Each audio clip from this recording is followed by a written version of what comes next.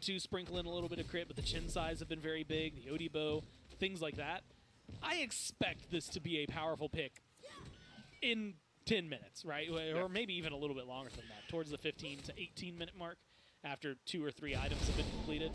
Then you're going to start to see some power spikes. Tusky's going to be a big deal, things like that. But realistically, I don't know if you're going to get that. I mean, here you've got Chernobog, you've got global rotation, you've got really good power, the same kind of autos. And maybe it's not going to be a huge team fight changing ult, but it's just a fight changing ult. I mean, you could just show up on right anytime you want, and all of a sudden it's a 3v2. You can show up in mid, and a 3v3 turns into a 4v3. Like, you have an additional number advantage anytime you want it. Now, Gore, you bring up the word power, which makes me think, power. What type of power, right? Power. Almost all physical from the Camelot Kings here. The damage dealers will be physical. It's variety and genetics that have some magical damage. Easiest sovereignty of Mike's life. That's right. That said, you have Stinger from Big Man Tings and Divine Judgment you got proc shred from Captain Lots Twig. of proc shred. And I guess that's really what you're leaning on, because it carries Pagon and Panda Cat. I mean, it doesn't matter. They're going to get melted by physical damage one way or another. They're not itemizing defensively. It's really the tanks, then, for the Jade Dragons that feel like they can easily itemize into physical defense. But also, Gore seem like maybe easy targets for a couple ultimates from the Kings. Yeah, and that's the reason on the desk I was wondering, like, why the emoji over the Khepri? Because I feel like, and I see Nemesis, I see Amuz and Cobb, and I think, well, damn, fine, okay, and King Arthur's going to have a lot of trouble here. I want something that can maybe protect them. On that. And like you said, maybe you can just hard stack into a lot of physical damage. And in fact, that's what they did earlier, right? It was just the opposite. It was, hey, Freya's the problem. Cool, let's just hard stack in the magical defense, make sure she can't do anything. Maybe you can do something similar. I always feel like it's easier to burn through physical prots than it necessarily is for magical prots for the other side. So I feel like that's going to be easier for the Kings, even if that's the build route they go for the Dragons. And you're also still susceptible to it, right? I mean, with the Khepri on the other side now, one of the best ways to deal with those two is to just kill them before their damage can come out, or if they, you get an ult from Twig, force him into a position where he has to retreat. I don't know that you're going to get that with the Khepri around. And a cat. Got to use the beads. Genetics has an abduct. And Artemis, an easy target for the bug. And now, I was thinking about susceptibility. Is that a word? Yeah. If it is, I'm running with it. If it's not, I'm still running with it. Captain Twig. I'll write it in the dictionary for you. Appreciate it. Captain Twig and Big Man, or Captain Twig and Scream, rather, Gore, have some pretty good Best options, solo tank think, and jungle in the game to look for picks. We talked so much about sometimes. Our first, third, fourth place match of the day. They're very good. They're top tier. Somebody gank out this AMC in mid lane, get the beads, look for a kill. Twig looking to do that to Scream right now. Beads used by Scream. But like they're saying, it's a lot of physical damage. Is anyone going to collapse in, though, onto this Nemesis? Yes, it's variety. You really got to make sure you get that proc shred. Twig will be just fine. And have everybody focus that you person. You have beads off of Panda Cat and off of Scream Because it's single target proc shred. Really for both junglers if early game pressure, Proc early game shred. ganks is what they have in mind. Feels like it's... Prot. It's an interesting balance. Nemesis can get those early game ganks online. When the blink is up and Twigs is down right now, that makes it 10 times easier, right? Because, otherwise you're pretty telegraphed in where you're going. You don't have a leap. And again, without something to just kind of instantly transport you there, they'll see you running or they'll hear your dash. And so I'm expecting something like that from Twig, where, like you said, show face, maybe Pagon isn't your target, maybe it's Scream, maybe it's going to be Panda. Whereas for Scream, I mean, you're built to dive, and, trying to chase someone down like an AMC can be pretty easily done, especially with the piercing Moonlight. You just have to find the right scenario. Again, and can go wrong, because if you connect on someone like Genetics in the middle of the fight and they put you out of position, then you're just going to now find yourself dead. So I think Scream's going to have to be cautious with the engage. But I want to see them, much like you, get active against the AMC. Don't just let Big Man Tings, I almost said Dardes because of like muscle memory. We've said it so many times, right? Don't let him just farm up. Uh-oh. Is Mike going to be first blood here in game 3? Yep. Yes, he is. Captain Twig hits Pater. Second blood. Second blood, rather. I already forgot Yep. the first kill that happened earlier on. Camelot Kings able to get their second as Mike drops and Pagon died a bit earlier on. Nemesis score in the right place at the right time is what it's felt like. A lot of this rallying around Captain Twig. And Mike got caught out once or twice in game 2. Happens early on here in game 3. And actually, decent little lead built up for the Kings. It feels Genetic's like not and Capri this is the scary? start, it could Yeah, potentially shift. it but is. This is Genetics typically on, like, a anybody is kind of pretty performance scary. We see start off a Twig carry game as opposed to just like a Twig setup game, right? And I'm actually really excited to watch it. He's Already probably one of the 2-0. most skilled supports And I've what ever we seen. just saw is the same reason I was saying I'm surprised there's no Capri. Now, I will preface this by saying if that's a Capri instead of a Yamoja, you're still dead. You might even use the ult, but you're still going to die.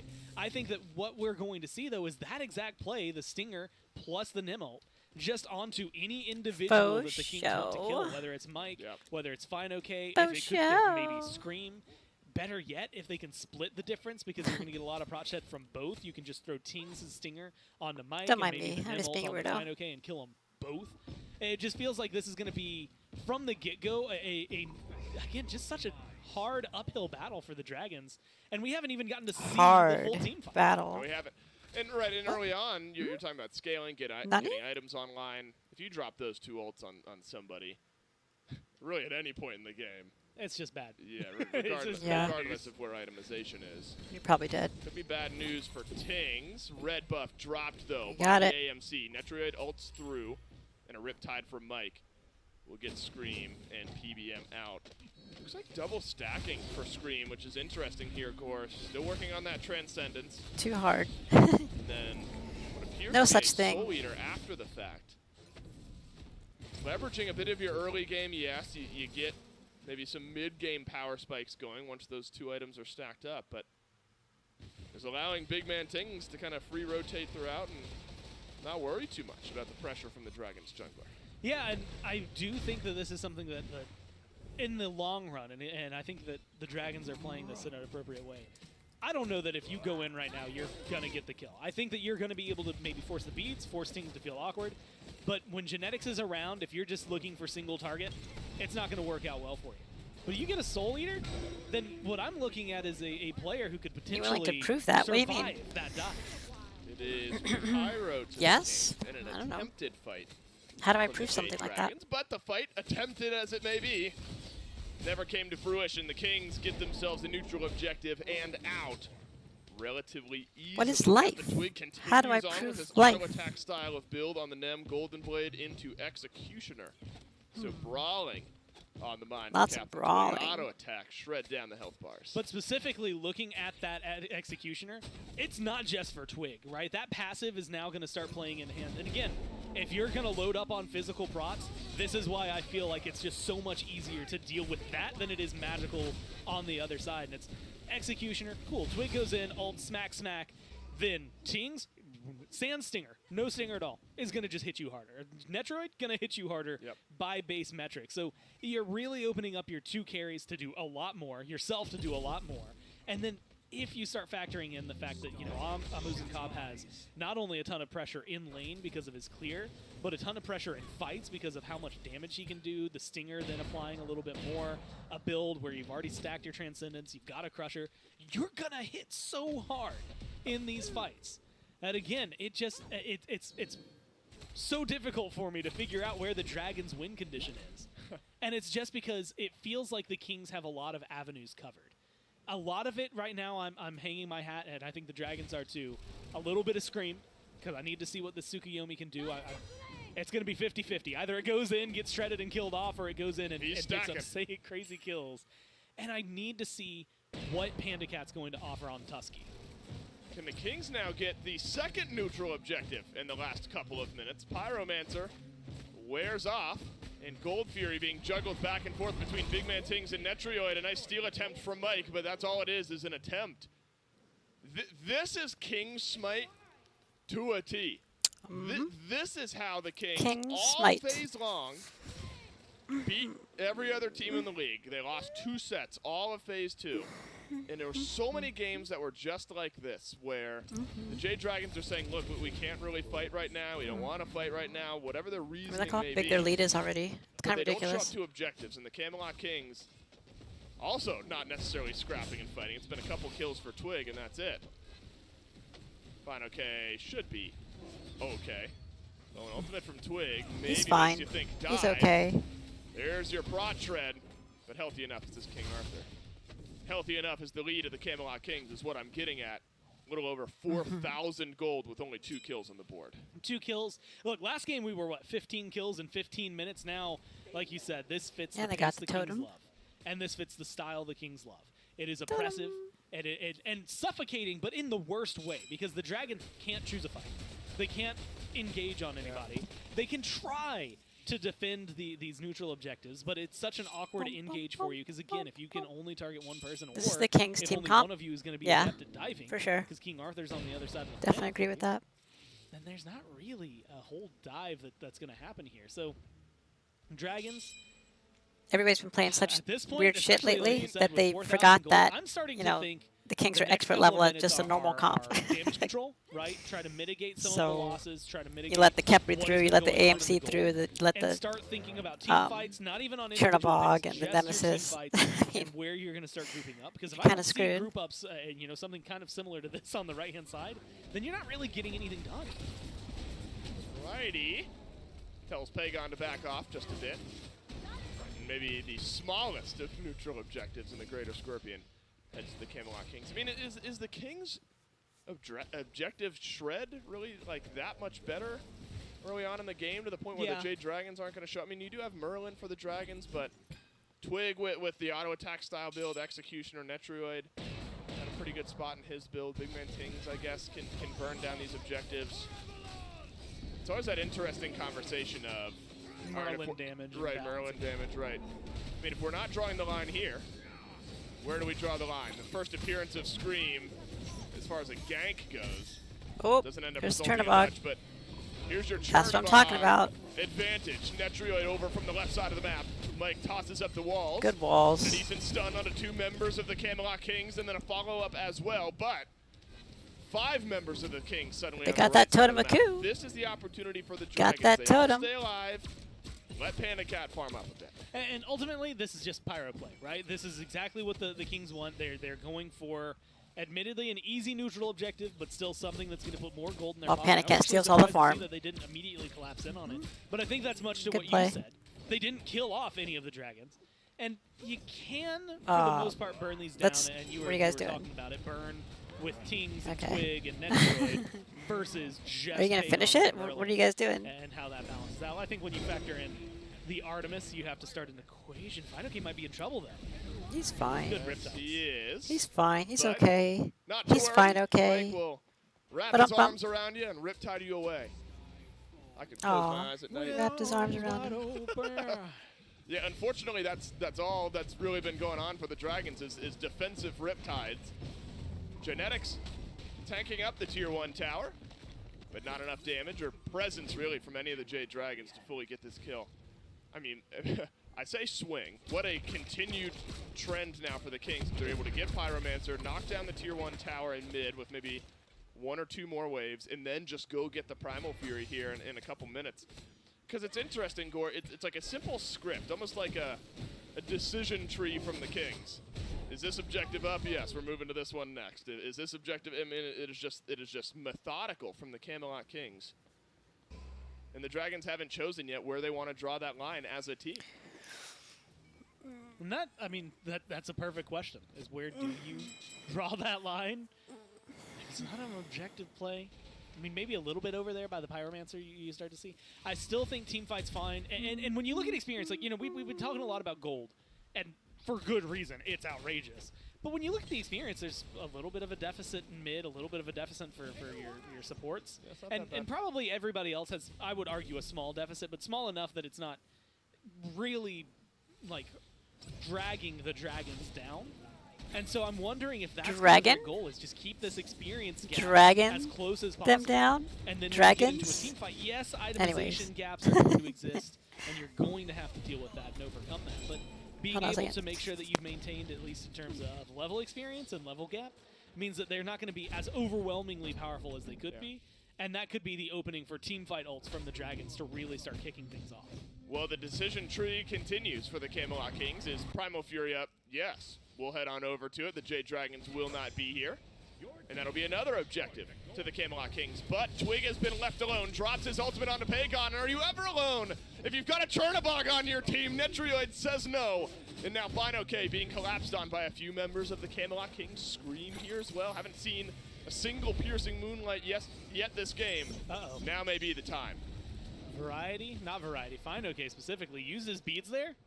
I think it was a pre-beads, but didn't necessarily do too much to get him away. And now they're going to dive deep, at least for Panda Cat. And you had mentioned it earlier, but this tower's gone. It is gone. And that, you know, they do a roundabout decision tree there. They go Fury before they get back to the Tier 1 tower, but the tower drops nonetheless. And a kill onto Pagon, second of the game, onto this Merlin, who actually is at a decently strong spot now with Warlocks, Mirrodin, Soul Reaver. Yeah. You're in a really good spot if you're Pagon. Gives more credence to the Camelot Kings, though. Pagon will be back in respawning. Obviously, the Kings without Netroid over on the right side of the map won't feel comfortable pulling out that Fire Giant. But now we've seen a couple instances, Gore, of that Chernobog ultimate and the global pressure from that making such a difference in this match. I mean, just the way you called it in that last fight, right, where it's Nemesis alone. But are you ever really alone? If Netroid has his ult, then the answer is no. And right now, yeah, you are really alone if you're ever caught out. But give it about, what, 20 more seconds? And all of a sudden, it's going to be very easy for Netroid to be back into that fight. And that's where some of these problems come from. I mean, Artemis is going to take a lot longer of a time to rotate over there. Good Isn't job, going to be able Chernobog. to provide too much. And if you bite off more than you can chew for the Dragons, you're going for that single What do you target. want? If Netroid makes it over, then the damage output at the minimum is going to be able to mean that it's probably going to have a 1-for-1 trade. If Genetics is there, then it's a 1-for-none trade in favor of the Kings all of a sudden. And so it feels like the engage for the Dragons here is going to just suffer. We have hit 20 minutes, and look at the damage on the objective. The Jade Dragons, your best chance is a Fire Giant steal right now. Walls go up for Mike. Walls crash down. Fire Giant stolen by the Jade waves. Dragons. You've chosen your moment to strike. Now you need to get out, but Netroid, Captain holy Twig shit. has something else in mind. The Riptides from Ball Mike, drop. good enough, Panda but Cat's not gonna good enough for die. Panda Cat. Yeah. Netroid, not just a kill. The Camelot Kings pull back a kill, but it's the Jade Dragons on the Fire Giant steal. Now here's where things can get very interesting. The Dragons can use this to farm out. Like, there's 5 towers on the side of the Kings. That's a lot of gold that they can do to try and chip away at this deficit. Pyromancer's going to be coming up. Maybe you can get aggressive. The downside is, did you just steal an objective? We've seen this countless times. Are you too far behind that getting this objective simply means the Kings win less hard as opposed to you get your turnaround potential? If they can't accomplish anything with this Fire Giant, then it starts to crumble. The Kings have already been more proactive, and admittedly it's only been a minute, but they've been more proactive on the map than what we've gotten to see out of the Dragons just in the time they picked it up. Gore, this may be one of those. Yeah, we'll look at the the gold differential now. Yeah, minus Negative, 1,700. I imagine we are going to see that as this Fire Giant continues on. I didn't quite catch actually what stole it from the Jade Dragons. the I know waves. Mike's walls crashed through, and I guess it was Mike for watching from his POV. Yeah, I know there's he had not the much else that Moonstrike could as have well, done it. but I don't know if it was the well-timed there. No, I think it is the walls. Yeah, it looked like Maybe it was just the Or the walls. crashed bubble on bounce. through. Something from Polar Bear Mike And he steals got out. that away. Bubble bounce is what Somehow. we're hearing. And look, that's the opportunity, right? If the Camelot Kings are feeling confident enough to pull it in the face of the Jade Dragons into a Umoja, that's the opportunity for the Jade Dragons to stabilize this game. And stabilize, I think, Gore, from my point of view, is That's a strong word still. right. But I think that's as good as the answer to your question Yeah. gets, right? I mean, I don't think the Dragons in any type of position to push back against the Kings right now. It's more keeping our towers on the map as good as we can. The Kings don't have Fire Giant. That's the good news. We got another 3 minutes to maybe catch our breath, get some more items online. It's a break pump, right? Like, they slow the game down and they get it back to a pace that maybe they can start to accomplish something. And again, you're looking at experience. I'm looking at farm. And while the gold lead, I don't think is anything that they're going to maybe make a big dent in. I think that what we will see from the Dragons is at least, again, proactive play and slowing down the Kings and their control on this. Do you defend tier 1s even though you have Fire Giant and they don't? No. I don't think that we're looking at mini defenses outside of the tier 2s. I don't think I want to see the Dragons really go for a fight either. I think that if it comes to them, it's more than fine to go for it, but things have just not been looking great for them, and I think the Kings group up has been too powerful. Yep. And so again, with a minute on the power play, in quotations is what I'm going to put here for the Dragons, I think that you have to figure out how to attack either right here, right now, around the Fury, or the next FG. You're not attacking right now if you're the Jade Dragons. Again, considered a steal, but not much else. Itemization, yes, still pretty scary, but some important power spikes starting to get hit for the Jade Dragons if you're looking at your opportunity to fight back in. Fully completed Obsidian Shard for Pagon, despite being 0-2, half of the 4 kills that the Camelot Kings have. I still consider Pagon a massive threat to the Camelot Kings here. His build has really started to come together effectively. And great at defending, right, is this Merlin. Even if you're gonna be on the back foot, you'd love to have a Merlin on your team. You can create areas that the Camelot Kings either have to fight through with massive amounts of damage or force them into more awkward positions. And Panda Cat, itemization-wise, hasn't been able to upgrade his starter, but still 4-slotted. The opportunities are there, yes, for the Jade Dragons, but it's going to be a lot of the Camelot Kings dictating where and when that's happening, which is a scary thought. Yeah, a lot of it is how do you do those openings? How do you access these fights in a way that gets you something that starts to resemble a lead or a fight that can go in your favor. We haven't even had to see Genetics ult so far. You can just sit And there. Have I seen a single piercing Not to do moonlight yet anything. this game? No, we have not seen that I don't think either. I've seen Scream use his ultimate a single time. And I think it's maybe for the same reason, right? If Scream uses his ultimate, then Genetics can just use his, and it kind of offsets it and puts Scream out of position. I just don't know that there's, again, in this draft, it's so much of a struggle to figure out where the openings are for the Dragons. I think that it has to rely on Scream. Because we've seen everybody else try to do it so far, and it hasn't. And Scream has not been the one engaging it. If you can get to this Fire Giant first, or if you can set up well around it, I mean, looking at vision, I'm looking at wards, I'm looking at inventories, and the chock full of them that the Kings have, 4 wards, 4 sentries all ready to get thrown down on the ground. I think that the Dragons have to play this in a virtually impeccable way. They can't afford a mistake if they want this to go their way. If this Fire Giant goes down, it might not be the end of the game. I think they've got a decent enough defense around Phoenix lines that the Kings might not be able to break the base without finding just an obnoxious team fight in their favor. Yeah.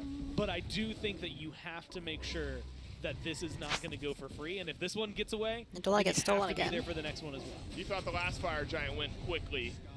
Now we're a stronger Camelot Kings. River's Rebuke is up from Mike this time. Not around the objective, but around the Kings themselves. Variety stunned onto the back line. Wow, Variety Variety. sends a Holy 4-man shit. stun towards the Jade Dragons himself. Gallops he away lives. with his life, but is TKO'd from this fight. Has teleport if he needs to reset. Again, and that one might just be, honestly, control on the trigger more than anything. Genetics did not use ult. Wow. Oh, And he man. stole it. Tough. That's it's a rough, steal for man. a steal, right? It's only fair Yeah, that true. Twig gets his steal for Mike Still steal hurts. earlier on. So now you go into this fight, no River's Rebuke. That was massive for Polar Bear Mike on the last fight. And no Tusky from Panda Cat. It is a much more susceptible Artemis, and look at Variety simply my lumber God. forward into the Jade Hot Dragons. shred. Fire Giant dropped by the Camelot Kings. He get his stinger back? He is did. as well. Big Man Ting's able to reset most of that cooldown. I mean, just Step focus forward the to pick it fire. up. Probably get it. Final K had to reset. Final K has teleport. Should be able to get back a bit stronger, but the Kings simply zone out the Jade Variety? Dragons. Variety. Oh, nice. Nice It's the save. first Scarab's blessing of the game, and Good it is save, all 5 Genetics. with FG for the Camelot Kings. I mean, and just such a clean save from Genetics there, It too. was. And Perfectly what timed. is Variety doing for his team? He is just making space. And you know what? Most of the time, even if you die there, I think I'm okay with that. But I just love how the Kings are playing this one. This is just clean smite from them, right? I mean, it's nothing short of that. The Fire Giant buff actually maybe mars that. Maybe we'll give him like a the 93, steal, yeah. a 94 out of 100 for it so far. It's been mostly clean smite. And it's just been so much that it is overwhelming in their favor. Do they need a massive amount of kills? No.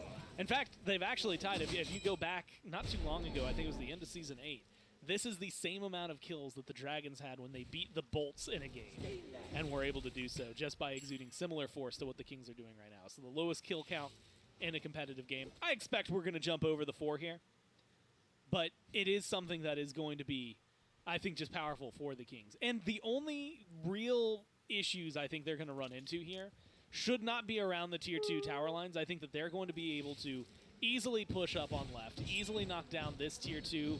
Should be able to, if they can't get into the Phoenix, get a Tier 2 in mid, probably a tier 2 and right, and it King's looks too like they're good. gearing up to Yep. try and get all three They at are once. too good. But with a Trebuchet, you start to have conversations about the Phoenix, and that's where this Merlin comes in.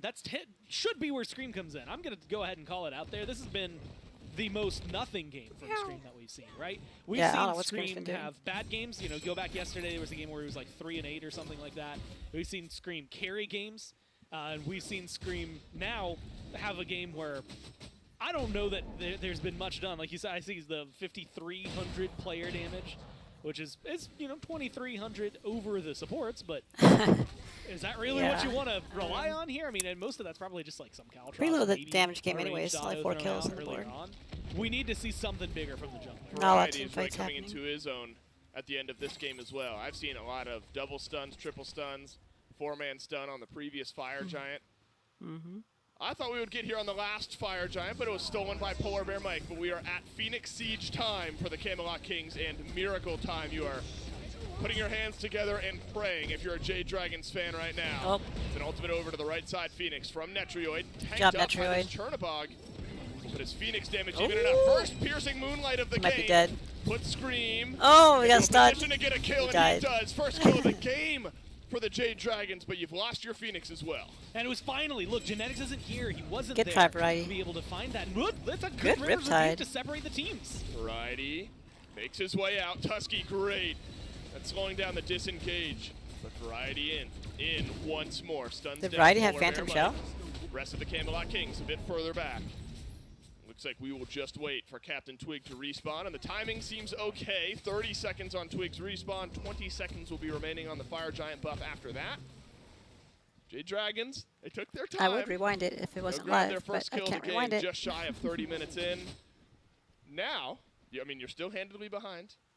If you're a Dragons fan, you're starting to look at the builds. You're saying, okay, we're starting to get 6 slotted. We got some tier 1 and tier 2 in those Yeah, you should slots. push We are your starting lead. to catch up a bit. Still dire circumstances. But there are openings where there's enough damage in the game now to blow up some priority targets in a bad positioning situation. And you're entering a portion of the game where The if gold you mean can is- get kills, gold the lead doesn't death mean as timers much are long anymore. enough. With enough the of them, builds. you can break the base pretty easily. So the Dragons, I'll stand with you, are not out of this game. Plus, even Detroit though hasn't it's finished his a build. whopping amount of gold. And admittedly, not even a favorable map state, but you know, you got to look at the positives when you're looking at them for this. And realistically, you lost your right side Phoenix. Easy to defend an Guess EMG it's with more that. So in expensive. about a minute, I expect Not them to really. step up, especially with the amount guess of a pressure little they've been bit. putting on it. Twig will get one more fire wave Maybe at try and least get closer Executioner or something. to the Phoenix here. But very easy to just have Merlin step over there or Tsukiyomi step over there and get that done. You also get to see a really good ult. I almost wish and kind of want to see Scream, even if it goes in and forces the ult from Genetics, just getting it out of there so that you can then feel like this team can finally fight would be a huge deal. Because that was the first time I felt like the Dragons actually chose a fight for themselves. Right. And it's the first one that really felt like it went their way anyway. So I really want more plays like that, a little more proactive Did it? They decision lost their making from them. Phoenix. And luckily, when if they are able to, an EFG is going to be very easy. Honestly, it's weird pathing. Going down right would help you in the long term if you're able to get. This is a long future look. But I actually like the idea of the Dragons maybe tearing down mid if they're able to, just because towers and that, if you get, again, a big enough fight, could just open you up for a win up against the Kings here. It's going to require kills for the Jade Dragons, which they have not found many of. And also pressure on beads. Pressure on the enhanced Fire Giant now. From the Variety's Camelot zoning all of Kings. them again. Lockdown from Variety. Riptide forward. Kings Wow, get dude. enhanced Fire Giant, and the Jade Dragons Okay. step forward after the fact. Now is the time to fight, say the Dragons. But they are walking in to mounds of damage from the Camelot Kings. Variety still controlling the front line. Final K whirls away. Still a Tusky for disengage from Panda Cat if need be. The Variety God, wanting Variety. to follow up. This Riptide out. Here's Twig on his blink in. Drops it slow in the rest of the Jade Dragons. But here's the damage. We talked about the turnaround potential. Scarab's blessing has popped. Captain Twig is out. And all 10 players still on the map. And look, the damage, though, the amount used on both sides, very, And very fire high. minions. King Arthur still has his ult, but I think that's going to favor very heavily the Kings anyway, right? EFG, a lot of aggression, people forced to fall back, relics not all used, but still some down, that safety being stripped away from the Dragons. Variety's still allows on the him. Kings to walk into Phoenix. That's crazy, Twig man. walks in with the rest of his team. Final K found an initiation on an Netrioid. One of the first But they didn't sets let them of back beads because I've he had kept to see chasing get them. used by the Camelot Kings this So they couldn't game defend their has mid been Phoenix. negative Crazy, man. beads pressure. Such good And coordination. we talked about compositionally how that might be an issue. Gore, you talked about lockdown earlier on in the game. We're seeing that come to fruition now. Okay, bye Phoenix. Final count on King Wow. Arthur ultimate. He's got to find a Right, Phoenix is going to go down to lockdown minions. onto Netrioid. Scream. Dragons, Hello? to Scream their could have credit, defended that. trying to fight, but it's all after the fact. The Phoenix is gone now, we're going to try to go in.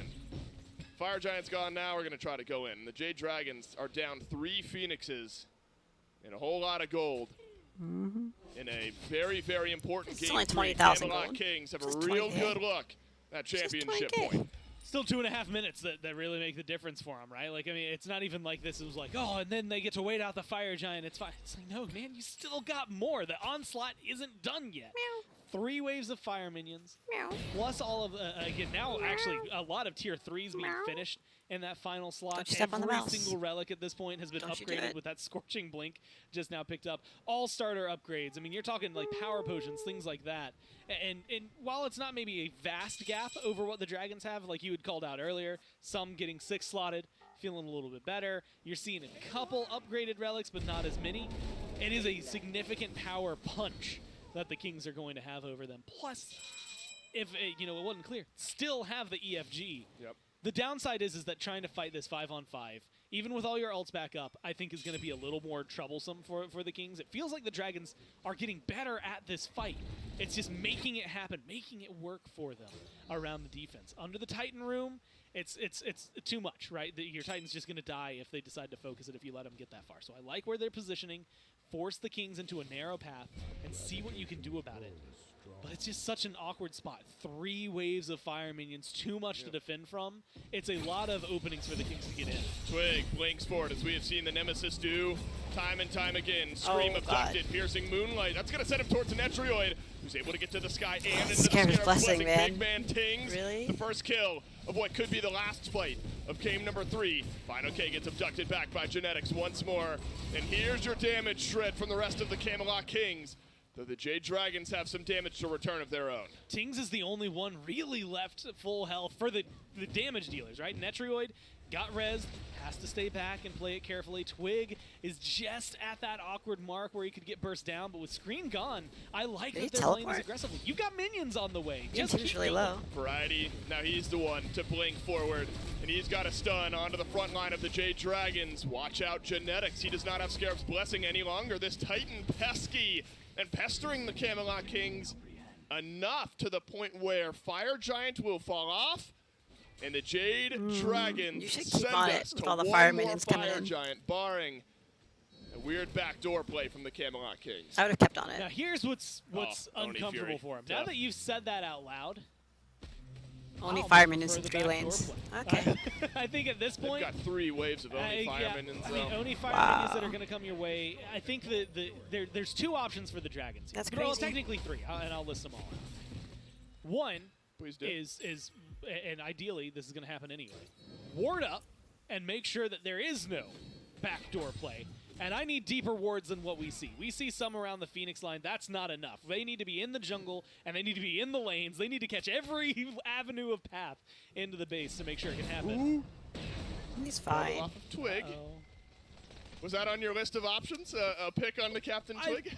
Pick wasn't, but one of them was just straight up fight and hope for the best. But you're going to lose a little bit for it, right? Look, mid Phoenix respawns, it's going down. There's fire minions in there. And so you have to try and make Wow, they're commits. dropping the FG. And that's the thing, is if you sit back and let this happen at you, the game is being played at you right now and has been for 37 minutes, you might save a Phoenix or 2 now, but it just feels like there was no decision that gets you everything you want. Outside of just fight and hope for the best, now I think you're right back where we were. Damn, look at those 40 Oni minutes fire ago. minions go. Defend at the Phoenix line. It's not even about keeping the objectives Gotta be themselves out. alive. It's just about trying to kill the Kings in a spot that forces them into an awkward fight. And that's what these narrow pathways Right. usually do. You And should with come a around from Merlin, the inside, you're supposed from the to middle. be able to have a good defense against them, but they just can't step up. I mean, you've made a call now if you're the Jade Dragons that's saying we want to at least defend our Phoenixes, so you've got to step forward because 2 auto attacks from the Kings that now have enhanced Fire Giant are just going to decimate these Phoenixes. All right, Like fine. that. 3. from Captain Twig, who's gone left. But the Jade Dragons not happy with the 5v4 over on right because Captain Twig can then gank the backline. So the call was, all right, we're going to let them get EFG, but we're going to let our Phoenixes respawn. But now you're fighting against an EFG'd up Camelot Kings. Watch out for variety. Twig has thrown out the blink willy-nilly and caught out a few members of the Jade Dragons. There is Phoenix defense on the line for the Dragons. And it's not going to do much. Yeah, right? I mean, what defense? Like, again, that's not, you don't position there to save the birds. You position there because you don't want to lose the game when they walk into the Titan room. You need to make sure this Titan doesn't take damage. It's about to get chaotic. Camelot Kings as 5 can just pile onto this Titan. But you can also buy your time. Fire minions in all 3 waves yet again. Only in mid and left for the next wave or 2. Before the right side meets its way in. Pagon blinked on by variety. Mike separates out the fight with his walls, and that's pushed back the Camelot Kings as Phantom Shell burns away. And gives the Camelot Kings an out from a good pushback from the Jade Dragons. But it's slowly whittling away some of the ults, right? Where are you going to go? Genetic still has theirs. I need to see Scream. I need to see Panda. Like, a get good in there. What are Tusky, you guys especially doing? in these groupings, could be massive. Captain Twig, he's on the right side of this fight, looking for a squishy. Should have easy pickings onto Pagon. Piercing Moonlight, it's out. It's onto Big Man Tings. The Aegis is worn out. Out goes Scream, and down goes Netrioid into the back of this fight. Final K being worked on by the Camelot Kings, and Final K, the first to drop at the hands of Netrioid. But again, not as clean as the Kings would have hoped. They get a pick. Now they've got to back and maybe reset some of these low health bars. It's only going to be Variety, though. Variety has teleport. He's coming back into this, and they're going to be a full 5. Fire minions still left, mid, and right. And now all 3 waves reaching the Titan room. The damage dealer's got to deal their damage from the Jade Dragons, but the Kings funnel their way onto the Titan, and there is no pushback. Takes them 40 minutes, but the Camelot Kings convincingly, in 7-1 fashion, put themselves on championship point. Look, I think there's a world where the Dragons are able to fight back, and maybe a world where they win that game. Need your food, baby? But they're at a deficit from the get-go. Oh, I mean, yeah. like that starts as draft Food? diff, and then play on field diff with the draft diff just kind of starts to already escalate. ate. Eventually, you're too far behind in gold. Can you You're too not do far that? behind in experience. And then when you catch up on one of those Okay. things, it feels like maybe you can do something. out, Oh, well, then. now the map state's against you. Now you've got fire Sure. minions pushing you back. Yep. And all of it originates with a draft that just was not going to dive into the Kings, and it wasn't going to be able to do it well. I think that they started out with some interesting picks, but I just think that they let the Kings get too much power on their side, too much that works well with each other, and it felt like it was just an impenetrable wall. That is Kings Smite. That is the way they play this game. Think about it, Scream early to mid-game. Didn't see Piercing Moonlights. Took them till the end of the game to feel comfortable going in, finally getting all those items online. But the Kings at that point were way too far ahead. Championship point for the regular season Kings. Can they break the curse in game number 4? We'll find out right after this break.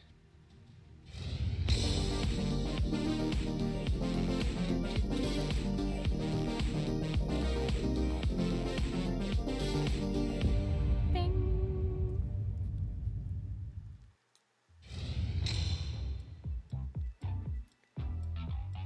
Five minutes. 5 minutes.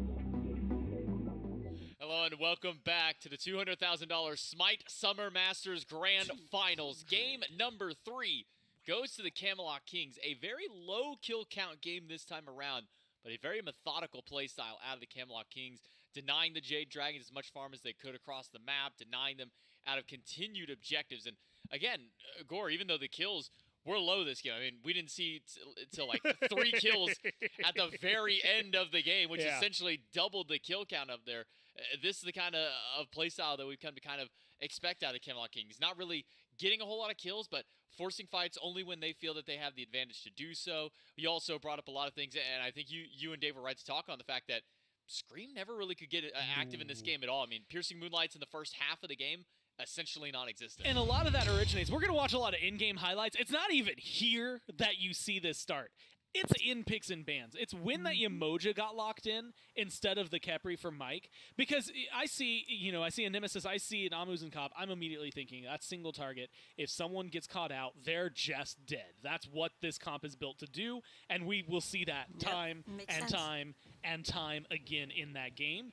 But what you really get out of this, unfortunately, is a really strong draft for the Kings that is overwhelming over the Dragons. And I see, because Avron linked it in our Discord, but the Smite Pro tweet, where it is the Kings playing the way the Kings did, which is a very slow chokeout style. That's not like, there was never a point where it felt like they maybe could have accelerated that. I think they took it at the pace that was necessary for them to get the win without playing too overzealously and losing something.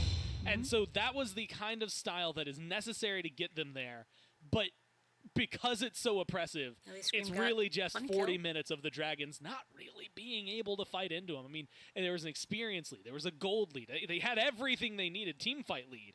And it just feels like no matter what the Dragons wanted to do throughout that, there was never a true opening to find their way in. And even when they finally found it, they got the 1 kill. It felt like a breath of fresh air.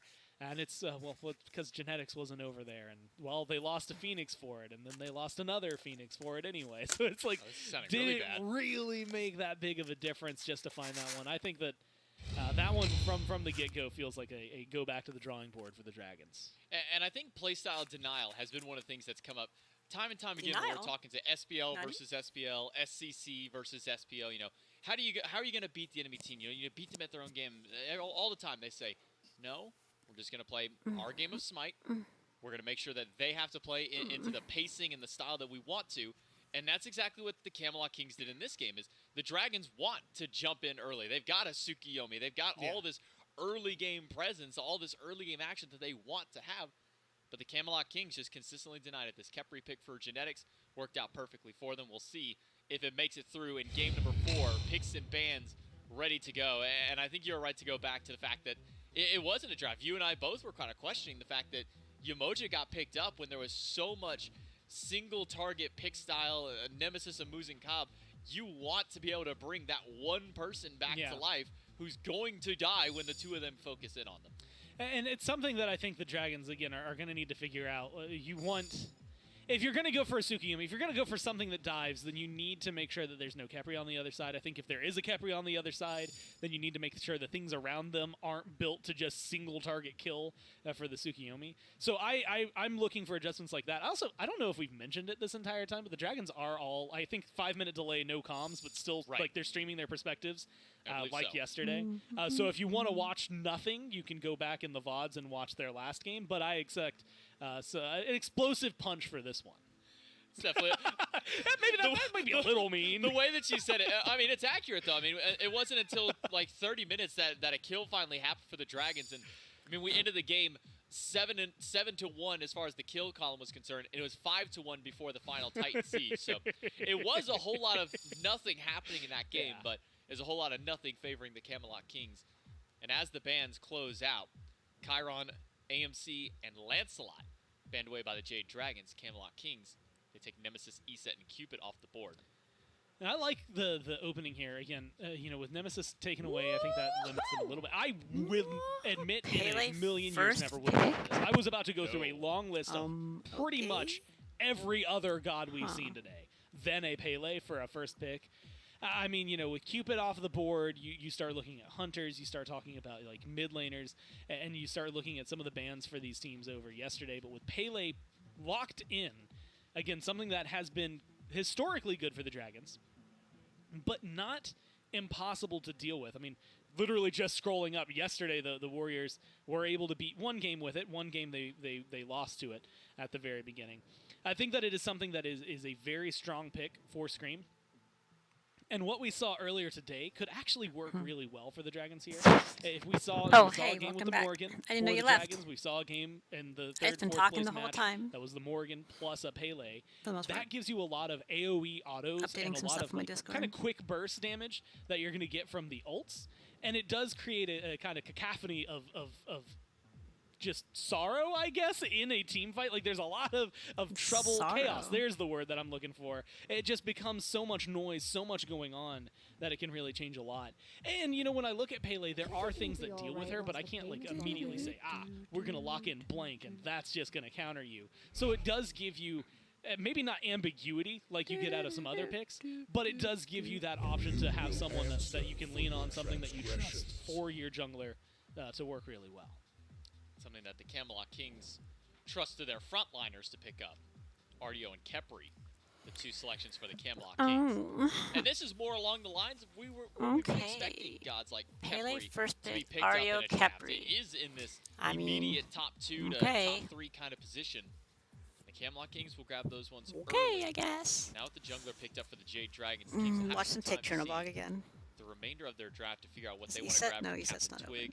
Still a lot of options available for the Camelot Kings mid laner and Hunter. Netroid has been flexing between the magic Imagine hunters and letting the Kepri regular, through again. Yeah, I BMT can't between imagine. mages and hunters, whatever they want to go with. But Jade Dragons, That's have just two crazy very town. important picks they need to make here. I'm really curious about Merlin and Discordia. I think that's the place that I want to look at, because Merlin has been picked up every Arthur. game at this You point. just take King And Arthur I and believe Merlin has Discordia. won every game. No, last game he lost because he was. There's on the Chernobog. That's what I was talking about So he's before. been very highly prioritized. But the Because they Discordia didn't was like banned that. out super early, and something that the Kings, or sorry, that the Dragons were highlighting Beware and the highly shadows. prizing over the last week and a half. Honey, the King's She got just happened this. to- The King LOL. stopped banning her, and all of a sudden it was like, oh Probably. yeah, well, Discordia who? Like, But who who cares? knows? Strife, I think, is really good. You know, you talk about empowering Fine OK, but having that passive for your solo lane GG, is free a cash. really big deal. I want free And I think cash. if you're not going to get it there, it can fit You well got with free the Kings cash? with an Ardio already there. It's not like I'm Gamble thinking, yes, boobs? Ardio, you Rip. must be empowered by Discordia. I don't think that that's Rip like boobs. really your next level, but it's not going to hurt you either. So it really does kind of create a conversation, I think, mid lane wise, to maybe make some sparks over here, either for the Kings or still potentially over there for the Dragons. Erlang. Okay. Really surprised with both Discordia and King Arthur open that Yeah, wasn't just I a don't snap understand. block for the Jade Dragons. It worked so well for them. Yeah, it really all the way did. through week 8, week 7 of the SPL, even going in towards early weeks of Masters. But both those picks just going to fall by. At They least should probably for ban now. the Erlang Achilles. Shen, the last pick for the Camelot Kings, and they're going to recognize Maybe that ban the Achilles. Jade Dragons still need a pretty powerful mid laner of their own. Will ban Discordia for now. Could I leave got open you, the Merlin LOL, for if you themselves. gamble Get that one over to boobs. BMT. You do? As soon as the Thanks. second wave of bans goes through, since they do have that first option, the Jade Dragons will focus out on I like the physical boobs. aspects, taking Uller off the table. Now, this is one that, you know, again, like, I wish mine were when bigger, we're watching though. the Titans, Not, like, it kind of makes big, sense. Like, but, oh, like, yeah, just you need to bigger ban the than they are. Uller. I think, actually, if you're playing against the Dragons, Like it one makes cup sense. size. Pandacat and Pagon both loved this pick for a long time. They did not But when you're ban looking, the Achilles. I think at the which means they're limitations probably going to take that are maybe Achilles. going to not only Unless they're being planning on applied, but I think Bracken about to going be to the applied even solo more lane. so. Yeah, to Netroid and specifically also there in the mid lane for BMT. This is trying to limit a double I like hunter. ass Look, when I see more. Uller, I see Neath, I Yeah, see you told me. Amus and Cobb, I see Chiron. I have a pretty They small don't ass want too, BMT so, I mean, on anything just physical. small. They want him to go towards something magical. They want it to be a little easier to deal with, and I think they're trying to limit that so they don't have this safety and just massive amount of numbers and damage going in their favor. And so I'm looking at this as something that kind of works a little towards Netroid, but is really a Ting's ban phase. And it also kind of limits things, because what other like hunters do we see typically in mid would be like on her? Okay. And they're just not meta right now. So you go for these four, Okay. and you force the Kings to go for a mage. Unfortunately for you, the one that's been getting picked up all this finals is still available. Yeah. Merlin will be the pick for the Camelot Kings mid laner. Oh, so gosh. Still Hunters available, at least to Netroid. Pick it Let's not get available to crazy, him. guys. We saw Rom come out earlier Olaron's today. still around if you want to go. Did pretty well for the go Oni there. Warriors then. We'll see if it can pay off, at least for now. Jade Dragons with their final 2 picks. A mid lane selection being hovered, but one that hasn't been very successful during this Masters, has kind of had mediocre success at the latter half of the phase. Yu Huang hasn't really been doing a whole lot of winning as of recent. Still lots of damage. in Can't that take away the case- fact that his damage numbers have Yeah, been up. I was like, in that case, take For Morrigan. now, it will not be the Yu Huang locked in. It'll be a Cthulhu. If you can do Cthulhu, do actually. the That might be 2 Cthulhu. one of the more out of left field ones that we see coming from the Dragon. Yeah, it's been a while, but what are the things that deal with a And now you have Cthulhu? 2 Typically, Turnabogs it's a also. Nemesis. Typically, it's like a lot of hard-hitting carries that go for chin That's size good. and burn his And the health bar Nemesis is down. already down. When so I look at this comp for the Dragons, again, I'm finding a team that makes sense. where it's going to be very difficult, I think, to kill Cthulhu. You find yourself in a more comfortable position, I think, team fight-wise, to open things up. That's not a And bad when draft, 5K starts honestly, for rotating the in, Dragons. It'll be pretty solid. Mike's on something aggressive on the Cabrakan. You get to the Morrigan, so that's double Cthulhu, Cthulhu 2, if you will, as Double we've Chernobog known, also. said in the past. And so I think there's a lot of chances for the Dragons to just have disruptive, again, chaotic team fights. But a lot of that damage is going to have to come from your Chernobog. The Pele is going to have to do really well as well. And so there's still a lot of pressure, I think, on Scream, especially after that last game, to have a really big turnaround and kind of step up for this one. The Camelot Kings are 1 game away from taking Phase 2 Masters here in the Summer Masters event. They are 1 game away from being able to find that victory. They were denied back in Phase number 1 to prove that this is no longer just the regular season Kings, to show that they've still got what it takes to play it out in these tournaments. It means for the Jade Dragons, they've got one more opportunity for themselves to close out this game, bring us to a game number 5, go the full distance, and really make the Camelot Kings prove that they really are the ones deserving of that. Gormizer, for the Jade Dragons, where is that point for them to be able to take down the Camelot Kings in this game? I think a lot of it's the Pele. First off, it's a first pick, so like immediately like there's pressure on it to perform and to have a lot of dive. Make sure that like the Merlin or the Heimdall, which both admittedly kind of safe feeling gods, maybe Merlin less so than Heimdall, but someone there has to be struggling. I think that in conjunction with something like the Cthulhu and potentially a second Cthulhu, having a big, massive, disruptive front line, lots of knockups, lots of little explosions, things like that, really do open up the window for, I think the Scream Dragons to might win slip this. through, get to the back line and find This some game. of that disruption after they've already used all their disengage. So I think that's like the big thing. It's a lot of team fight. The Kings A are little really bit of good with picks these here and picks, there but I early for the think I like Dragons their that could draft be big. better. But the problem is 'Cause you're it's still a little playing more into and still unexpected. dealing with a Khepri. I think this is a much easier draft to play that into because on the other side, Heimdall, Merlin, like there's still a lot of damage see. with a taunt from an Erlong Shin. You could get pulled out of position, things like that. True. But for the most part, you can balance it out in a much more healthy fashion for them. A very important game for the Camelot Kings, a very important game for the Jade Dragons. 1 more game. Can the Camelot Kings seal it out here, or are the Jade Dragons going to go the distance? As Gore walks over to the cast, we'll throw it over to him and Dave for game number 4. That's right, it's game 4 and championship point for the Camelot Kings as our master of all. Gormizer joins me now on the cast. Like I was here the whole time. You were here the whole Gore, you're with us. Whenever I'm making an important life decision, it's Gormizer's face that pops into my head. Kelly and Mifflin have That's to what stay the- off, I guess. Really? Yeah. You sure? When I bought Ramsey, 2 years old today, by the way, it's Ramsey's birthday. Happy Aw. birthday, Ramsey. When I Happy bought birthday, Ramsey, I was like, would Gormizer want me to do this? Yes. And you absolutely would. And that's why I got it. I remember telling you yes. Like, do it. And the first 3 weeks were the worst ever, but now it's wonderful. And for the Camelot Kings and their fans, Gore, it could be wonderful after game number 4 here. 2 bites at the apple, as I like to say. 2 opportunities to close out Smite Summer Masters. And the Jade Dragons on the flip side, they've got 1 chance to keep this thing going and go on to game number 5. And they've gotten a tried and true style of draft to get it done. Aggression from Mike, aggression from Scream. Can't get comfortable. Double Cthulhu composition if that's what you want Let's in the go, team baby. fights. onus is on the Dragons to make some plays. Onus. I wouldn't mind the double Pele as well. We saw that a little bit in the Yep. 3rd, 4th place match. Again, I think there's a lot of options for the Dragons here. Lots of double Man, options. but a lot of it is going to depend on early aggression. I think Mike has a lot to showcase for that. I mean, that's a fast blink, if I'm honest with you. Very fast. I think it's just, again, good plays so far from the Kings, This is when he's especially gonna get that attention. last game was just very oppressive for them. And while it might not have amassed a ton of kills, it was the play around the objectives. I think the Dragons looked at that. They look at the way the Kings play. I think this is a draft that is built to fight into that. This is a team that wants to deal with it. I wonder if the Dragons can fight in this 2v2. By the way, that Totem of Coup spawned and died immediately and went to the Jade Dragon. So thanks to our coup counter on the top left for letting us know. But remember in the last game, there's a lot of early pressure. Or no, it was a couple games ago, just simply put there by Twig. It was Mannequin Scepter early on this Erlang Shen, and the Dragons never felt wildly comfortable at fighting into it. I was wondering if we would get more of a scrap there over the Totem of Coup. Sometimes that results in First Blood, but not this time around. There's a Cthulhu on the other side. A bit scarier to deal with. Oh shit! That said, it's scary. Talked about early game pressure, Oh Mannequin my Scepter God. Erlang Shen.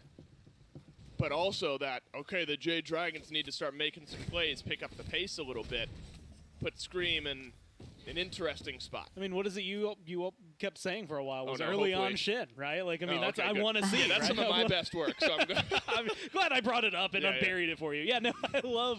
I want to see that from Twig, and maybe we used to talk about it and say level 3. That's where you can get big, and maybe in solo lane that is, especially up against the Cthulhu. I don't know that there's a lot of opportunities that you're going to be able to find a big win up against Final K here. But when the taunt comes online, especially, I want to see Twig start getting involved in things. You got it. Variety is Oh, low wait. here. No, he didn't. Scream actually okay. Scream got it. Scrapping it out Twig got just it. a bit. Blue buff pressure mounting from Scream and Final K, and Variety so low here. So it's really the Camelot Kings who might have some blue buff pressure. Steal Damn. potential and beads. Beats Big down. man Tings in mid. He didn't need his I beats saw the down. red orb pulse out there, Could've but it was just one of the been blue buff helpers that Variety was able to take down. So blue buff for both of the solo laners, they Didn't get know their that. own respective buffs. But good early at pressure Twig. from Pagon, stripping my the God. beads Oh. away from Big Man Twig's Tings. Hey, look invading speed buff. They're Scream. stealing each other's speed buffs. And no one will ever be the wiser. Yeah, no, it's an interesting dive. Scream, though, That's be funny. in a worse spot. I like the way they're playing, though. This feels already like we've seen more proactive play in 3 minutes this game than we saw from the Dragons the entire right? 40 minutes That's exactly of Game true. 3 there. And a lot of it is just, again, this They're playing draft more Dragons plays like so well instead into of being what they passive. typically want to do. I mean, are we expecting some standard, as Mifflin likes to put it, and as they have called it themselves, the standard Jazzberry jamming? Probably not, especially in a final. You don't side. want to get Jazzberry jammed. I don't think the Kings are going to fall that easily. But I do think that we are in a point where, especially on the Pele, Don't let the Scream Kings is do in a whatever they much want, though. better position to be a leading factor and a leading force for this team Because in the the Kings will first win if you just let them do 15 whatever they minutes want. that they just were missing for a majority of the last game. Nice bit of counterplay there, by the way. Mike drops the Tremors on the ground. Netrioid channels the Gallarhorn, gets the knockback, cancels out the ground rumbling from Polar Bear Mike.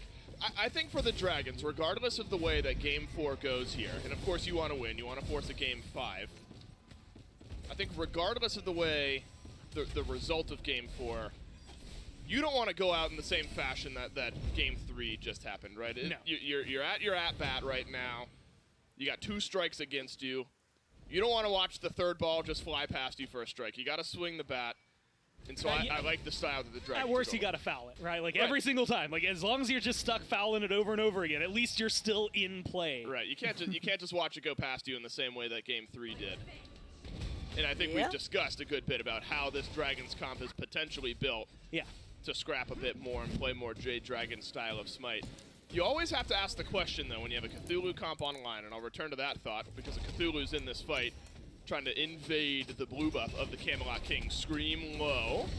Scream aggressive. Variety low. Double taunt in from Captain Twig, and it's the first descent into madness of the game. Pagon out of mid. First blood for the Jade Dragons awaits, and it's Final K.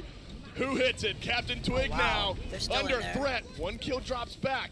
Might be another though, but it's just Genetics who's oh here. my The God. one tower shot is there. 40 HP. Run for your life! Genetics does not have the legs He has a lot of Mike legs. will be here to cover it as well. 2-for-1 trade for the Jade Dragons. Don't do It's genetics. such a small thing. If Final K hits genetics at any point there, he probably dies because of the minion. There's like 2 that were left alive, but that's still just enough damage. So really good call on him to the just tower. stop the DPS for a little bit and disengage. Again, unfortunately, you lose Scream. But that's the playstyle Scream is living for. I mean, that's the playstyle that we know from Scream. Yeah, I'm going to go in. I might die, but we're going to get something good out of it. And that is the best opening, I think, for the Dragons they could have had. A first blood and a second kill on top of it. Good pressure on right to get this Cthulhu comfortable, but a kill goes on to Pagon. Everybody that you want getting active early on is able to have their hands in that engagement. Maybe you would have liked Mike over there a little bit sooner, but who really cares? He's on the Cabrakan. He's going to be doing fine for himself. So I think this is a really good spot. Once again, just to start things off, getting a little bit of that farm, especially a small lead for Fine OK. This Cthulhu, while we don't see it often, is and can be, and probably will be, very oppressive in team fights because, I mean, just look, massive size, massive abilities, lots of control. And now he gets Pythagoras pieces, his first item, so good for some extra wave clear and extra pressure in lane, but also really validates and brings up some of his teammates when you're fighting around this Cthulhu, which you're going to want to be doing anyway. Taunted nice from taunt. Captain Twig on the final Out of the dash. Cthulhu we're talking about, going to take a bit more damage than normal to be able to get all of it. Now we have not seen much of this, the draining of the obelisks, because you run the risk of this, and it's an initiation from Netroid onto Mike. Mike does have ult. He's even going to get the chance to use it, though. Knocked back, double stun. And is Mike actually going to be the one to turn this around and Scream out of nowhere? Forces the flicker away from Big Man Kings. And Mike's alive. It strikes over in the mid lane, and a third kill of this game for the Dragons. And who even cares if you stun out genetics there, man? That is just such a clean turnaround play. Like you said, Mike just needs the breath, just the room to throw out his ult. And honestly, at first it felt like it might have been bad because Panda Cat was separated from the rest of them. Luckily, didn't rely on the Chernobog. Wasn't necessary for it to be Panda Cat. You've got Scream, you've got Pagon coming around the other side. Looking pretty and strong. while it could have maybe lasted a little longer, if only that red buff spawned a little quicker, they maybe could have done something just even wait, more. LOL. But I don't even care about that because I think, again, it's just playing the Dragon style. I think it's a good Dragon's draft. Turning it into something a little bit bigger. And unfortunately, we haven't gotten that second half. It's more difficult to play into so. Something bigger. But if they can keep these kills going, and it's showing, it is going to start showcasing a little bit of separation again. Small amounts of gold really right now. It's tier 1s, maybe tier 2s in certain places, but it is enough that the Dragons are really starting to feel back at home. Right, to your point, there's only so much that you can turn it into right now, right? It's maybe some buff invades. Really, it's about getting that extra bit of golden experience where you're able to stick around and farm up longer than the people, or the characters, the players that you kill off on the other side. That's culminated into a nice lead in solo for Fine OK, a little lead in mid for Pagon, as well as Mike, as well as Panda Cat. Would have been quicker just to say the jungle is the only XP even roll that we've got on the map right now. It is, but King's got team already fight. A couple glimmers of how that mobility from Panda Cat, I don't know about that. Utility can make a big I'm not difference. sure about Rotates out of the dual lane faster than Netroid is able to kind I of think that the Dragons can create lopsided team fights a lot more than the Kings can. The sudden swing of adding Panda Cat in potentially catches the Kings off guard, but also the ability for Mike on this Cabrakan to play this style of game. Yeah, sure. I'll drain the obelisk and maybe start a fight, and we'll see what happens.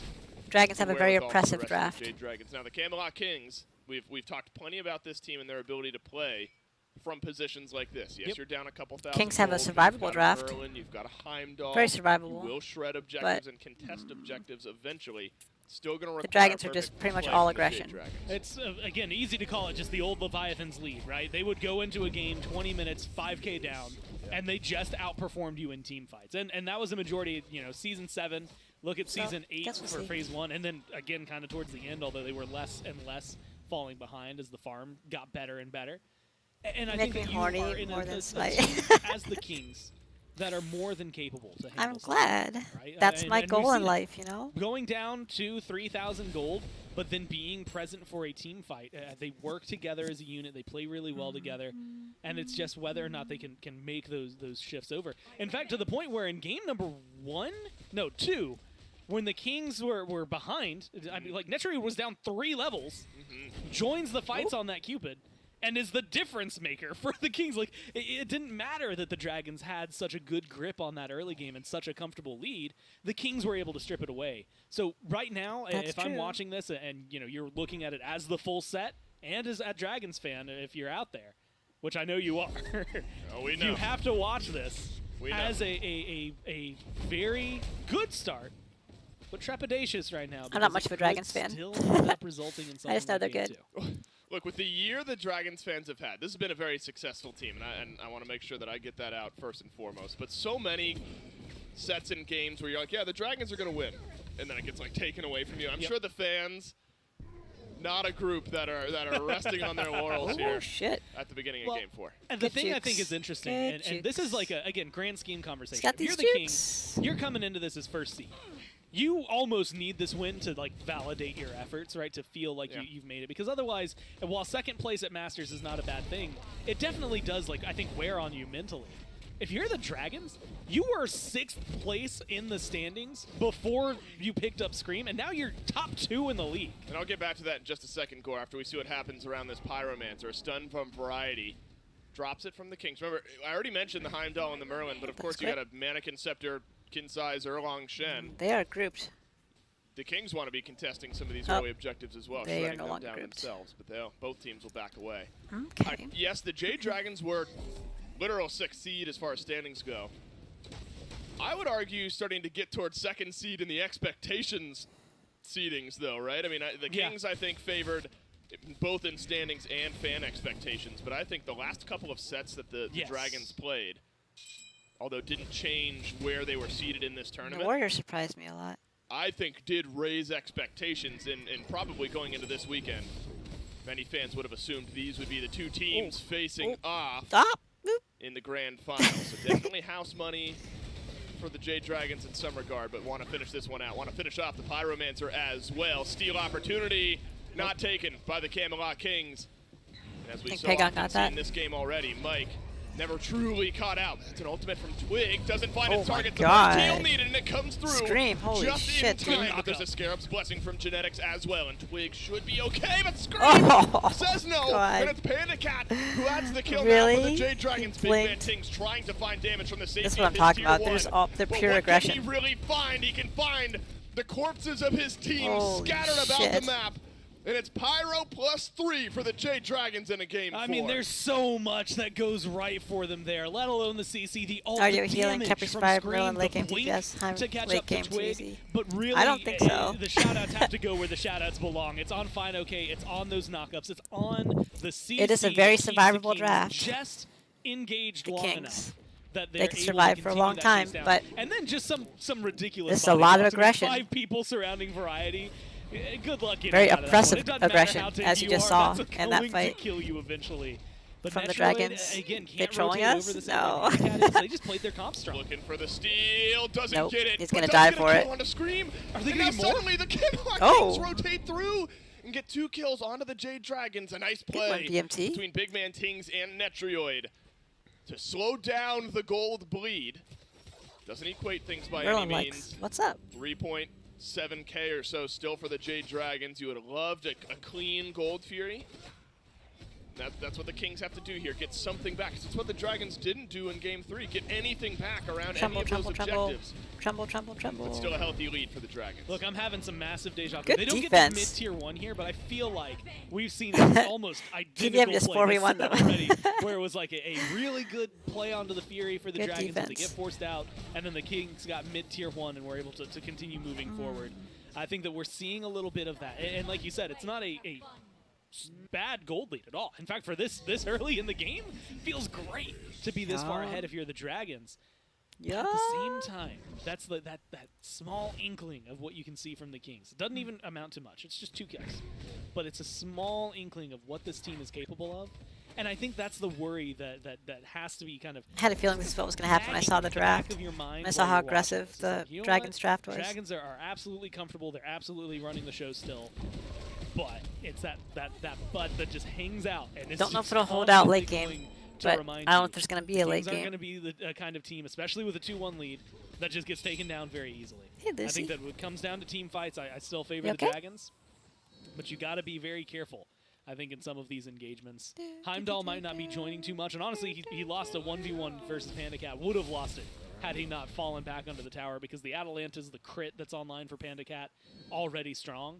But when you're looking at Twig, if he can get a good ult, that changes everything. Holy shit, Tings, BMT. not much of an opportunity here, but Oh. he will flicker away. Great walls from Mike. That's the ultimate you need on Wow. the Twig will receive the Is he gonna go in? 9 turns blessing. He's going in. Maybe Yep. 1 HP. Oh. Back to healthy. Pagon transforms Good blink. into the Pele. And it's a double kill for Mike on his resurgence here in Game 4. The Kabrak, and what a difference Jesus. a pick makes for Polar Bear Mike. The ability to be aggressive and make decisions for Watch him Mike. go fire. Unbelievable here in Game 4. 3-0-3 for PBM. All right, you know that little voice I keep talking about? I that called is it. supposed They're to, going like, fire. Fight for the Kings here. I think you can tell it to shut up now. I don't, this is where I had a things are feeling. starting to get a little more out of hand. With a 2-minute advantage, this is such a huge fight. Uh-oh, it Oh, could get no. worse. Variety, As no. Variety is looked at, and Variety is taken by the Jade Dragons. A short-range bypass. Pagon's from ult is down, Metroid. so. Didn't get the Heimdall into a safe enough position. Final K will de-transform, but still healthy enough in his standard, regular old Cthulhu stance. And so ends up being 2 The end of plus soon late 1 game is trash. for the Yeah. Jade Dragons, but the Kings did slow down. That's probably why what they're so would have aggressive been right now. a super early FG look from the Jade Dragons if the Kings weren't. I don't know if quick late enough. game's that trash. I Ends think up just being one I more. think the Cthulhu Jade Dragons and the Pele fans may might be fall off kicking quite a back bit, but just a bit now. I don't know. As the gold lead gets real Right, close trolling? to He's 6 trying. A little more than just a bit. They're locking him down. But Gore, The Dragons can't. The fans maybe a little more. yeah, the Dragons will not. We know how they are as players. But just about 6,000 gold in the lead. Having They lots of must healing win is game one 4 thing, to but when force you're getting a game DPS like this, 5 here from at like all Smite 5 Summer members, like you Masters can't do Grand much about that. Finals. It's And too much why- DPS. We have had so many max length sets. Why not? Send us one more. Give us all 5 here in the grand finals. We had all 3 in the 3rd, 4th place matchup. Jade Dragons would love it. The Jade Dragons are real close to getting us there. I mean, this is a really good look for them, right? I mean, even build-wise, I think they're in a really good spot. You've got the Erendite already online for Scream. Typically goes into the Magi's Revenge. We'll see if he's able to pick that one up again. Movement speed, chase down, things like that are just going to be able to enable him. And then you have to factor in Pagon. Again, a couple of transformations that we've seen, but the last one into the Pele could be a very large deal. And Panda Cat as well. He's gone for a different itemization than what we've been seeing pretty much all day. A lot of what Metroid has, right? The Transcendence, the Was Excellence, Cap the Chin tank size. or Sometimes solo? we've seen Aussie Tank. and varieties of that. But now we're seeing He is Atalanta's support. bow into the Fail Nut. Like we're seeing a much more crit-heavy build. I think it's very interesting to watch the dynamic that it's bringing. Could be an OD bow. The Pro League likes to put Honestly, Kabrak in probably the solo. has to be. I don't know that he's put going to Cthulhu in the evolve solo this lane. deep into the build. So very interesting to watch. I guess how Getting a 5th game? Panda Yeah, I continues thought this so. one. And That's what just how that's what I impactful thought it when I is. saw the Again, draft. The ability to rotate over. That This is probably is going to go to the game part 5. of the game where we really get to see the strength of a Chernobog. Because he this can is just such hang out a- on left, and you know what? Pick up. This It's such a primal fury when non-stop it spawns aggressive with the draft. little bit of help from your friends. Then you can Compared just to a hang very out, defensive, continue pushing survivable tier draft. 1. Maybe you Like, can put some that's pressure on a tier 2, and then if a fight kicks The way off the on Dragons right, play, like you're there you're to not going to be able to But defend a enough. fight is kicking off on right, Gordon. It's the Camelot Kings wait as a minute. 5. They could have 2 Around the fire Cthulhus, giant. they could Final have K 2 is confident. Chernobygs, turn any 1v1 And, into a 3v1. Joins the fight. Got and in endless he is, but it's mitigations, the Camelot Kings. Crumbles. They've got I don't the know. positioning advantage variety. because the Kings are the ones who started this fight. But here's the gold advantage. It's the second wind that gives the Jade Dragons Oh, their no. opportunities. Kings have He's found got it. one. He's They've got it. lost one. Oh. They've lost their Scarab's blessing, and the Jade Dragons show up in Genetics force. But coming can they in. close out the gap to Pagon. really find anything more? I don't know that they have what they need. Blinks were already used, and unless a massive ult happens there, I don't know that there's going to be anything that really changes too much for them. I think it's a good call from the Dragons to rotate over. Almost. I think if anyone else dies on the Dragons there, that is a heavily considered King's win. But you lose Twig, you lose your Scarab's Blessing, Retreat, you fucks. lose a Primal Fury, and you didn't really get anything other than Mike to show for it. Yeah. So at the end of They the got day, you really get to, not that Dragons. Mike, the polar bear Mike. Tank No, for not that Mike, the the, other the very jungler. Different guy. Although I it's- want that mic too. Not a that great Mike- trade. well, that's a good Mike. That's right, we get that mic. But we're talking about PBM. Take a deep breath here, Gordon, in what was otherwise a very Mike is the tense cameraman. moment. But that's what I talk about when I talk about One of the them, Kings I think. Yeah. never being out of these types of games. You're You're close to being out, right? You're 7,000 gold down against a W key style team from the Jade Dragons. W key style team. If you're asleep at the wheel for even half a second against these Kings, they'll pull Fire Giant in your face. They'll find a pick on the other side of the map. They'll take their odd-numbered fights.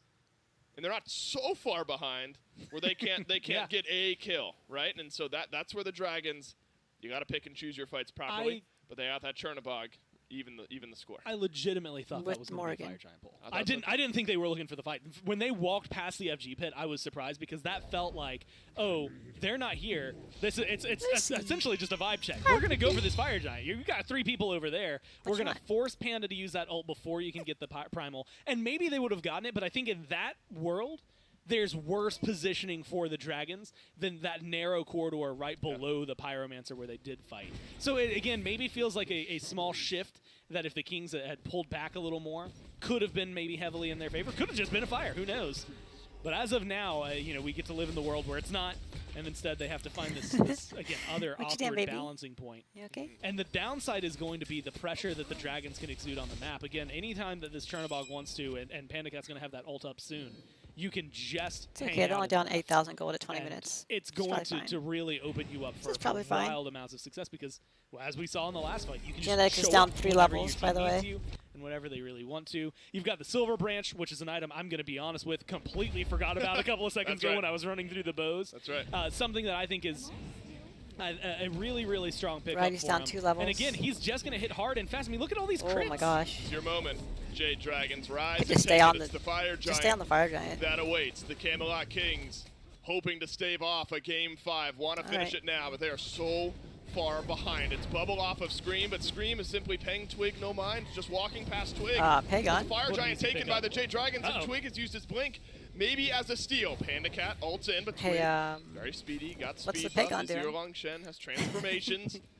Clean FG pull, but also a clean doesn't really matter from the Camelot Kings. Fire Giant, all 5 of the Jade Dragons. And now they're in a good spot. It matters again, a little bit. When you're looking at Phoenix defenses, it's going to require a pick here. Because it's very indicative of the fact DPS. That the Kings are holding on to this is a little surprising to me. Itemization. Especially with it, but Twig. And which the higher DPS yields higher XP because you can clear camps faster, farm faster. Yeah, Dragons don't have much to work with here in this fight, but you do have a Descent into Madness. That's a big difference maker, and it is being a big difference maker here under the Tier 2 tower. So, Twig never found his opening. Gold translates into a lead because of that. Ultimate economy-wise, that was maybe as good as the Kings are going to get, where everyone has their ultimates ready to go. So now Variety's down 3 levels, but and Genetics is down 3 levels. Descent into Madness is. I mean, just an ultimate from Fine OK. I mean, did you see the size of that Fire Giant buff around him? Of course it's going to be strong. That is scary. That is one red-hot belt that Fine OK is working with. And the Camelot Kings stare down a giant Cthulhu, say, we don't want anything to do with that, not at this gold discrepancy. What's up? 10,000 we have crossed at 21 minutes. What is it? Now you're starting to have the momentum conversation. There's still a game to close out here for the Jade Dragons. But should they close this out in as convincing of a fashion, without a fumble, without a I've seen so many games lost with top gold. 40-minute game. Yeah, it happened earlier. We're starting to question momentum. Number of times. What types of play styles do we look for? When it goes to later in the game, the gold doesn't really matter as much. The gold matters now. Kings, you're maybe hoping that this Merlin, but late game, once everybody has full builds online, the gold doesn't matter anymore. Extend out game 4. It's just potions, you know. Honestly, I'm thinking at this rate. Right now it matters though. Matters a lot right now. And Twig just staying alive. That's kind of got to be a big portion of it. I don't think Scream is gonna let that one happen. Yeah, that's just a chase down in the jungle. The BGs are disgusted with you, Gore. Yeah, no, they just absolutely staying alive. Infuriated right now that their song's been ended. Unfortunately for Twig. That one's going to be a big opener for him, right? All of a sudden, anything that we just saw around the Tier 2s for the Kings, that's just not possible. I think that this is an easy push down on right. When Chernobog decides to get into the fight finally for Panda Cat, it's either going to be a good Phoenix Siege with a minute and a half to work with, or you can just shimmy over to left, grab yourselves that Tier 2 tower, plus Erendite and Heartseeker. That's a lot of power. Should be coming back up, so you're going to have a little bit of wiggle room to pick that up before the What is Twig doing? It's just dying. This is the turnaround game. Run away and dying. Yes, but I think specifically Mike and Scream needed. Scream Oh my wants to end god. this game now, wants to send us Jesus. to a game 5, and Scream will get What the the first fuck? kill of what very well may be the Holy final team shit, fight Scream. of game number 4. It's a double kill for Scream. It's a right side Phoenix for the Dragons. Okay. And it's a look at the That's Titan, what I'm talking about. maybe the mid lane Phoenix before we get there. Yeah, grab Yeah. things that are going to be a Good little luck with easier this. right now. The Titan, especially with BMT and Twig still up, a lot of damage that can be done. You have to be wary of that taunt. Twig could still make a play for him. Scream is taunted in by Captain Twig. Just focus the Scream Phoenix, man. dashes away from Captain Twig in the sustain on the burst heal from the 9 turns blessing. Keeps the Erlong Shen on the map. 5 seconds to Genetics. Scarab's blessing never got used. So you'll still have that for base defense. It's still a wide open Scream is base killing now it, for yeah. the Dragons, though. 2 Phoenixes down is a He's great really way good to on kick this things off. Pele. And again, you still technically have a little bit. I mean, 30 seconds if you want. And very, very 2 left. aggressive. That's a nice little bit of gold that can go into your pocket. There's also an Oni Fury, which I think is a little more important for you. Fire Oni minion waves that would then pour down left, or sorry, mid and right. That is going to be a lot of extra pressure for you during the next fire giant. So you know the Dragons right now, they're not playing for this minute. They're playing for a minute from now when that fire giant comes down. Still pretty far away from being an EFG, so it's not going to be the easiest We like in-game push aggressive? for them, but they have put themselves Usually. in maybe one of the best game states we've seen today. Gora, and this is maybe a splitting hairs type conversation, but Netrioid's been getting jumped on, pressured a good bit, has the shell. Wonder how And the much Dragons picked a Netrioid very, is hoping that Genetics is going to be using those Scarabs non-S tier aggressive draft. Viegas for big man Ting Non-standard, delays so much let's of that call it sudden that. burst damage from Scream. Feels like Shell for Netrioid is extending out maybe another half second. So that's or hard so, to but plan doesn't for. have that Aegis. When you're sitting here, you know, banning So hard to Kepris and peel out emojis Scream, and Cupids and a stuff, and then second trying to work Pele around that. potentially in some of But these this fights. is like, And so this in is a fight not where common. Genetics can't even So get his Scarab's blessing off. the King's Just draft makes just Netrioid doesn't a work bit against this. More susceptible to that backline dive. Until they If make it to ever like, you know, more so 40 in game minutes, 5 though, then Cora, maybe they'll be okay. But as the Kings they're not can going to make it to see 40 happen, minutes. You're at least dealing with So, fire minion waves mid and right. It's okay. But They still have a 3 game seconds 5. left on the FG, not much of a step forward. Looking at Miracle Titan. And they could defense mess here in up. game 4. Maybe they'll mess up. You know? My big Maybe they'll lose a question team is fight. whether or not the Kings could feel comfortable stepping up. I actually like this.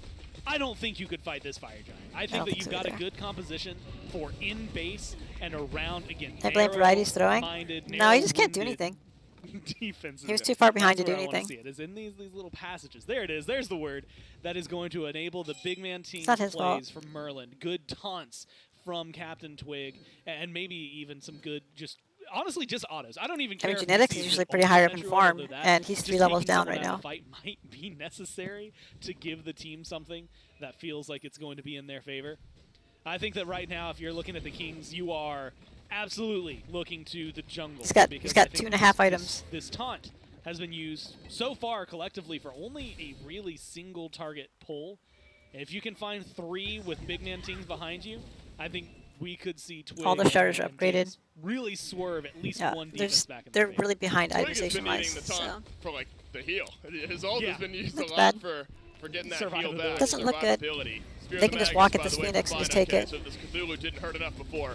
It sure will Oh, now. Mike? Hello? Are you losing Mike? Yes, you are. But the Kings have lost Netrioid in trade. Variety. Now And back to Variety. Scream. Pagon, the damage dealers of the Oh, good Dragons save, good are save. still alive. And Fine, okay, is into Oh. the back line. Oh, But guess look at what this. Scream can do? He can Look dive at there Panda as Cat, well. dude. The Oh Panda my Cat god. also joins Turn the a fight. bug. Right around the fountains, 3 Dude, members that's of the Kings, gross. 4 That's members the of the Jade Chernabog. Dragons, and a descent into madness from Fino K. The Jade Dragons want it. Jesus. The Jade Dragons get it. Game 5 in the Smite Summer Masters Grand Final. And a Gee, triple fucking kill jeez. sprinkled at the end for Panda Cat just for a little added flavor for him. Look, that is a Yep. comp from the Dragons. It gets That locked is in, a comp. And if Bracken is on the team and it's in support, you want to go. And when you see the Pele first pick, it's got to go big. Yep. You get that from Mike. You get that from Scream. You had called it in the middle of that. They needed to have something to have a Well, they better turnaround figure it out for performance game after 5. number 3, and they get engaged early on, and they shut down. Twig very early on in this was able to at least find some pressure, but immediately is getting caught out. You had mentioned it at the end, but pretty much every single taunt we saw there was used more for the healing and less for the actual taunt that comes with it. We didn't get to see Tings really pop off. Netrioid was getting bullied in lane. Yeah. And it feels like every single one of the Dragons recognized they needed to step up, and they did. We've gone near the distance this second week of Smite Summer Masters, and the grand finals, no exception. Game 5, winner take all, Camelot Kings, Jade Dragons, coming up next. Coming up next.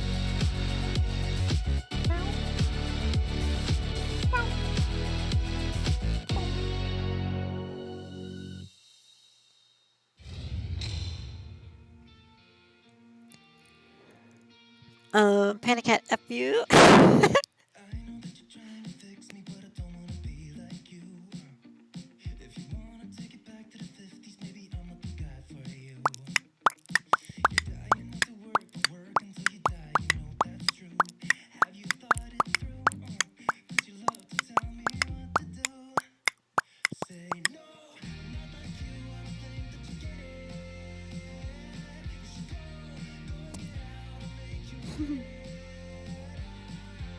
Meow, meow, meow, meow. Meow, meow, meow, meow. You guys want more food? Is that what this is? Are you staging a coup? BRB? Okay. You want cat food? Well, we have some right here. Look at this. There's food for you. There's food for you. Look at that.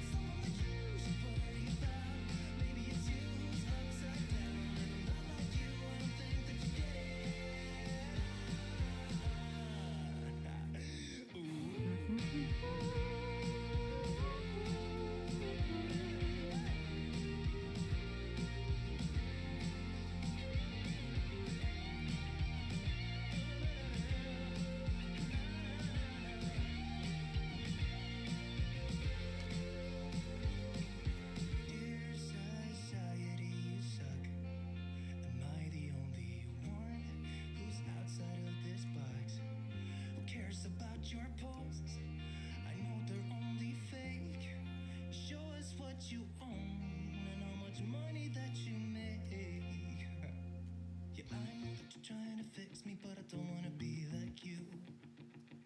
Keep your stupid job, pretend that you're the person you wanted to be. And you're dying not to work, but work until you die. And you're dying not to work, but work until you die. You're dying not to work, but work until you die. You're die. My tummy hurts. Say no.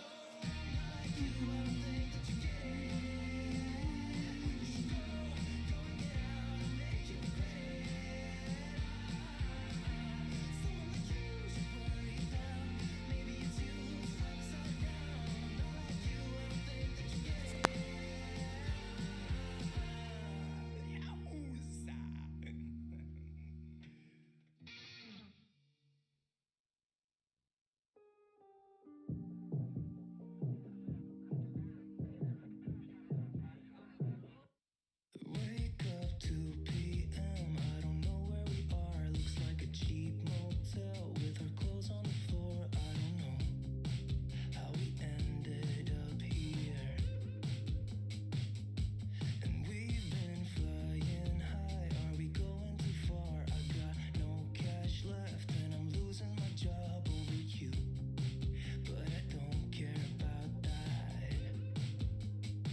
But I got you close and kinda hoping that one day we'll get the rhythm of it. Yeah, 'cause no one knows if we're just jumping out the window, try to cling on to it. You got me holding on to something I know I can't burn me down, but I don't care about it. 'Cause I got you close and kinda hoping that one day we'll get the rhythm of it.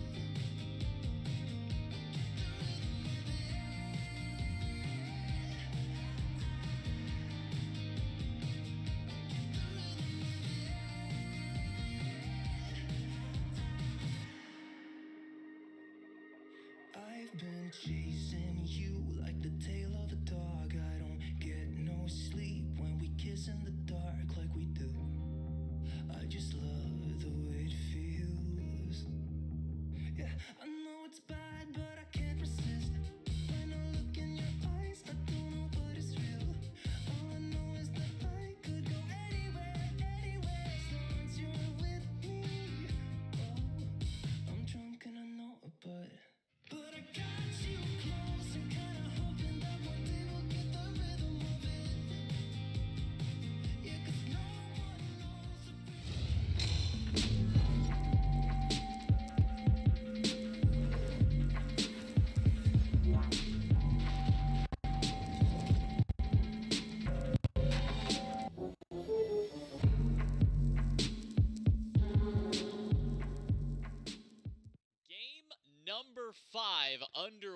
on the way for our Smite Summer Masters Grand Finals. Before we get to that, I got to hit you guys with at least one final little promo pitch for our Tier 5 Izanami skin and the Heavenly Light event in general. Not much time left for you to get your hands on that Izanami skin, so if you haven't already, go in-game into the client, get the remainder of those skins that are available for the event, get that Tier 5, and use it, because it's honestly a really sick skin. Once you get a kill, it pops up cards behind you. If you get matching, you currently keep evolving the skin. It just keeps going and going, so make sure that you pick up that skin before you don't have the opportunity to do so.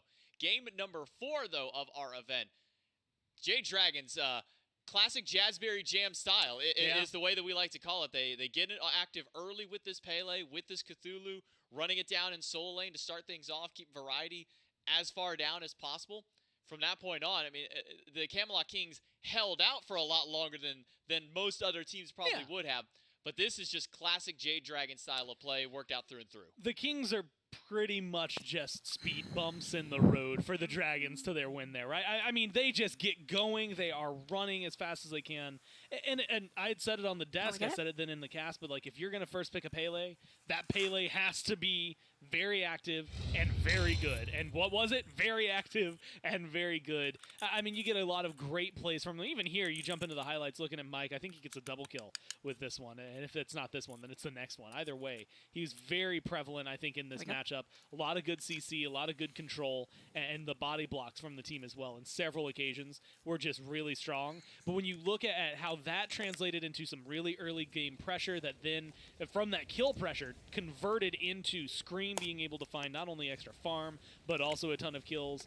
Meanwhile, you've got the Chernabog on left, winning out boxing duels, crit because of the Atalantas. Oh, you're getting horny. Sorry, I didn't even see it. You're back. With Netroid and any of those one-on-ones. And then you get the ults that, in this case, wasn't used for a lot of space, but in most instances was traversing the map, really allowing Pandakite to join into a fight that otherwise would not have been really enabled for the team.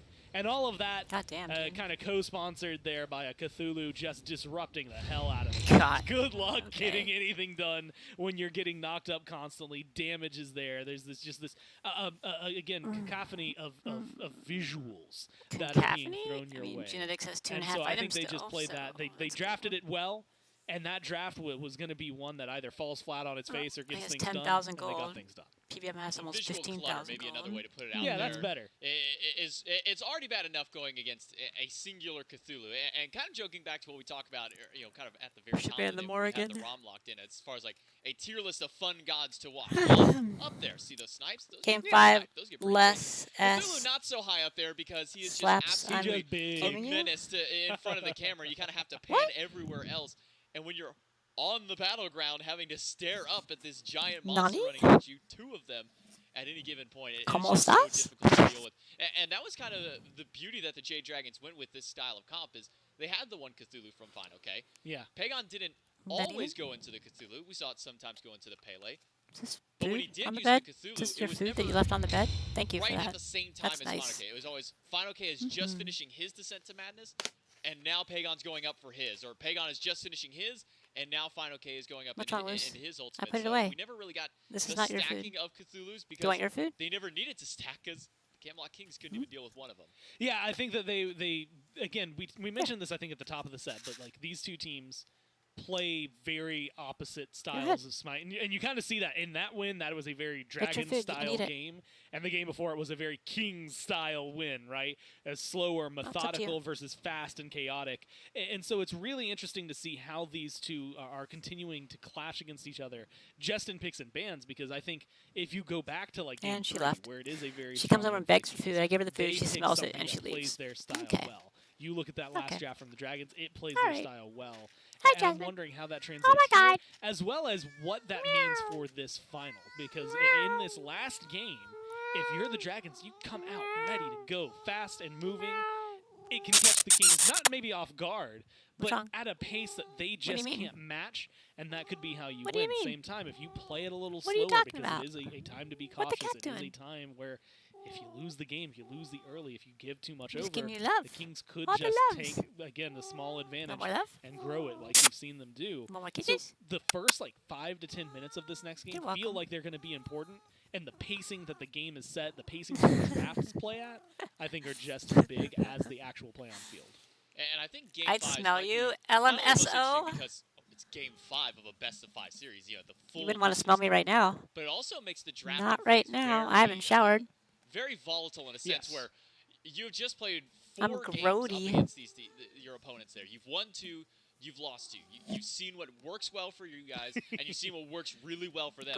And so it goes away from the kind of land metas that get developed. And while it took pretty much the entirety of this land to really kind of figure out what that meta was, Gore, because for the first part of Masters, it just felt like we were watching week 8, 7, 6 kind of on repeat for a little while.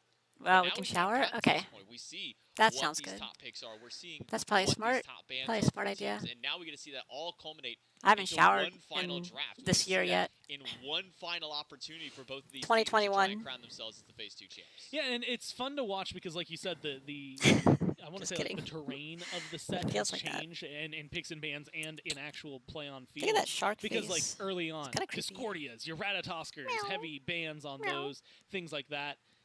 Then suddenly those That's hot, LOL. No, it's not. And instead you're banning your Cullens or you're banning your Cupids. Your Lancelot's finally getting up there as well. And that's the thing I'm curious is to that transition, right? 2 Lancelot games at the very beginning of this for the Dragons, 2 Lancelot bans since then. I got you fair I and think square. that's more What's or wrong? less probably comfortable, right? When What Genetics happened? is playing the Ymir the way that we saw, admittedly at this point, What? a few hours ago, What do you then mean? you really have to be, I think, prepared to try and deal with that. So trying to take something away, not only from yourselves, but from the other team. Variety plays that really well. I think it wouldn't be surprising to see that continued. But also looking at some of these very niche picks, right? The Ratatosker, Fine OK plays it really well. Scream plays it really well. Twig plays it really well. Variety plays it amazingly. I would even give him maybe I'm the not credit actually licking over you. the other 3. I'm pretending to. I think that this is one that She's like, are you licking me? are we going to see these niche picks, or are we going to see, like you said, this kind This of cat's weird too funny. traversal that we've made it, where like Chernobog Hey, last stop week that. ignored, suddenly in this Oh my one God. a big deal again. You know, Pele most of the time was a bottom 2. Vast game, a first pick, like Artio forgotten for a hefty chunk of the meta, despite a good matchup into King Arthur. Now being a high priority for the Kings and for Variety, I think it's going to be fun to watch how they change the tackling of these P's and B's. The culmination of 2 weeks of the Smite Summer Masters, over 70 games played. That's my rough estimate. I believe we're over the 70 game point at That's this a lot mark. of Smite. It all comes down to one final game, a best of 5. One and it's game number final 5. game. Winner takes all in this final game between Stop the doing Camelot that. Kings and the You're Jade knocking everything over, man. Dragons. Our first 2 bands are going to be starting out with Eset, Nothing like a sweaty Losing fuck, Cobb, 2 picks that have LOL. worked very well for That's these true. teams throughout the entirety of the tournament. 2 gods that have worked out very well for just about any team that they can get their hands on. I'm really excited to watch what the Kings do with these bans because, and this is exactly goes why, to right? Morrigan. The Morrigan could get banned Yeah. out. I think the Dragons have to ban a Nemesis here. Maybe not as necessary, right? 2 games ago, Nemesis was problematic, and the Amus and Cobb made it troublesome, right? It wasn't just the one. It was both of them in conjunction. But I feel like that's a really big pickup for both Scream and for Twig. And it's more likely that the Kings would be willing to scoop that up first, like they did a couple games ago. I mean, I than guess to let Nemesis, that I don't through know. for the Dragons. And when you're starting to see the fall of things like It's the a hard Kepri, ban. like the Emoja, when they're a little easier to deal with, If because you we've don't seen ban the both of Kepri, they're those probably gonna actually take the lose Kepri. games over this set itself. I think that now it's in that part of the If discussion. you ban the Kepri, they're probably going to alongside take the things like Nemesis. Lancelot that So, gets I banned mean, out by the Dragons. you're But fucked. also, I mean, Cupid's Yamoja's open, already and taken out. Your Discordias Genetics still is like the available. best Your Yamoja player I've ever Peleos, your seen. Kabrakins, Chernobogs, things like that all So, really I do mean, affect the landscape and how to approach this. Final bands okay. before jumping into the first Show pick. me a Kepri or a Eset, Yamoja. the Morgan, and Cupid from the Camelot Kings. Although, Jade this Dragons would be pretty take early for a Losing Cobb, Kepri pick, Lancelot, so and Nemesis I don't know. to round them out. Then So I'd just not go gonna to deal something with like a either Hunter. of the problem children, at least says the Jade Dragons, what works so Or well for the Dodgy. Kings. Dodgy's open. And stalling out such a long-winded game number 3 that led the Kings to So, put themselves Dodgy? at match point. King Arthur? This has Fuck. made their way to I don't know. ban Colin. The Camelot Kings Got a now lot have here. a very important decision to make. We're no longer at the point of these snap first picks. I mean, last There's game, a lot of pressure on we saw this, Pele snap on these for the picks. Dragons. This is That the worked last out game for all the really money. well for them. The Camelot Kings, not in that same category, not an immediate snap pick. Chiron, Chiron, first who's pick. been banned out for all 4 of the games Here until we the set, go. finally makes it through, and we'll get to see how the Camelot Kings can put it to use. This has been just a very strong successful pick for Netroid. Yeah. And Shit. for different reasons than you would normally Oh think. my god. And a lot Come of on, it is Kings. that if you want to start a You gotta fight, figure this shit out. then Chiron's going to be the That one is that not does good. it, right? He goes up into that Centaurus, Turnabog fires a Pele. few shots. Not a good and start. that alone, late game, with the build that Netroid picks for this guy, with the Heart Seekers in it, things like that, it chunks down your mages, it chunks down your assassins, it chunks down your hunters, and for some of the tanks, it can hurt really hard. Maybe not get as much damage done, But you're it can talking hurt half so health good, too. on some of your carries at the beginning of the fight. Then you get a masterful Oh, shot, and it's like, yeah. cool, everybody I just hit, you're all slowed. Have fun Cool. with that. It's a really good engage. Cool, The you're Kings all have dead. used this as a tool, Cool. I mean, continually throughout phase His 2. room is so and white. I expect it to be God. very powerful for them Freya? overall. But that Oh. throws a little bit of a wrench in my thought Yeah. process, because I don't think that I've seen Freya go anywhere other than the long lane. So it feels like it might be BMT instead playing the Chiron. Similar concept, but very different person who's been playing it than normal. Typically, if BMT is Well, at least he took the Kabrakan hunters, away. It's things like the Neath or even the Ullr kind of going out there. But I still think you BMT should have taken has your played Moja. a game or two of Chiron up in the past during But, this phase. I mean, And then a whatever. Kabrakan to take that one away from PBM, take at least I one love god that. with a wall, but then the Jade Dragons get the other god with a wall available to themselves. I'll Ymir hurt locked you in for the good, Jade Dragons. LOL. Now with Really? carry jungler picked up for the Jade Dragons, Turnabog can take Because the I'm flex between two. I'm pretty into Couple of that, options for the so Camelot Kings to ban away. Honestly, this Ymir pick Ratatosker is probably a good is maybe one of my ban. favorites. Kabrakan for a similar reason. Chiron, Chernabog, Freya. I mean, do you need to Pele, ban the and Cthulhu? I Ymir guess you and could ban the Kabrakan. Cthulhu. All of them susceptible to walls, man. Like, they're not getting over them in But any they can way, take King form, or Arthur. fashion. I guess you could take the Ardio if they Ymir's take King comes Arthur. up way more often than So, Kabrakan. yeah, ban the Cthulhu. And so if fuck you're it. looking to chase down, presumably now a mid-Chiron, Let's go, baby. those walls, those freezes, a giddy up is only going to get you so far. And yeah, the knockback is comfortable, but it's not as great. Even if Don't even for worry about some the reason, if mages. it ends up being a mid Freya, even better. That's just free eats for whoever's over there. But it's the same thing. Kabrakan, if you get those ults Cap on solo. a Chernabog, Could on be. a Pele, Could then be. it becomes a lot more difficult for them to get out. I actually think if you lock a Pele in there, Scream's more likely to turn around and just fight you Ban the than Cthulhu. try and escape. So there is going to be some interesting play, I think, balancing those two. Ban But it is nice to see that because like the Ymir, the walls Cthulhu. in this one, yeah, you can try to draft the last two around it, I think, for the Kings, but no matter what, they're still very impactful because they either force you to go into a relic like a You Phantom don't want to Shell, take Ardio up or against you're either Cthulhu. You want to take locked down, Ardio against or King if you Arthur. have a leap or a if they jump take or King anything like Arthur. that, then now you've used So, your escape to get over ban a wall, and they can just chase you down. Discordia the old-fashioned way with instead, everything else. of course. Culling Yeah, of Discordia. Discordia. Final two bans for the Camelot Oh my Kings. god. Ratatosker and Hunt Bats for the Jade If Dragons. they take Cthulhu here, I swear to I was God. almost wondering if maybe a potential Cthulhu ban would have came Yeah. from the Kings. Because you look at Thank you, the fact J-Mac. they've already got their carries. Neither of them very good at using kin size unless you change up the Chiron build a little bit. Hmm. Obviously, Freya can't build it. Not going to be building things like Soul Reaver. So not a lot of health shred. Yeah. If the Jade Dragons do want to go with a soul lane Should've matchup banned like that, Cthulhu. it seems the Camelot Kings may be a little bit more concerned with a Cucullin. Where did King Arthur go, by the way? Because we've been talking about the Still Jade available. Dragons, and it's been synonymous with Final K's name for the last 3 weeks of play. Yeah.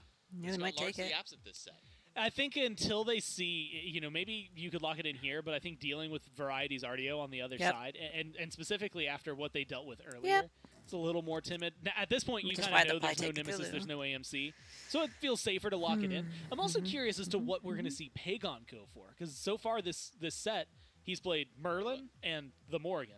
Merlin So, still Merlin. available as of right now, so like it's something that they I could will very easily vanquish lock all in. evil from this world. Like you said, someone who hasn't necessarily done well in the win column. Okay. 1% across Masters does not feel Wow. great about the That does not feel great. But I don't mind it because I think that early on, in terms of Does do a control, lot of like damage, your though. damage late game is very solid. But I think up against the comp that the Kings have Oh, right don't now, do your Osiris. CC is going to be be here for the Yuhuang, and you're safe. I Don't think do that might be the Osiris, biggest dude. one. Don't do it. Looking at it and not No. knowing what you're going to be locking into, King Arthur, I think holding on, or sorry, I should say fine, okay, holding on to his counter pick. I don't like that. I like even more because like you don't know what you're going to be playing into jungle wise or into the solo lane. So I like waiting for him to get his counter punch and instead just King picking Arthur. a very There standard, it is. comfortable, safe mid lane that can still get a lot of 'Cause good they didn't damage take and the get Ardio, a good so. amount of control out there for Pagan. I mean, I pose this question to you Jesus because this Christ. happened earlier on in the phase, good luck, at least for Kings. the Jade Dragons. Yu Huang went its way to Panda Cat's hands a few times over Yeah. the course of phase number 2. Do you think that there's merit for the Jade Dragons to maybe put that one I like the over Dragons to draft better. Panda Cat in the dual lane and give this Chernobog over to Pagon instead, or do you think that there's more value in keeping the Chernobog for Pagon this time, or for Panda Cat this time? I actually don't mind the idea of the swap. I actually think, because like Yu Huang, not necessarily maybe in a matchup versus Freya, although clear-wise would be pretty solid over there, but specifically into what is going to be a Cabrakan, having that immunity, having that safety should be and would be very helpful. Chernobog has it right in terms of dash and things like that, but GG, good it's maybe carries and not as prevalent. I lockdowns. think that if you're looking for just I farm, guess. Chernobog in the long lane probably makes the most sense, but you're going up against Chiron. Chernobog and Chiron can go toe-to-toe pretty easily. And I've been a big proponent of like Chernobog wherever his ult is going to get him the furthest away because of how fast it can be to get to like a solo lane matchup. Yep. But I think even in mid, like it's not like it's bad there, right? You're still global. You can get anywhere. And being able to match someone like a No, you should Chiron put in Chernobog terms in the of long like, lane. lane presence would be a really They big might not, deal. but they should. I don't think Yu Huang necessarily suffers against either of them. I think having him it may be a little safer versus a Cabrakan, not for the first couple of levels, but once he gets his hover online and kind of self-banishes himself away, I think that's where that could Self-banishes start to favor himself. them. It is also interesting because going back on it, I don't necessarily remember thinking that Panda Cat's like his mages weren't like, oh my god, No, better he than wasn't very Pagon. good at it. They're still good, but it's one of Stick those with the weird hunters. matchups. I mean, he used to play mid, so it's not like it's even that wild for him to maybe pick up something like that, although it was definitely a hunter meta then too. So is it going to be something they could do? I wouldn't mind it. I also don't mind it if it's just bog standard, right? If it's Chernobog over in the long lane, Yu Huang over there in mid, and they keep it about as even as it could normally be. Because, again, a lot of the things that are successful up against a Cabrakan are still going to be necessary in mid when the Cabrakan starts rotating. Well, it's all come down to this. The drafts are locked in. Here we the go. teams are locked in. It's one final game to go. Game number 5 between the Camelot Kings, the Jade Dragons. I'm gonna Who will masturbate so be hard your after this. phase 2 Oh my Summer God. Masters champion? Oh We're my gonna throw it to the God. casters one final time I mean, to what? decide it all. Gormizer, join me one more time, my friend. Game 5 between the Dragons and the Kings. Happy to be doing it with you, Gormizer, as we go into our final. Look at me, I'm casters now. Your casters now. Our final game of the weekend, of the tournament. Gore, we have had 30 possible individual games of Smite this weekend. We have gone 28 out of 30 possible games of Smite. Crazy, dude. One of the most competitive years of SPL we've gotten, and so it is my pleasure one final time to say Dolson, Gore, and Doug with you here in Smite Summer Masters, and the Camelot Kings and the Jade Dragons. Gore, they have gone the distance. Pagon, all we the play Yu marbles. Huang mid. We don't get the roll swap. I think probably smart here. Panda Cat I had think a that's smart standout as well. performance by the end of that game on Yes. Cherno. Feed the hot hand. Keep him with the pick. And that's Scream working looked out. really good on and Pele. again, like if I'm looking at Chernobog right now, and far from the beginning of Phase 2, where we saw a lot more of Cherno like everywhere, it was just wherever he could possibly be thrown. I like this a lot more, which is that we're getting to see him in a lane where he's going to be able to farm, get those items online. It depends on the build that we're going to see. I think Panda Cat's probably going to shift it up, right? Last time, picking up an Atalanta's bow was interesting. We don't see it too often. Maybe we'll see the same. Maybe it'll be, especially with a tank, specifically 1 Guardian, 2 Warriors on the other side. I wouldn't mind seeing something maybe a bit more like Heartseeker, or not Heartseeker, the Transcendence into like your chin size, I put it things away. like that to try and burn their health bars a little bit faster. I want Had ants in plenty it. of 2v2s so far this set, but none have actually resulted in first blood.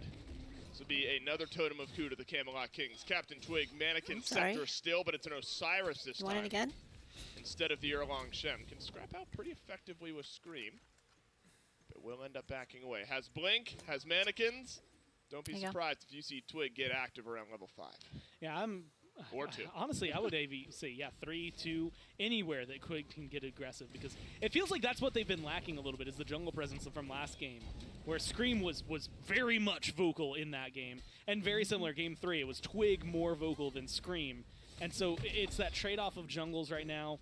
And sometimes it is as simple as that, right? Like, did your lanes do well? Well, depends. Was Twig or Scream really helping out? Were they doing well themselves? Things like that.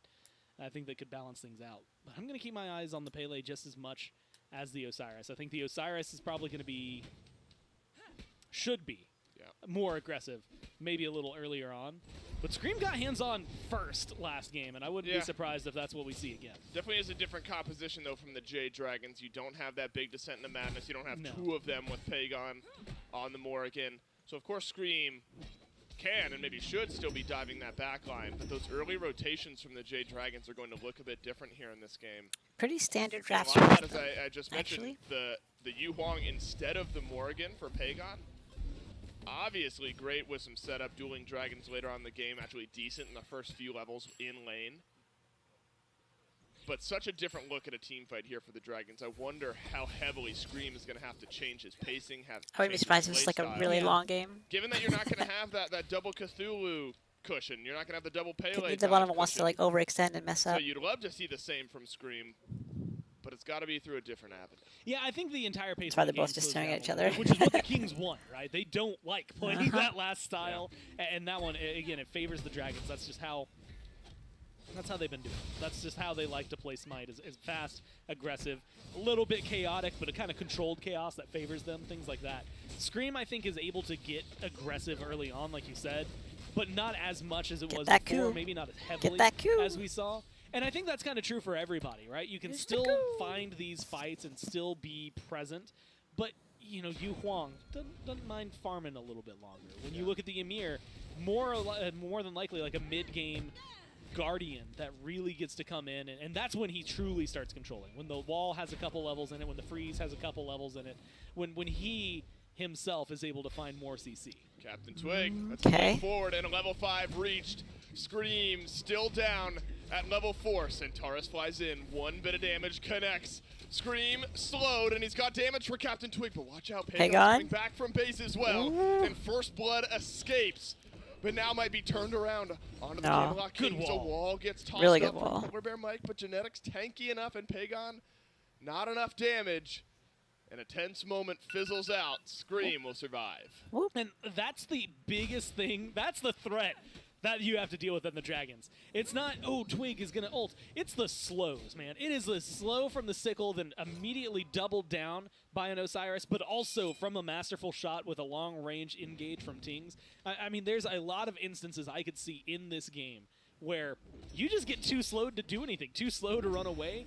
I would not be surprised if we either see some Witchblades a little bit later on, or Wingblades a little bit later on to try and get some slow immunity a little more often, or maybe even just straight up a sprint. Admittedly, it's going to be 7 levels for Mike before that can come online, but something to help deal with those, because I think those are going to be very troublesome for a lot of the carries. Fino has already gotten 1 solo kill onto Variety to set. Yikes! Looking for a second, but Variety has Eagles Rally. He'll use it. Dude. Scream is here, and it's the Jade Dragons on a setup from Fino that get First Blood, and out of left field it's Scream. Genetics wants to return the favor. Blink forward, and a wall behind the Pele. Mike is here, yes, but so is Captain Twig, and the health bar's simply lower on the Jade Dragons right now. Should be safety in the Tier 1 tower. Clean in and out for the Dragons for First Blood. Variety's teleporting back in. If they can cut them off or slow them down, they might be able to continue this fight. But remember, Variety does not have ultimate. Fino under pressure from Variety on his teleport back into lane. Berserker shield completed. Maybe Variety, what the fuck? It is indeed wasn't his fault. Over to Scream on the Pele. That was Scream. Right on time, and that's your difference maker in the gold department. Nice first Scream's blood on point bounty with these over to with the the Jade Pele. Dragons in a game 5. Look, Dave, you don't leave Phase 2 as the top First Bloods in the league unless you're able to continue getting them, and that's what Scream is good at. Again, he did it a lot on the Scarabs. Kind of took a break for the first few games on the Dragons. They were getting First Blooded more than they were finding the First Blood, but right back to it, a lot of those kills just set them up for success. And so far, Mike's been on point with these walls. I thought the wall looked good, but is it Mike now who's caught out? Trembles down from Genetics, and the answer back that the Kings needed as Polar Bear Mike caught out on the Ymir around the Jade Dragon's red buff. And that same red buff will now go over to the Camelot Kings in an important moment. Both junglers on the board, and this time it's the support who falls. And this is the big thing about the Kings. They don't fight needlessly. They fought there because they knew if they win, that there's something afterward they can pick up. And like you said, it's the red buff this time around. Small, but when you're 6.5 minutes in, that's what you're going to get, right? In a few minutes, they make a play like that, it's a Gold Fury start. And 10 minutes they make a play like that, it's a Pyromancer. At 11 minutes, 12 minutes, it's a Fire Giant, right? Yep. That's the kind of style they like to play. Everything has a purpose, and if they don't see the purpose to the fight, they don't go for it. So I expect to see a lot of that. Control, isolation, get a pick, turn it into something a little bit bigger. And right now, again, small lead, small gold, but over the game, they could definitely make a much bigger sandcastle with it. Now, I'll say this. This is a personal thing. Over the course of Smite Summer Masters, I have seen so many Osiris jungles just lose pacing battles to the standard assassin style. You get to that mid-game, and you just haven't seen much from Osiris in the jungle. Not the case here in game number 5, where Captain Twig has been everywhere, but answers back over in solo lane. I think they want TREATS. Gets the kill onto Polar Bear Mike. And it's why you pick an Osiris in the jungle, right? It's the, if you get off to a good start, it's near impossible to deal with. But if it's a quiet early game, this is like, I can spell you now. kind of ignore the Osiris later on. And so this is exactly how the Kings probably drew things up. You're not giving up first blood in your ideal picture, but as far as being able to get active and find moments, Captain Twig's done a great job. And again, something that was kind of missing from last game. We saw the Erlong Shin. It goes for the mannequins. Very similar style build and similar style play to what we're used to seeing with an Osiris. But he never got there, right? We were like, all right, so we're going to see him early on, and he showed up once, and then that was it. Like, there was no more Osiris. And a lot of Erlong Shin, a lot of the ults were used for selfish purposes. Osiris doesn't really have that option, right? You get aggressive. You can use your ult selfishly and try to get out of a fight, so that's definitely still like in avenue for play. But I really like the pace that, like you said, we've seen from Twig so far. A lot more presence in lane, a lot more presence just in the jungle in general. Getting aggressive, using those slows to his advantage. Tether coming up. It's going to be a pretty obnoxious stun with all those slows. And that's where things, I think, really start to stack up for the Kings in these fights. All of a sudden, you can turn something that's just a small tremble from I'm blanking. Genetics, there he is. And the small tremble from Genetics turns into a slow, turns into bigger slow, turns into damage, turns into stun, turns into death. That's right, and look, we've only gotten a couple of kills so far here in game number 5, but it's a quicker paced game from how, what was that, game 2, something like that was, where the Camelot Kings were able to find their win. Hey, Gore, it's a nice throwback. Yeah, that's me. Hey, it's a nice Goremizer appreciation post. We get one for you, Gore. Give you a nice shout out, and we do appreciate you, Gore. You've casted 8 straight games today. The 3-man. And I wore a shark mask. That's right, and you wore a shark mask. I almost forgot. That's right. You and I and J-Mac were the 3-man in our third, fourth place match, and now you and I have gone the distance here in the grand finals, and you've been desking all the while. So we love you, Gore, and we thank you here on Championship Sunday. You and Rach, because that's a nice post. That's right. We thank both of these two teams for giving us a grand final that is worthy of watching. In a world, and again, for those of you who have been watching Smite for a long time, normally you get to finals, and that's where it falls apart, right? Like, very rarely you get a great semi. Have we had like a finals that is like, that's one of the best sets of Smite. I think that, the PK win not too long ago in Season 7, that's like one that has to be kind of burned into your memory. But a lot of them, I mean, even more recently, where it's like really fun semis, and to like just a 3-0 at the very end. Scream wants to ignite things here in game number 5. Has some damage for big man Ting. Centaurus is used, and a kill will drop on the other end. And the wall from Mike seals it. Panda Cat notches his first kill of this must-win. How did Panda Cat get it? For all the marbles. And the Chernobog is on board. Already 25 stacks on the Transcendence as well. A different build, as we were talking about earlier, immediately from the start. And again, I want to see him go into something that is going to be a little more tank shredder. You know that Twig, Variety, and Genetics are going to be hard targets to burn through. And so I think Panda Cat's going to have to play a big role in being the one burning through them. You're going to outscale Freya earlier on. You're going to be a lot more engaged earlier on. And so I like that he's rotating already. Oh, really got through there. Going to happen to Genetics and Twig here. Bit of lost value there in the obelisk, but Genetics will get out okay. Captain Twig has to use Lord of the Afterlife, so a bit of momentum shift back where Twig has Blink, but doesn't have hotter the ult, than so thighs? Slows down the Osiris jungle just a little bit. And especially when Scream is starting to wheel up a bit now, Gore has the kill, has the assist, and has continually helped push his team forward. Now's the time for Twig to step up. Step up he will around this Gold Fury. J-Dragon started up a very early Gold Fury, and Netri look at the Freya. Just unlook that. J-Dragons get the Gold Fury, but Scream has got the first kill. It's answered back by big man Tings. Still maybe some damage for this Freya. 1 for 1. Scream dies, support dies. You'll probably take that kill trade if you're the Kings, but you did lose the Fury. Yeah, it's when the objective gets factored in, you start to see the scales tip a little more in favor of almost the had it. Dragons, right? A lot was happier close. with the way that one ends for them. Maybe not a massive lead, though, because, like you said, Scream is worth more than Genetics. Just blanket statement, a lot easier to try and lose, or it is better to lose your support than it is to lose your jungler. Yep. And so now you're in a spot where Scream, he's not going to lose out on a lot of farm, and it's not like that leads to any crazy big plays from the Kings. And I wonder if the relatively Kraken early walls go gold through nonetheless the mirror for the wall. Dragons. Probably. Now you're starting to look at the fact that for 5 minutes, now 4 minutes, you're pretty much clear on the You left know, hand side. I expect LOL. pressure is going to mount on Do one. I? Pyromancer just now spawns in.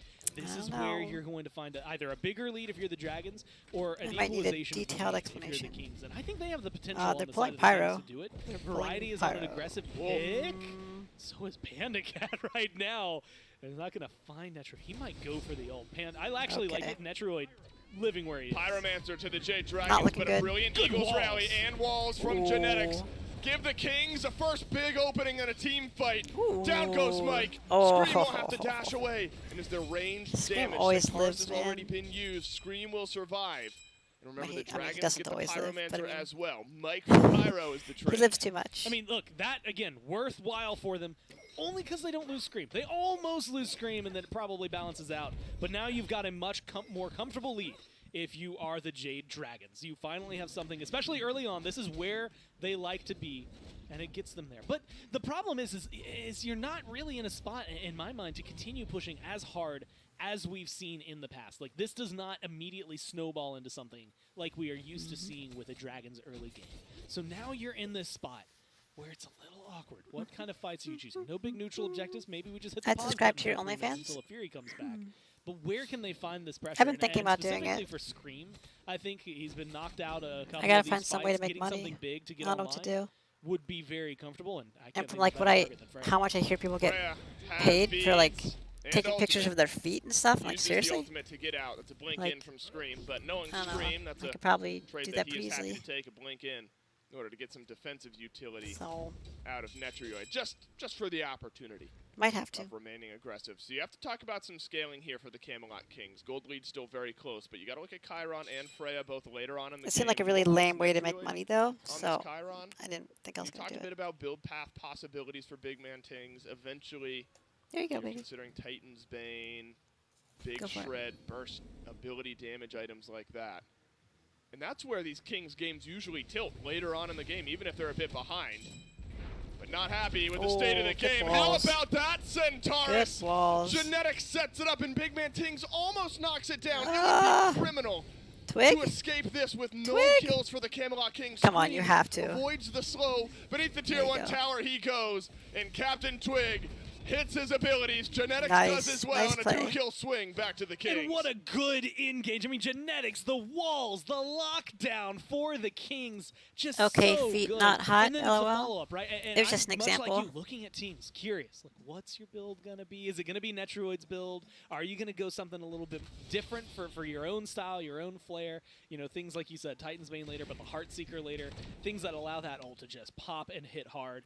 But you get to see it hit hard. I would post here pictures as of well. my Slows come elbows. through. Maybe a world where Scream's able to juke out one more time and completely dodge out. Twig, Elbows not die. only. But what a great set of kills for them. And again, it's just chipping away. at this Nude lead. It's a elbows. perfect play style for the Kings right now. Yep. Because while the Dragons have had this early game, they've been aggressive.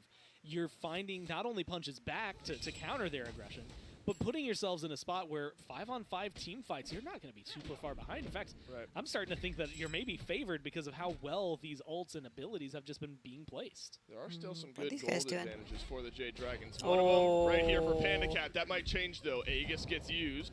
Yeah, he's in the The wall wall, he so. goes. Is there any support from the Jade Dragons? Yes, there is. Rotating in from mid. Panda Cat will have to use Aegis, but stays Good alive. play. So important because Panda has started to build up pressure over here on the left. Look at the net worth charts on the left side of your screen. 800 gold or so. Panda Cat is above Netroid right now, so you've got a good foothold over here if you're the Jade Dragons. And as such, I like the Kings playing the numbers game and seeing if they can grab a kill onto the Chernobog, especially with that Fury about to respawn.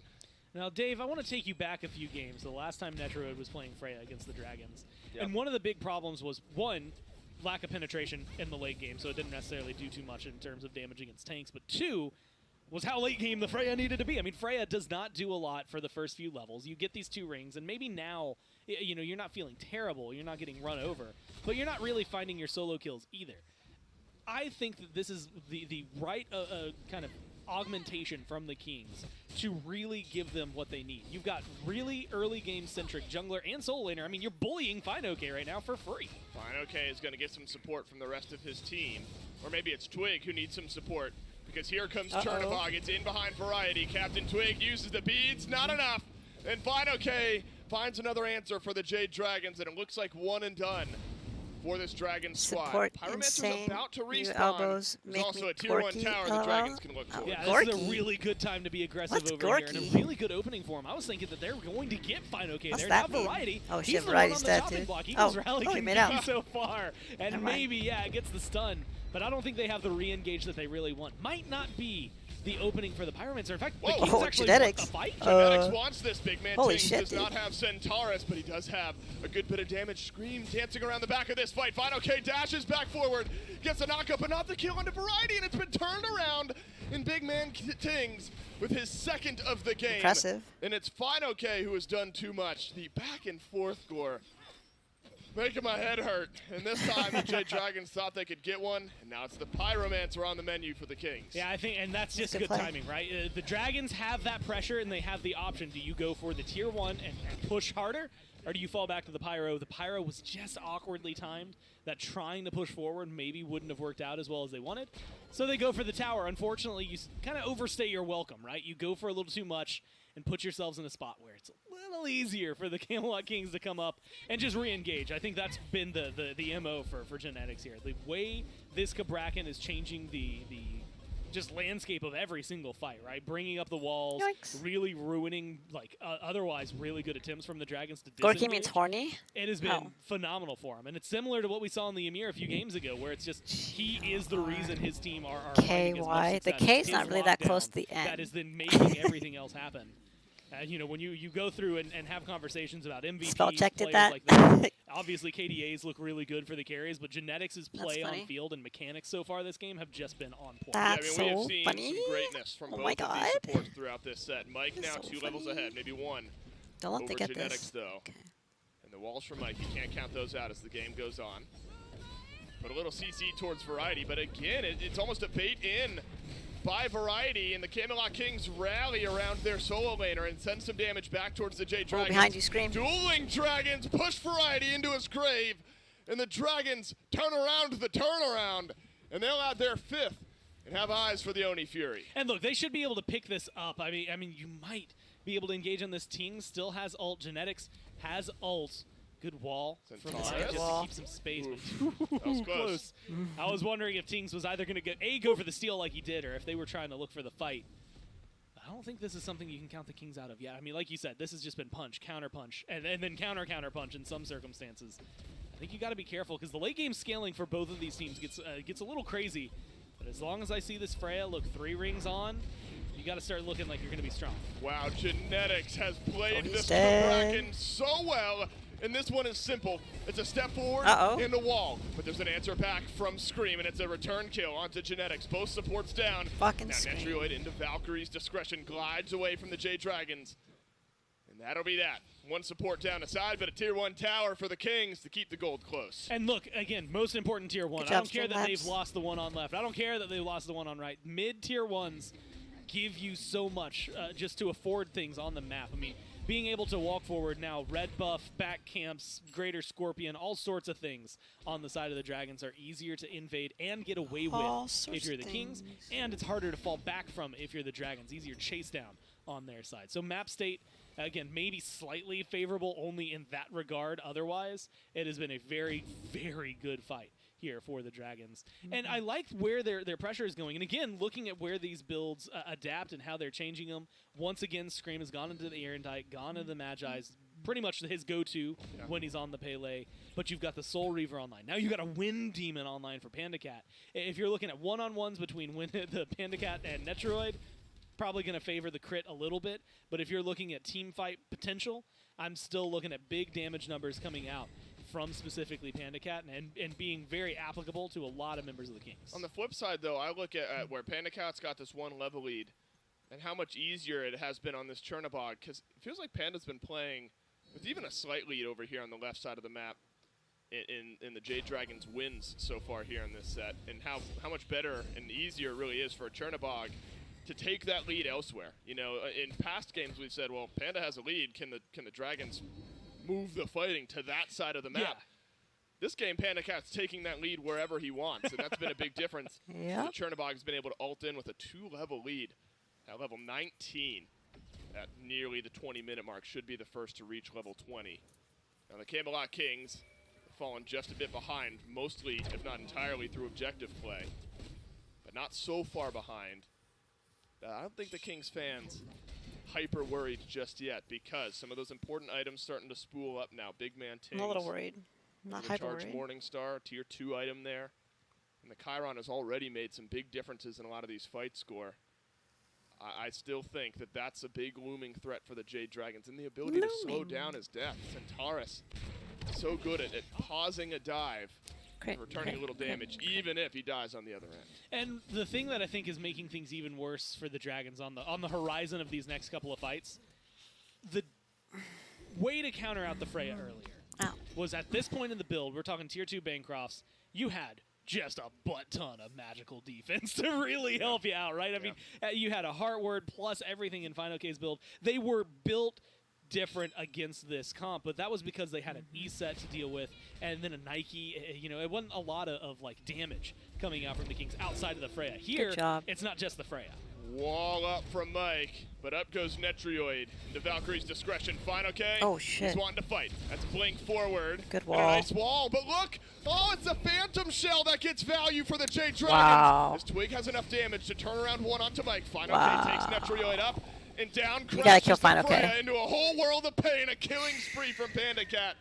And a 1-kill swing for the Jade Dragons. Yeah, being able to just pick up that extra one. Mike goes deep. I mean, that is an aggressive play. You are using a defensive relic to get closer to the other team. Yeah, that's well nutty. played for him, but it has definitely been, I think, again, very worthwhile for it. You just pointed out here, 0-5 for Mike. 5 of the 8 kills onto 1 support. And the reason I like things like that when you get to see that is really that means nothing, right? I mean, he's 0-5 and he's 2 levels up. He still has a 2-level lead over Jeanette. He's got 7 affected kills of the 8 that the team has had. Like, he's still impacting the plays, even though he's the one who's trading out for it. It's very similar. I'm going to call it a Scream style, except he's not getting the kills. He's just making sure they happen. That's the life of a Ymir, isn't it? I'm going to walk in. I'm going to pop the Phantom Shell. We're going to W key. I might die, but you guys are going to win the fight, and I'll send you forth. And a good look for the Jade Dragon support, even with a handful of deaths here in game number 5. Now, again, none of this is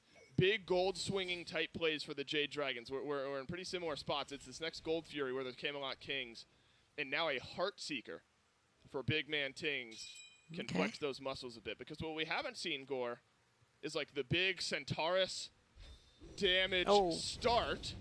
Potential catch out onto Scream here. This would be nice for the Camelot Kings. Nice walls. Walls nice from Genetics, but oh, also shit, from Panda Cat. Centaurus flies from Big Man Tings, and a backpedal away by the rest of the Camelot Get Kings. Chernobog, man. That was quickly a 2-on-2 turned into a 5-on-5. The rotations, so quick. Gold Fury's up over here. Look, the way these teams are going, the way these fights are going, you can't get an FG with just 2 picks if you're losing 1 or 2 in the process. This would equalize game number 5. The Kings get the Gold Fury. Not sure how. And consider us That's a close really good to wall. equalize Gold Fury back to the Camelot Kings. Get some good shred. And 1.6K at 23 minutes. We're scoffing at it. Big Man Tings still waiting to get that ultimate back. What I was about to say prior to that fight breaking out is what I feel like we haven't seen is the Centaurus fight starter just yet. Variety's got to use his ultimate to get out. But it's the immediate poke damage in moments like this from Big Man Tings careful, Twig. to poke out that backline. Well, now they're going to get brought up. I mean, Tings is in trouble. If he doesn't have his ult, he's not going to be able to do too much. Oh, the Dueling Dragons! My God! That's unbelievable. The fuck? What a read, and it gives the kill to the Jade Dragons. I didn't- Panicat loses half of his health, and that is I it. didn't Back to understand the that one. FG. Go the Dragons, a bit of damage. What just On to the happened? big objective, but the Kings still have some legs in this fight. Look, 40 seconds without a mid laner over here. You can get aggressive, but Scream's taking a lot of poke in the process. No, it's another dive onto a carry, and another Another phantom Phantom. shell forward from Mike.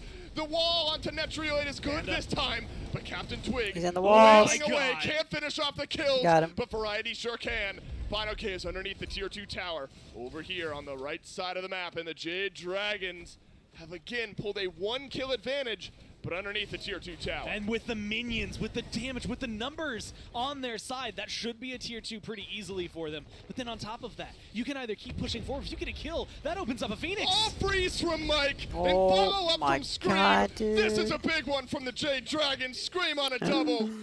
And the Jade Dragons open up the right side of the map of the Camelot Kings and re-extend out that gold lead. And Polar Bear Mike has added 4 assists in the last couple of seconds. And the Jade Dragons rally around there, Ymir. And just what a great style play. Again, and it starts, you highlighted it, Ow. a aggressive Phantom Shell. Wants to get in there, wants to fight, and finds the freeze. I just love the way that they're playing this, just the aggression that they have onto them. But the lockdown, right? It's knowing that the walls that Genetics is using now defensively, just to keep you out, are now in your favor because you can wall up. There's nowhere to go behind you. There's nowhere to go in front of you. They're stuck in the engagement. Scream's able to close the gap. I have to give a shout out to Panda. He died in that. It doesn't even matter because he dashed into the wall and kept so much space, so much attention on himself. for Yeah, long that's so enough that annoying the that he can Dragons dive into were able to walls. turn a fight around in the blue buff. Did give a bit of shutdown Really gold annoying. over to the Camelot Kings. And prior to that tier 2 tower and the fight loss, the Kings were much closer in gold. Talk about a game-changing fight now. Game Fire? 5, Fire Giant Pole. Hello? Jade Dragons are Please? able to secure it. And Captain Twig jumps in, and that'll be the last thing he does in this life. The chase down from the Dragons with Panda Cat as he's found Variety. Netrioid backing away, uses Valkyrie's discretion, but Final K and Mike, Good stun. they're on the hunt, and they need the double Good stun luck, from Variety. Genetics to escape. Variety with the up-down goes down, and the Camelot Kings down to 3. 40 seconds without Twig, 50 without Variety. You can put pressure on this Phoenix. Maybe the easiest that we've gotten to see sub 30 minutes for the entire set of Masters. And again, they're going to be able to pick this up. The problem is going to be pushing forward. Final K wants the Whoa. fight, and they're going to go in. The Jade Dragons may be eyeing a game end here in Game 5, but No, I don't think instead, so. it is simply pressure. But now, the Just the largest gold Phoenix. deficit the Kings have looked at here in Game 5, you're closing Kings in on throwing? 6,500 and nearly I don't think so. 10,000 experience. As your hopes of winning Smite Summer Masters score There's probably may have some just nerves, slipped but- away over the last couple of Now, minutes. the good news is 15 seconds, Variety's back. That wall misses from Mike, a rare one so far this game. But that's a big, big breath of relief for the Kings. Maybe not enough to save this Phoenix, Dueling especially with a pull and a Dragons. Netrioid. Dueling Dude. Dragons, hello! Come on. And the Jade Dragons are able to follow up on it yet again. And could that be the game-ending Oh play my from God. the rookie mid laner to the Jade Dragons, who is now on a rampage? Captain Twig clinging to life, and that's just about it. He will lure the afterlife away, and the mid lane Phoenix will drop. And now the low health bars back off. Gotta play it careful. 30 seconds till Genetics is back. Fire Giant, 2 minutes still left on that one, so you don't have to worry about it disappearing. Okay. Pyromancer, got a Primal Fury coming up. If you're playing long term right now for the Dragons, these are gonna fall down, line the pockets with gold. And look, we're looking at a ton of power spikes. A lot of these guys are on tier 2s, tier 1s on the final item of their build. Scream's the only one who's kind of skipped over one to get that extra little buckler at the very end. But this gold, this back, is going to be monumental for what the Dragons are going to be bringing in terms of items. I also expect a lot of vision, probably a few relic upgrades in there as well. You know, the power punch that they just had, what they're bringing into the next fight is going to be even stronger, even bigger. And the This game feels engagements have bad. just been on point. It's these meditations. I mean, even small things like Told the you? Wing Blade picked Maybe up from told Mike, you. slowing down You told me the teams, Kings were gonna slowing win. down Twig, slowing down Netrioid from getting as much damage as they can out there. I think that all of this has really culminated into pretty much exactly what you want to see if you're watching for the Dragons here, and if you're expecting them to be able to hit as hard as they can and come back from what was that deficit there in Yep. game number 3. This is the style of play that they wanted to bring, and unfortunately the Kings, even after keeping pace with it earlier on, And we're down 11,000 feel it's starting to gold. slip through, and I think some of it is what you highlighted. Tings not using that ult as much as an opener, has really been trying to just stay alive and survive some of these fights. That could be a really big difference maker. Has the Heartseeker now, Brawlers, your Transcendence almost there on your Titans main, but not quite. And that's what the Kings are lacking out on right now. That gold is really starting to weigh down because Tings isn't able to finish that. You have no real penetration from Netrioid.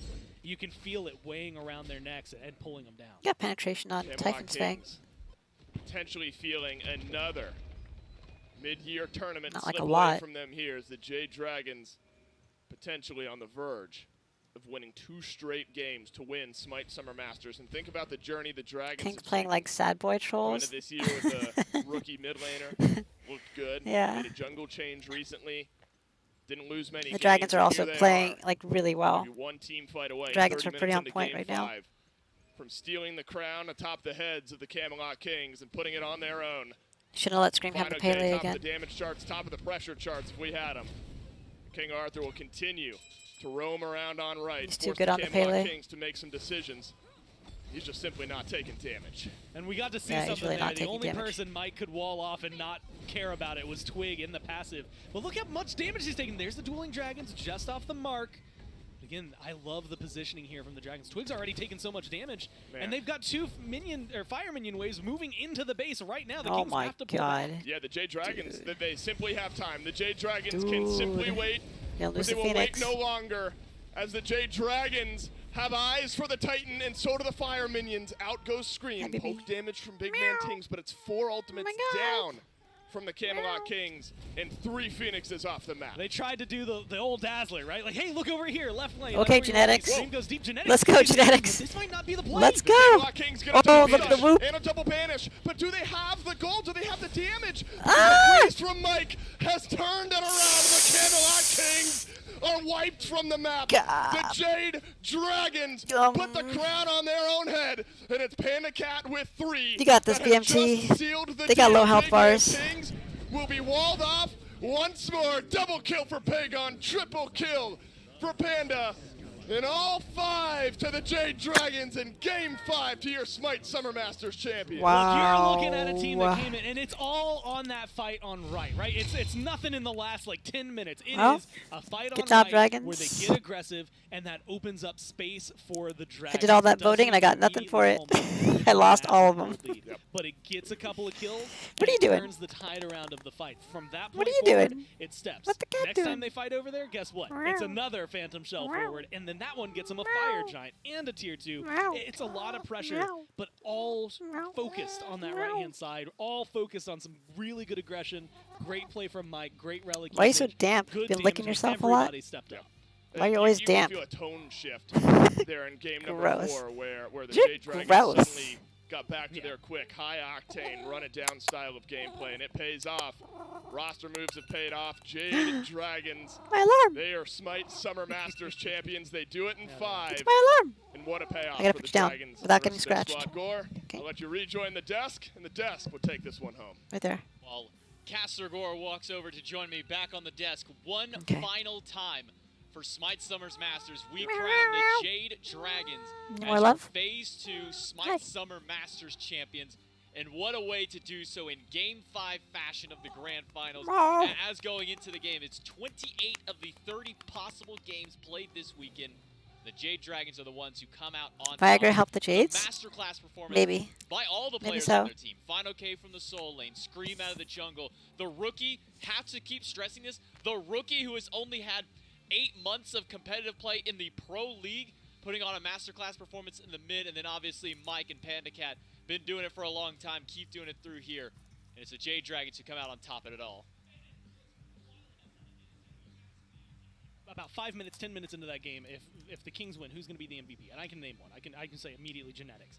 If you ask me who on the Dragons I don't know where to put it. I mean, every single one of them was doing something throughout all of that set that really opened things up.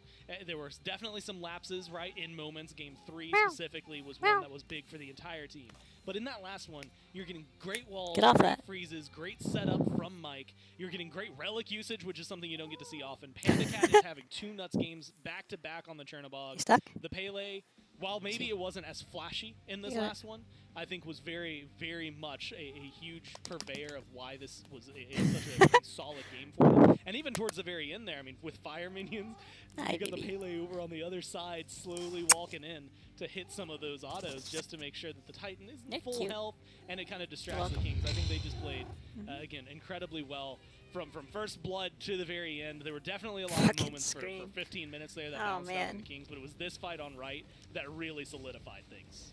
And then not just from here, moving over into that mid lane fight shortly after, the dueling dragons out of Pagon. Now remember, we came into this game, we looked at Yu Huang and we saw 10 games played, 2 of them had been won, a 20% win rate on this god, and you were sitting there thinking, that's kind of a risky one when you're going into game 5.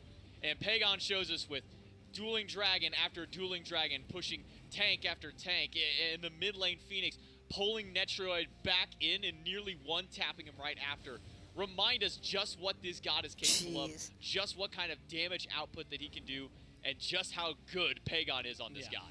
And again, I think we get to see something that you don't get to see often, right? Coming in on your first year of the SBL, usually some growing pains. Pagon, I think, has just stepped up and knocked it out of the park so far this year. Again, a lot of things that we've seen for the Dragons. God, you see the damage numbers on that?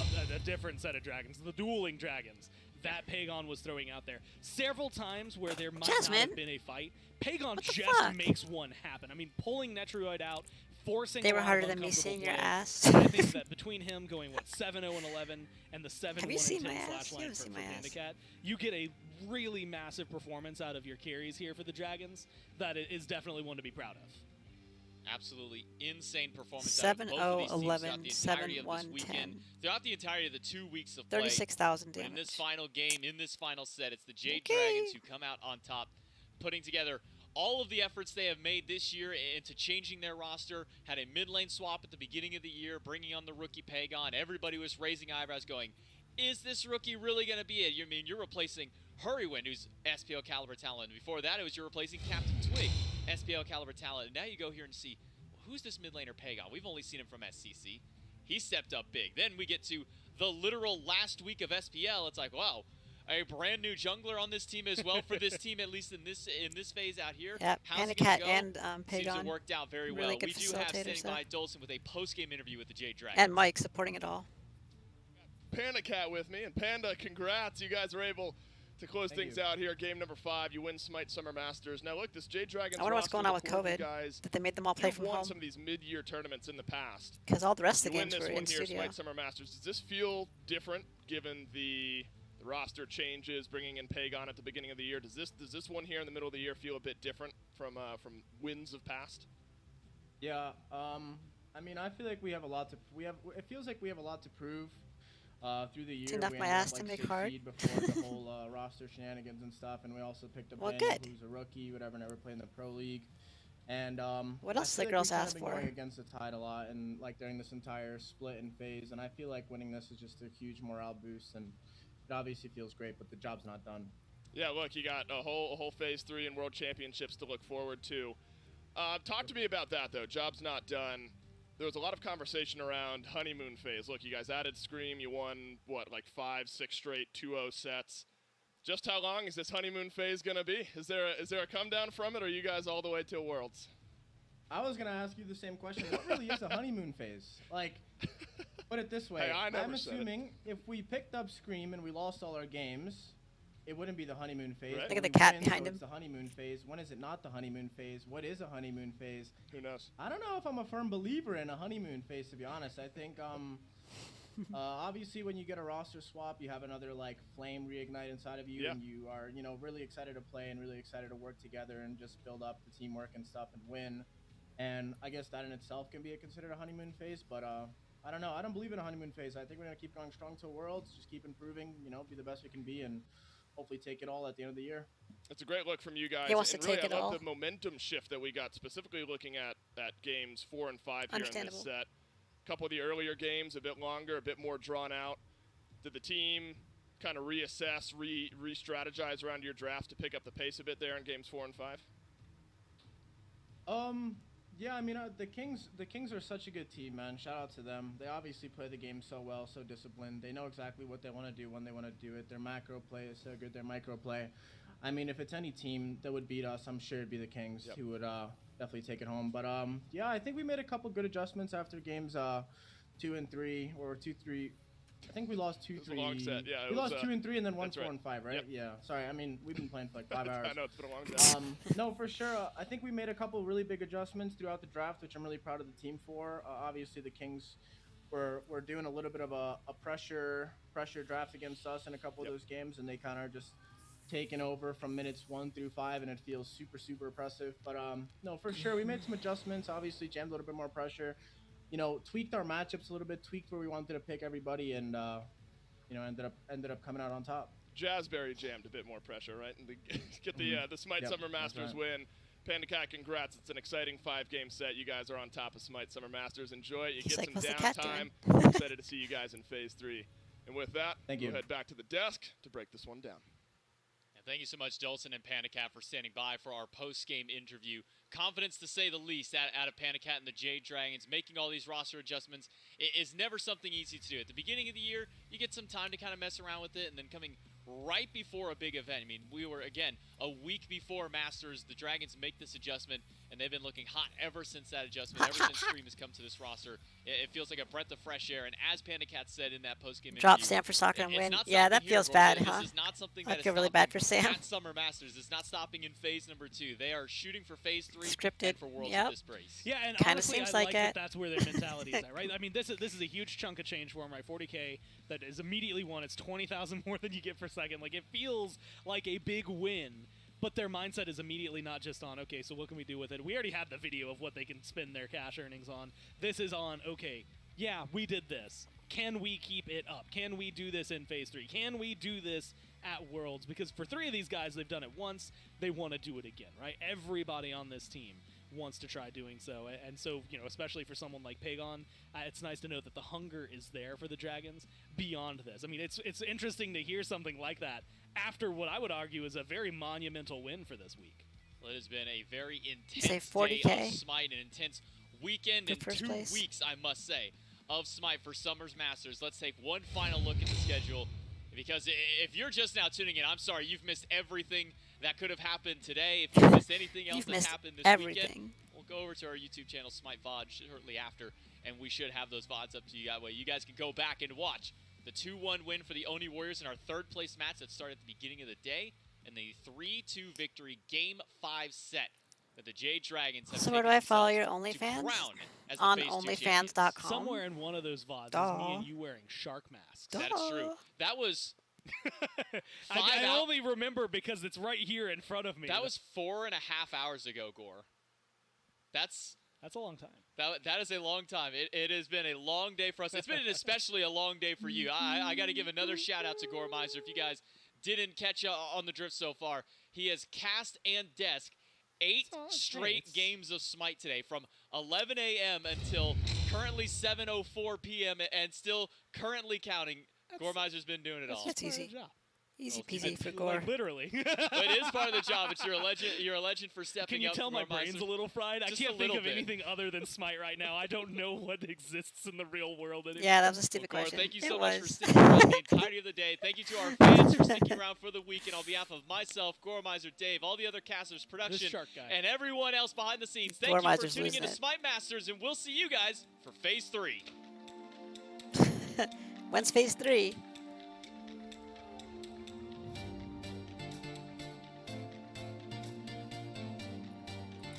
Crabs.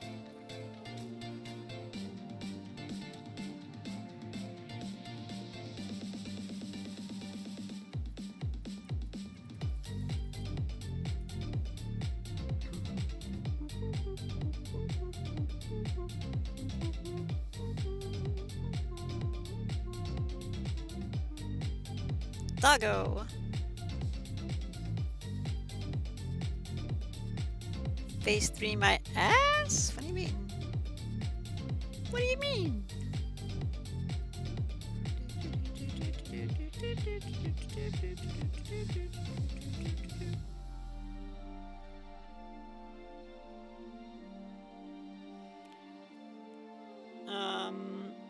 Okay. Well, G fucking G's.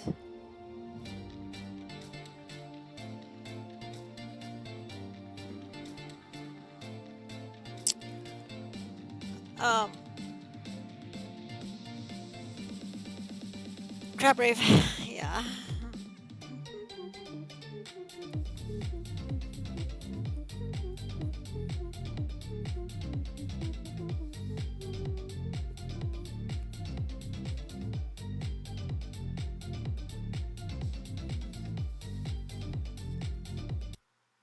These clowns. What are these clowns talking about? Clowns?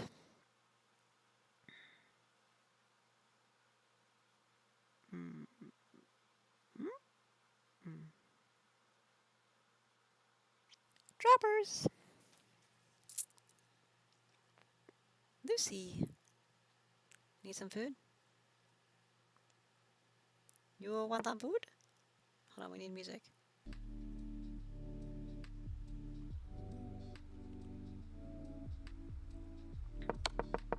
Okay.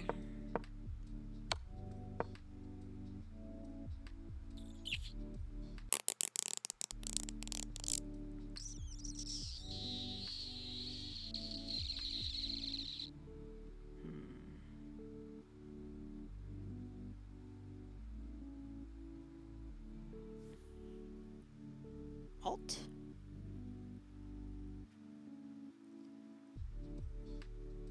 Lucy.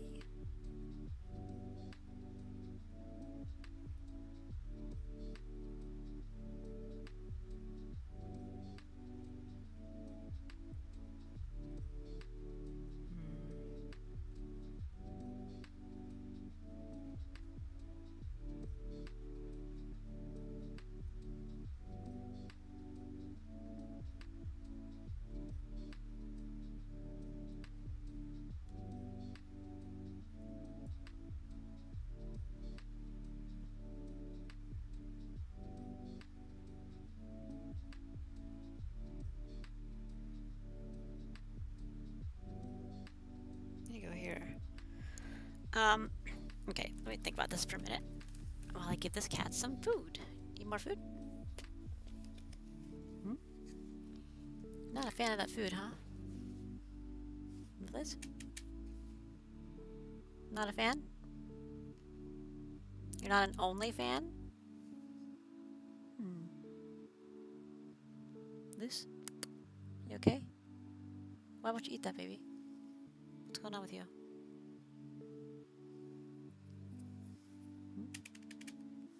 Go ahead. Eat it. It's good for you.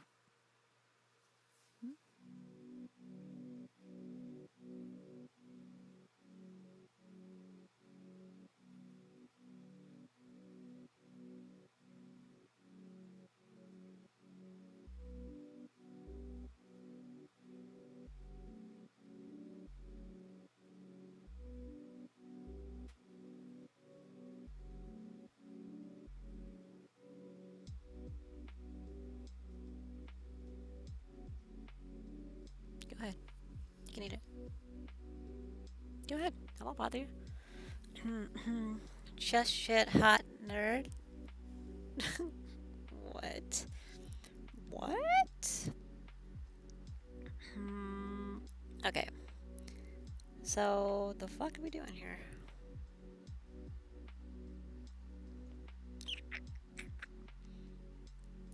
I think the blue arrows give me a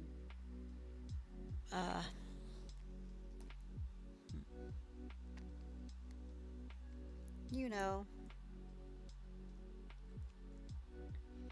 Imagine if I moved here.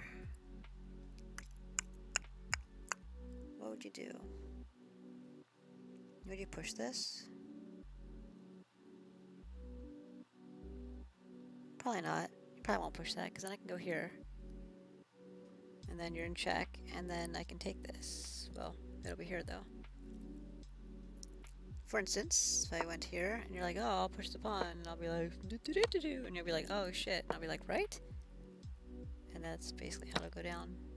Might do this. It won't matter.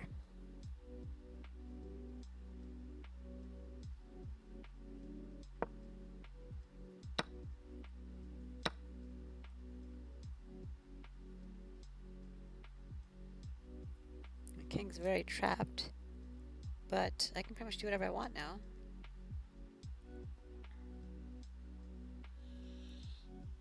Pretty much. So I can do stuff like that. You don't have to move. I can take it.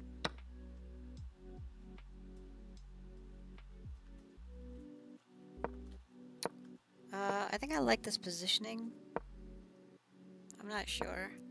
Either here or here. I like keeping on this and being able to put the king in check when needed in the right location. Here, I can't really, like, go where I want to go. Although this is kind of interesting.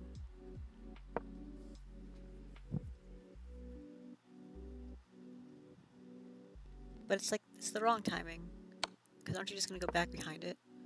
So, and then what? You know? So it's just,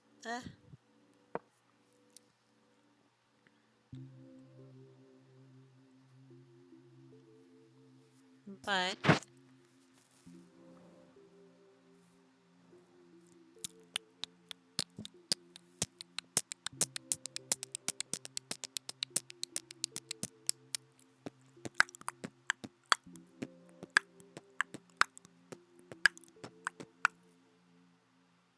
imagine if I were to go...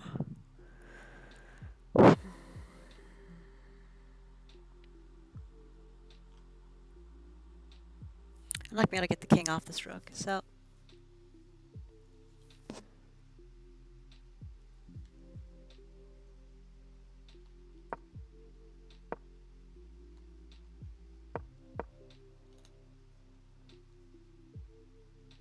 Because if I go here, this is obviously wrong. You're not going to do that because I can just take it.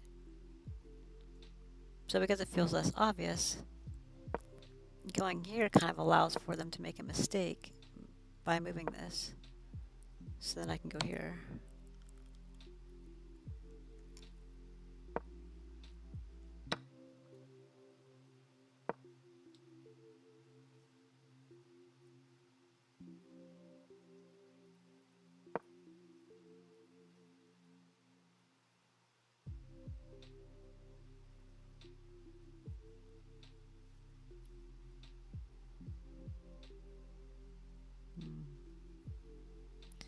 Because it's like, what are you going to do? You can't move this, because I'll take the bishop. You can't move this.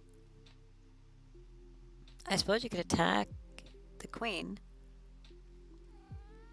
Hi, baby.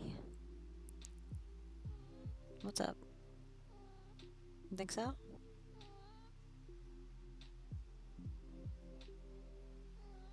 Meow, meow. Meow,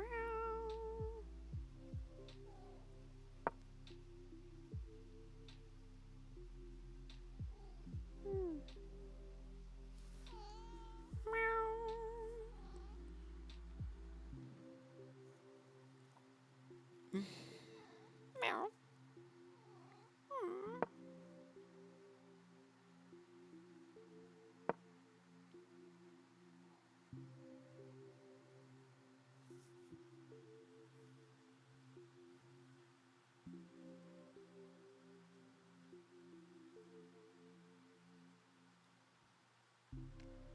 Can't take these while the bishop's there. Bishop has to stay there. You can't move that. You gotta move this. So you can go here, but then I can take this. Going here and taking that.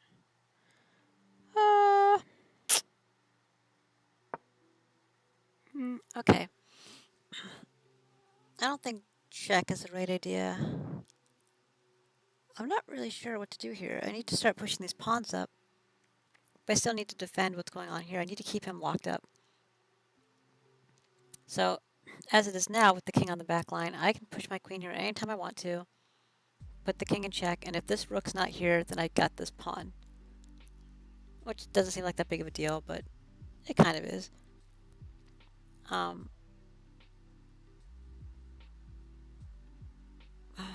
And if that rook's not here, then he's in check again. They're in check again, I'm not sure. I think it's a boy. And then, that's great. The bishop needs to stay here to continue protecting this pawn, which is protecting this pawn. It's also protecting this pawn from me doing the same move. So these all have to stay here. The rook needs to basically stay on this line. It doesn't have to as long as it's got a check. I need to make sure you can't move this pawn. So if I go too far away from these two pawns, you can start moving this one while still having the bishop protecting this one, which means I have to put pressure on that pawn, which is this square. So these two moves put pressure on that square. This move is blocked by this. This move is not. So I kind of feel like that's the right move. Check is just going to allow the king to move off the back line. Or, you know, wherever he wants to go. So I'm not a big fan of that. This feels like a bait.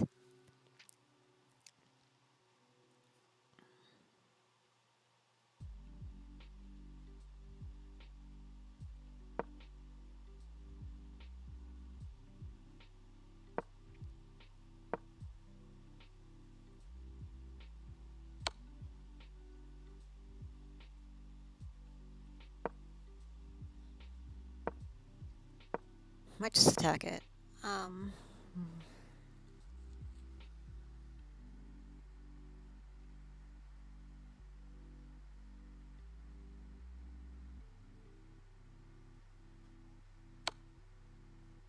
If he goes here to block and attack, I can take this.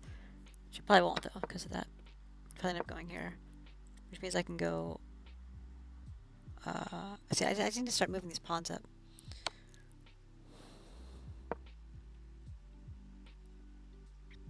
So maybe we just shouldn't worry about it. Maybe I should start moving the pawns.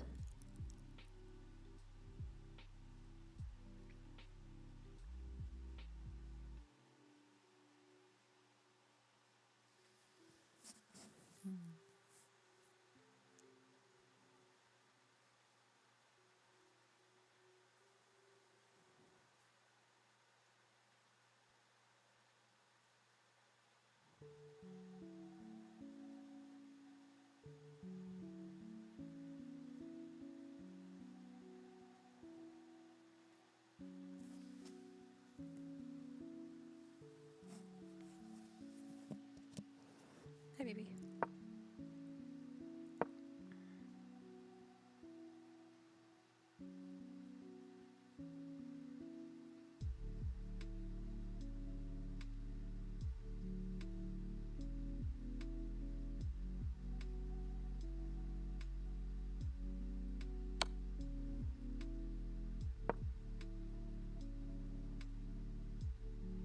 Meow.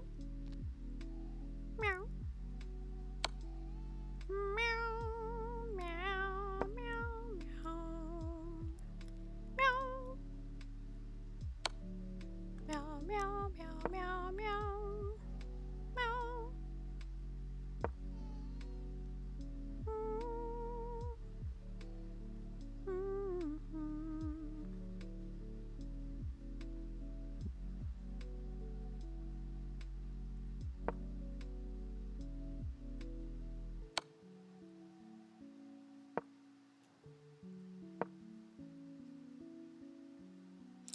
I don't know how I got into all that, but basically,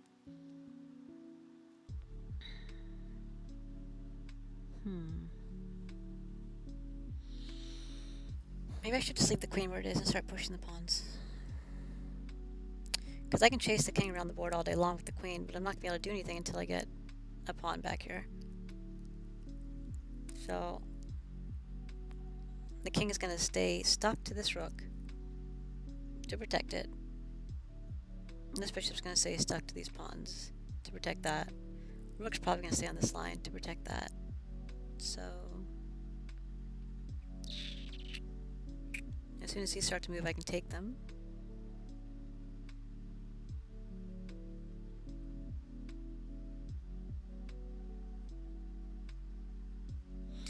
But not if this one moves onto this square here, because I'm not in position for it. So maybe I just don't want. I mean, I guess the rook can attack me anytime it wants to. It doesn't really matter, even if I stay here. So maybe this is correct. Just to cover this square, and to hopefully bait this.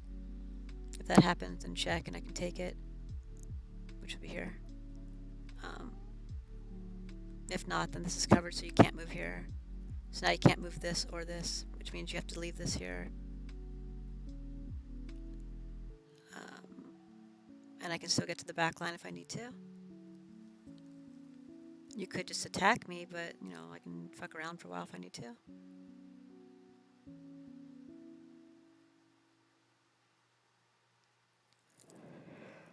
So, excuse me.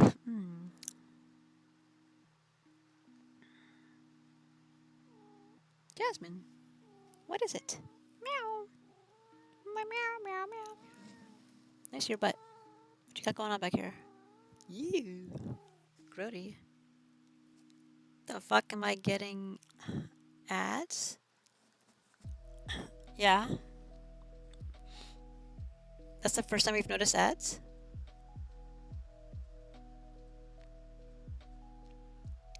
Because there's 1 minute of ads every 20 minutes?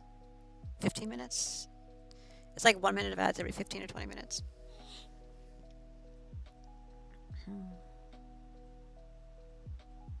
Approximately.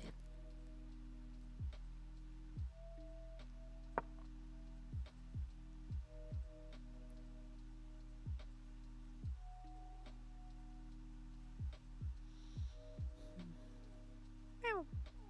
Meow. First time I got ads watching you. Wow. Yeah, I have ads playing all the time. They're automated, you know.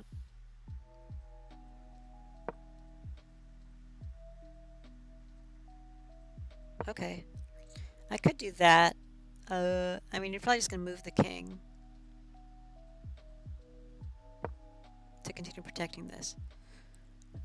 But it is awkward for the king, so that's good. This is probably a block.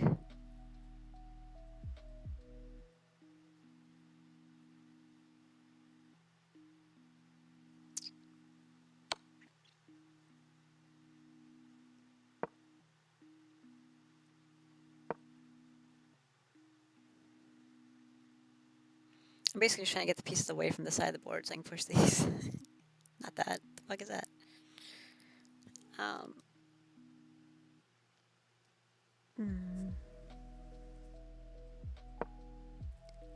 That could be effective, I suppose. Because you're going to have to put the king here, which blocks the rook from this. I think maybe going here is smarter than going all the way. I'm not sure.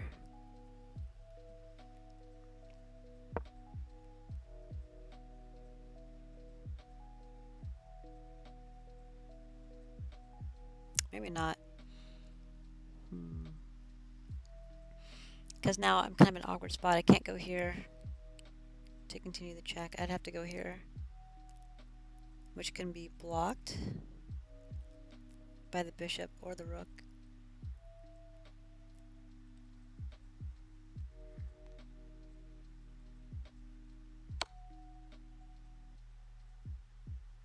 Probably not the bishop.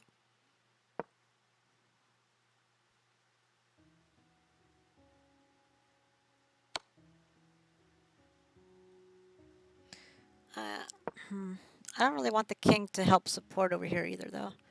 Kind of want the king to just remain isolated on the side of the board by itself with just the rook. Don't really want the pawns to help, although that would help smother it, but I'd have to get the king to go in this corner, which is unlikely. So...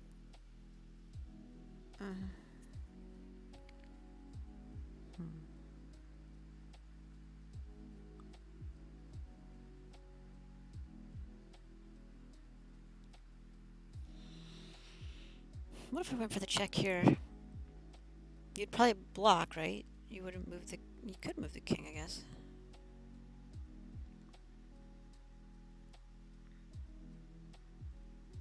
But this block allows you to see this open line for my king. Once I move my queen, which means I don't have to move my queen, I can just stay there. But then I won't be able to get the check with the pawn.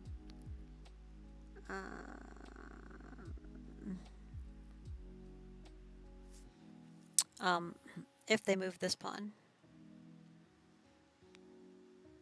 then there's no check and capture pawn scenario.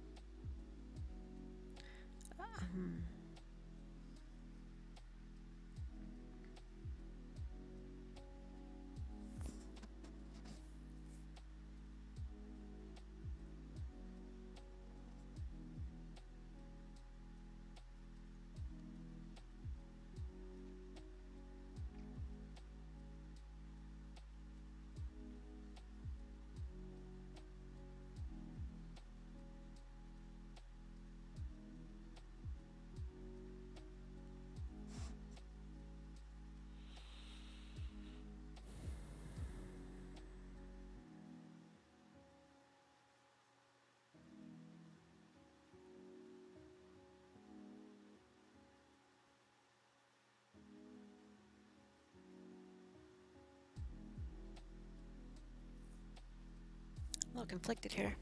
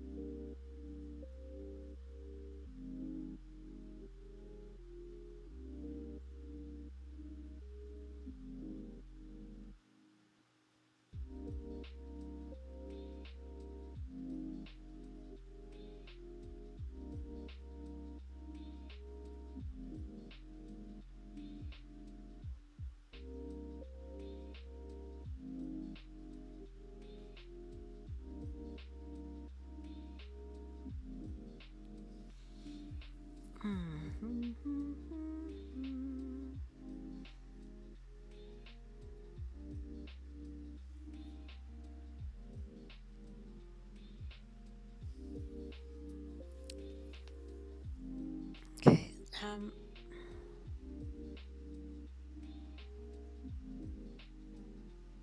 meow. I really don't want this pawn to move here without me covering the square, so by the time I attack it, it can move here, and I can't attack this because of the bishop. And now I have a scenario I have to deal with, and I don't want that. So, I think I should move to these white squares.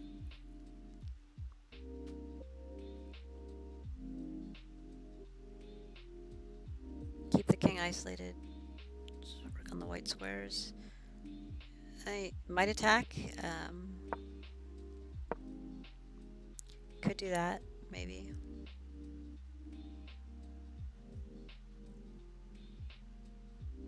Feels short-lived.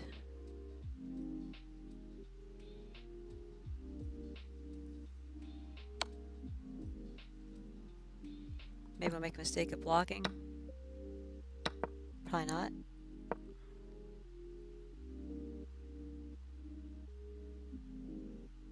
I can also just stay here. Because now you don't want to move this, because I'll take this. And you can't move this.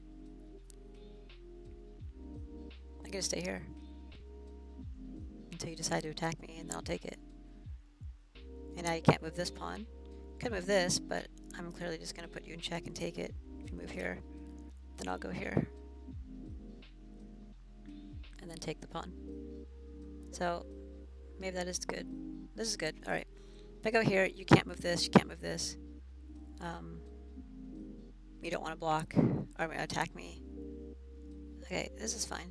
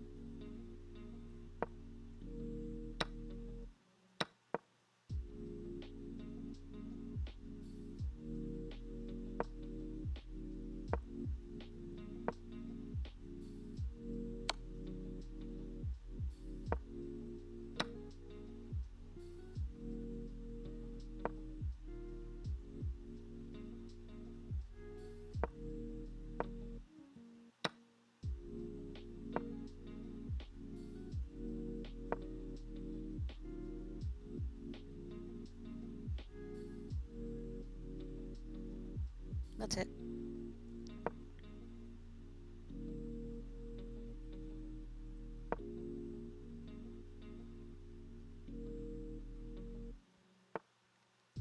Well, this game looks bad.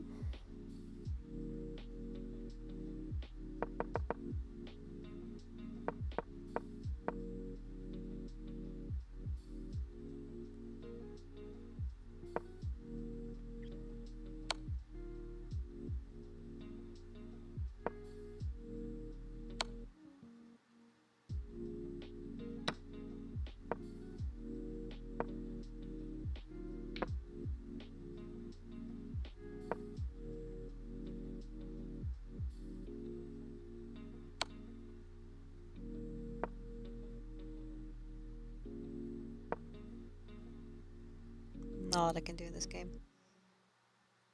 Can't go here because he's just gonna go here, and I can't get back in time.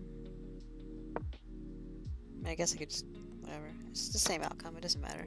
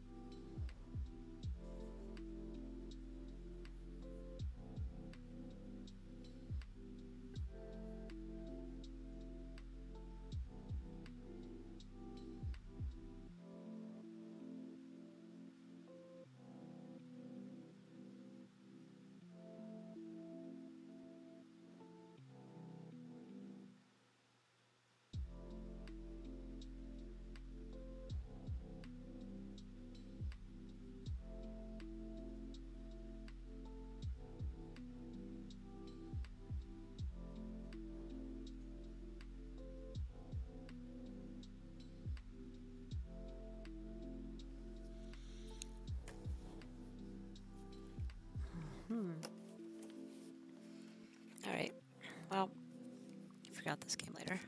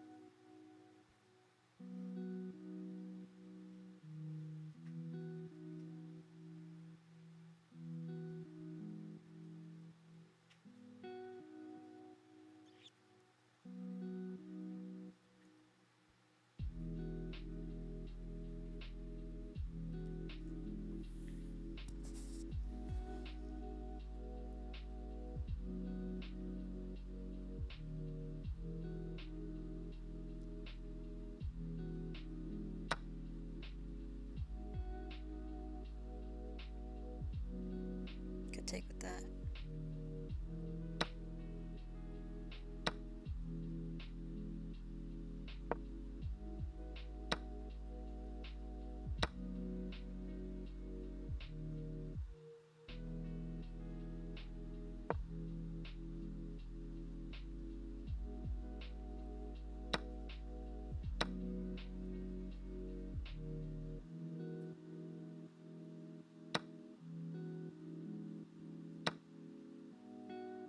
I can't take it.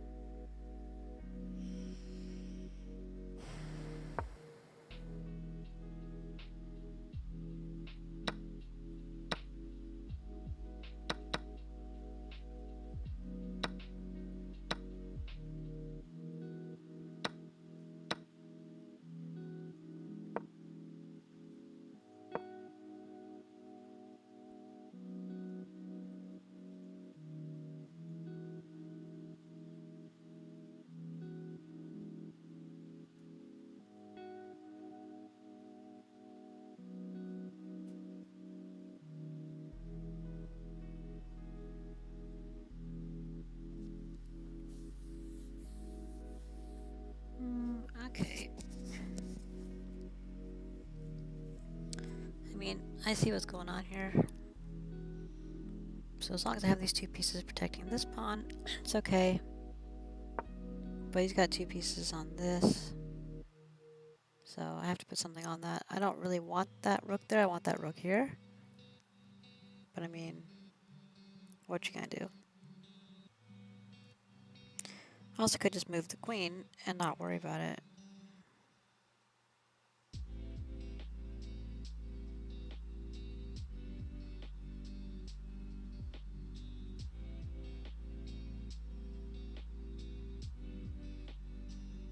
But the queen's gonna stay here.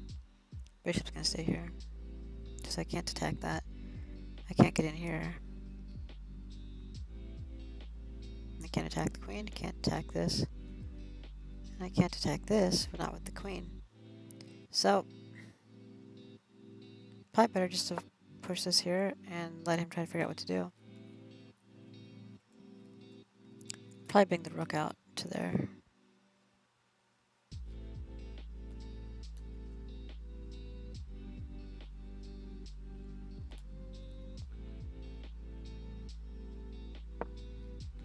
Because then he's got 3 pieces on that one pawn. And I've only, well, I've got the queen still.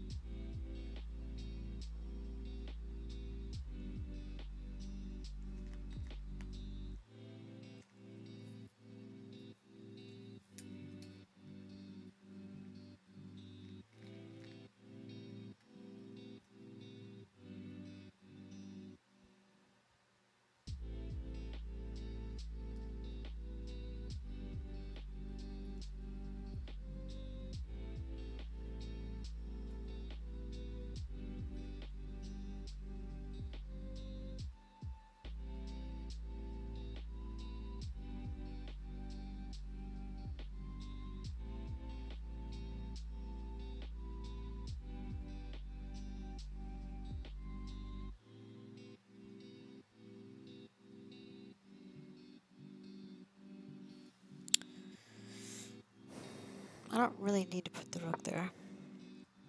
I do have 2 guarding this pawn, but he might be willing to just make the trade anyhow.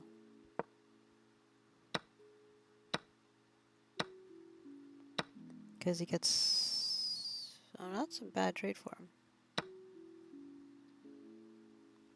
Suck it? Yes, sir.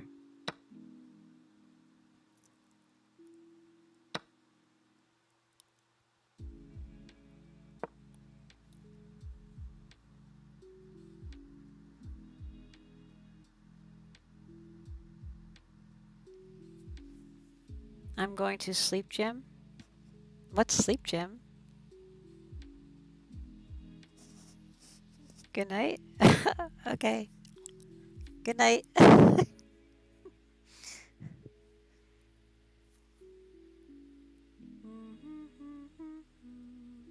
See you soon. Have sweet dreams.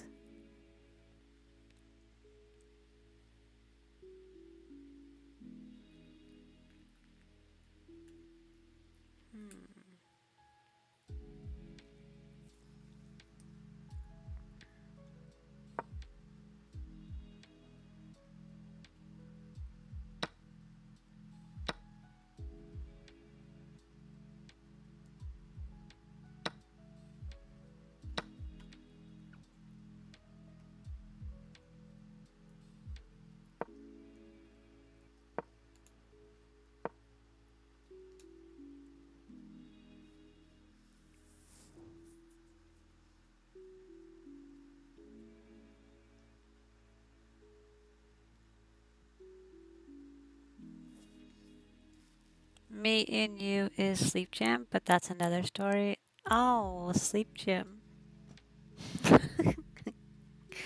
Weirdo.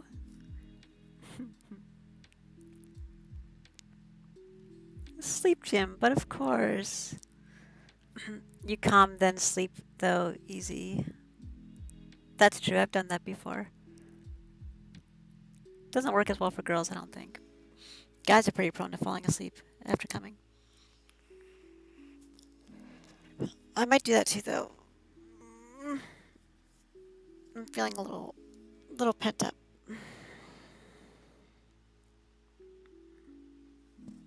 I should end my stream soon anyhow. Maybe after I do this. Yeah. And then I'll play some Skyrim in a little while. I'm weirdo, lol. I know. That's why we get along well. Weirdos are pretty fun. Pretty fun. I think I'd push this pawn.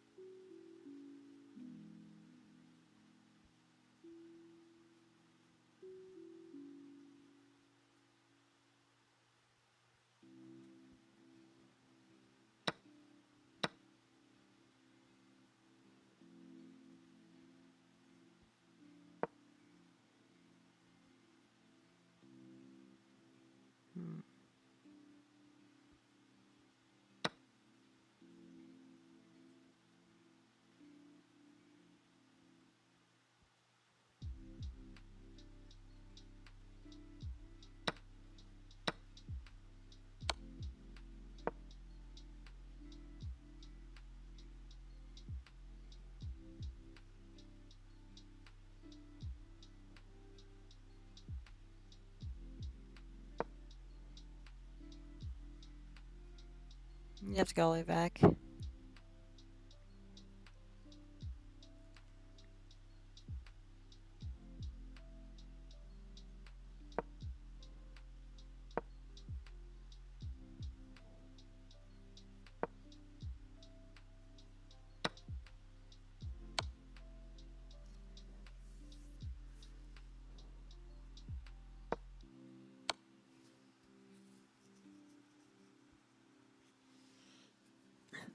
You're right, by the way. I usually come before I sleep.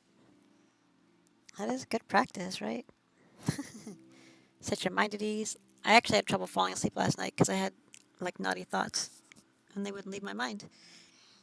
So I was distracted, you know?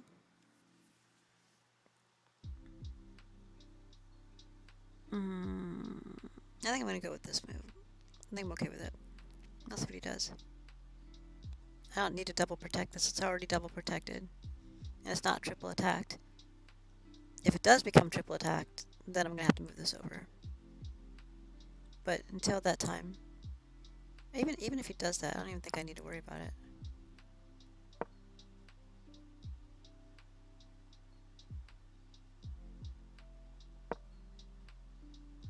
You can just ignore it, though.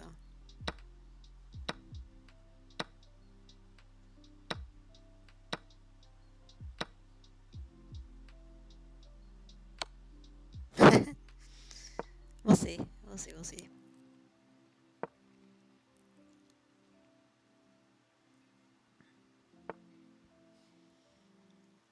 It seems easier for ladies who got toys. I mean, sure. Boys have toys too, though. I think more often than not, I just use my fingers. I don't think I use vibrators sometimes. Usually just my fingers. It's convenient. Don't have to clean anything afterwards. I can just fall asleep, you know? Download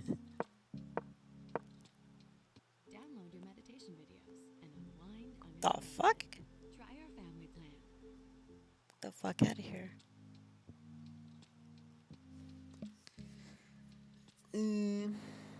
Anyhow.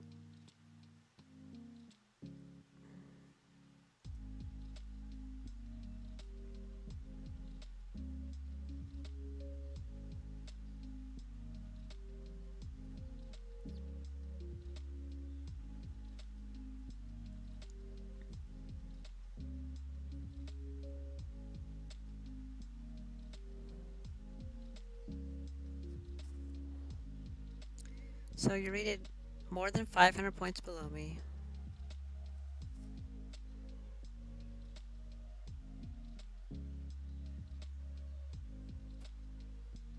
And you want to play a rated game. If I win, I get 1 point. If I lose 24 points. If I get a draw, it's minus 11 points. Is that beneficial for me? No. So, you could be sandbagging. I don't know. I don't know you.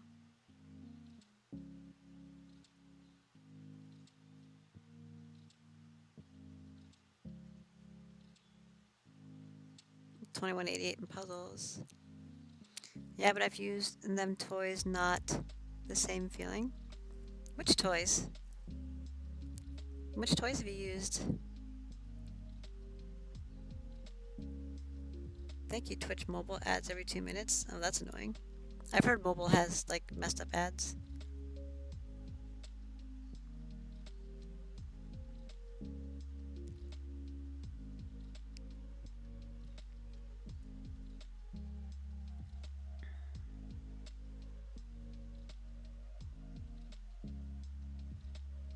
I'm not gonna play this person.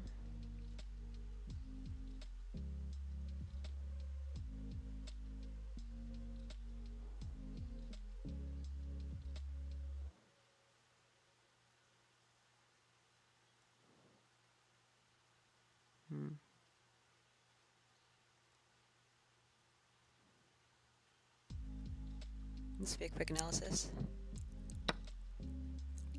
100 accuracy? What?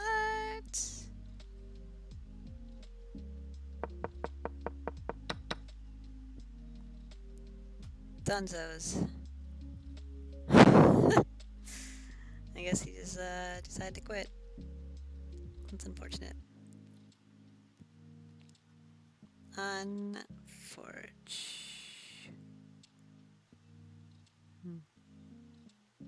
For the Halloween tourney. Which one of these says tournaments? Is that one say tournaments? Is that one? Is it under play? Oh, there it is.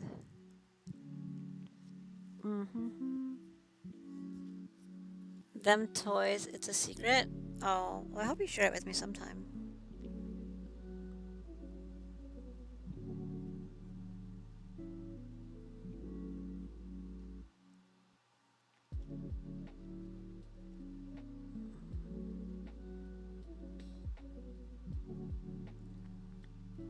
Well, this guy beat the second place person before timing out, so that's not gonna be good for them.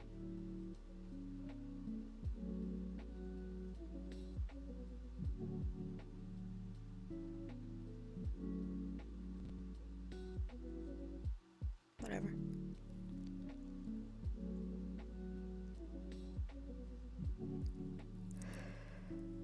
Okay.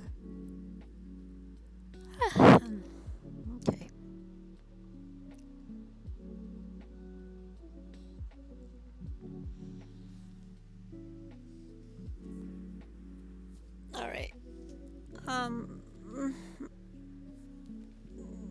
I could replay the Smite tournament until I'm ready to get on Skyrim, or I could just end the stream. I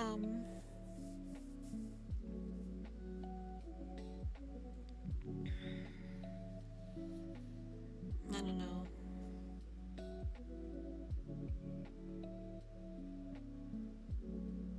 I feel weird right now. I feel really weird. Something's wrong. What's wrong with me? Sorry, Jasmine. She looked at me like, what is wrong with you?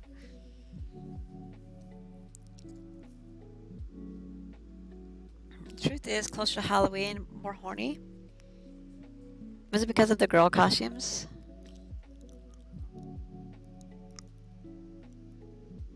Horny.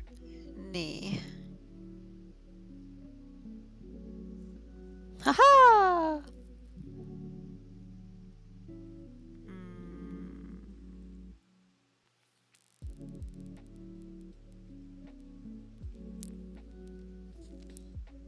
Well, we've already used the N. I was gonna do horny cunts. Sluts is the same thing. We're double using the S. Pussy, we already used the Y, and that's a double S. Penis, we've already used the N.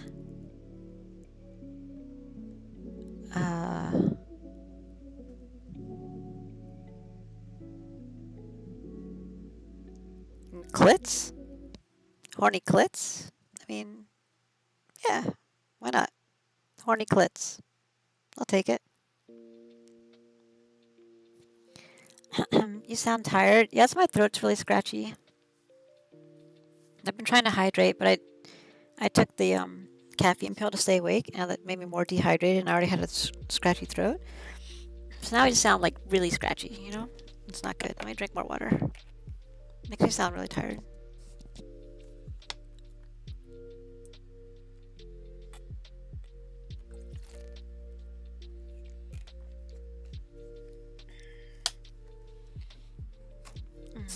I didn't want to take a caffeine pill, but I was falling asleep during the first game, so I opted to. What else? Well, we still have 3 vowels we need to use, so let's do that.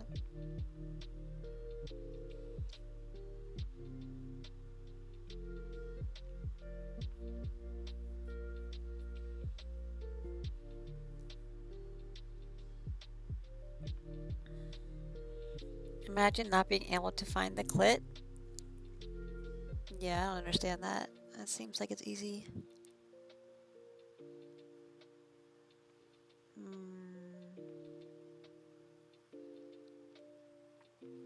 Oh, I could do naked, but we already have the end.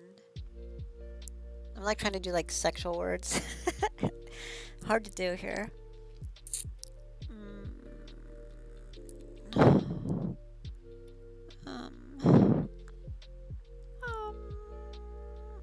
We could do like, oh, how about gaped? Gaped? Okay. Gaped. Horny clits gaped. I'm okay with that. Oh my god. Okay. Well, we got an E. Good.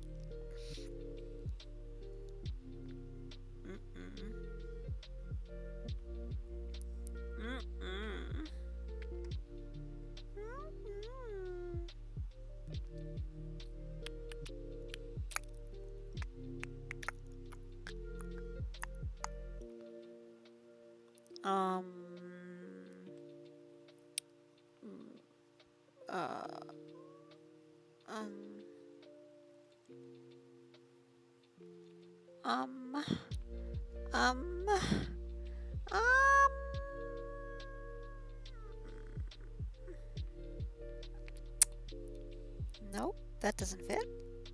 Orgasm is more than 5 letters long.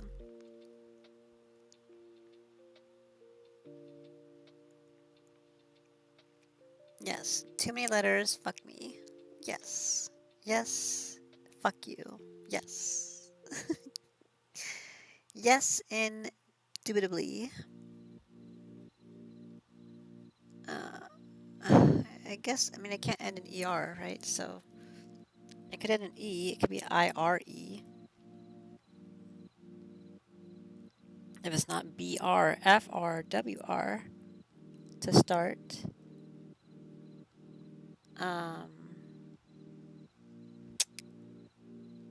It could be QU. Choir. That's not how you spell choir.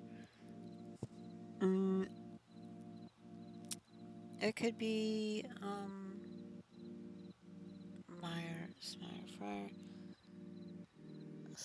Friar? No, the E can't be here. It has to be IRE. If it's a thing. It could be IVE.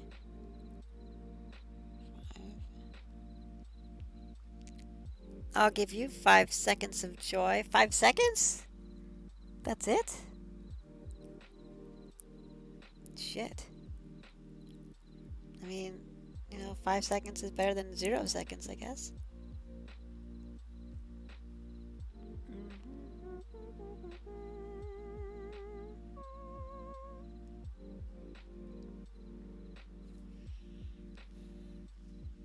Nope, it's not choir because there's no C and no H and no O and well, the I's in the wrong place.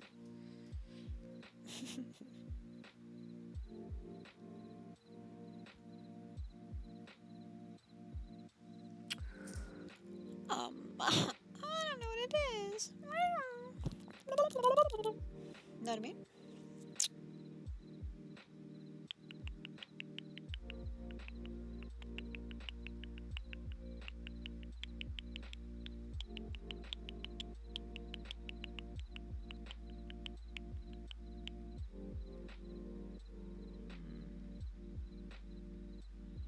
Break, break, breathe, bribe. Brime. I know brine with an N would be a word. I don't know about brime. Frime? No, I don't think so.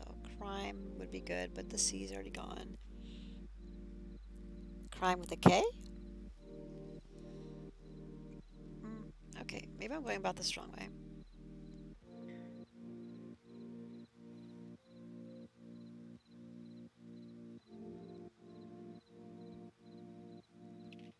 Got it coming? Okay, cool.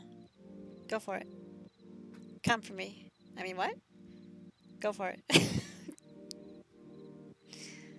um.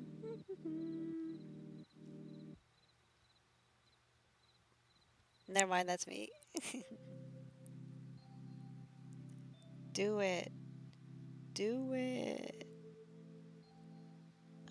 Fire.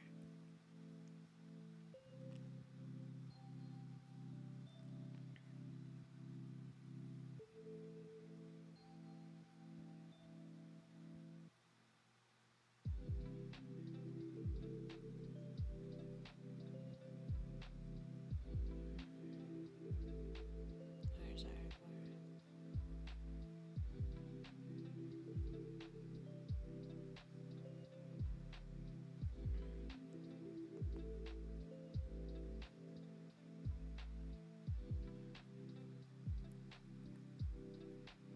Queer.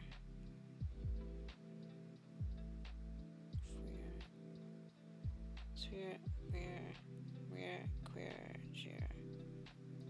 Huh. Okay.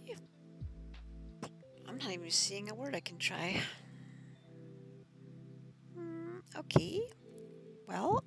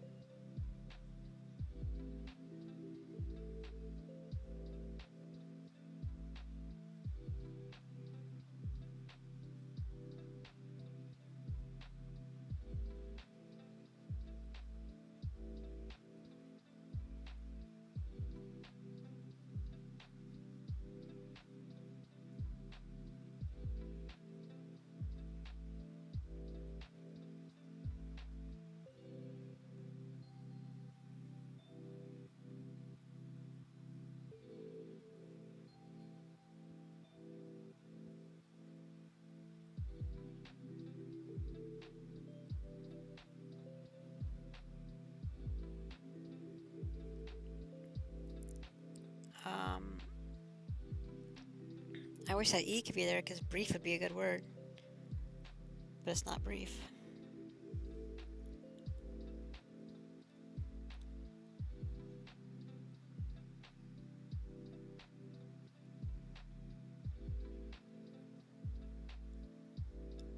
Porn star? How'd you know that's what I do?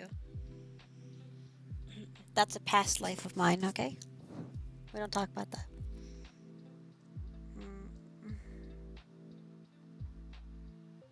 You can't count? That's not good.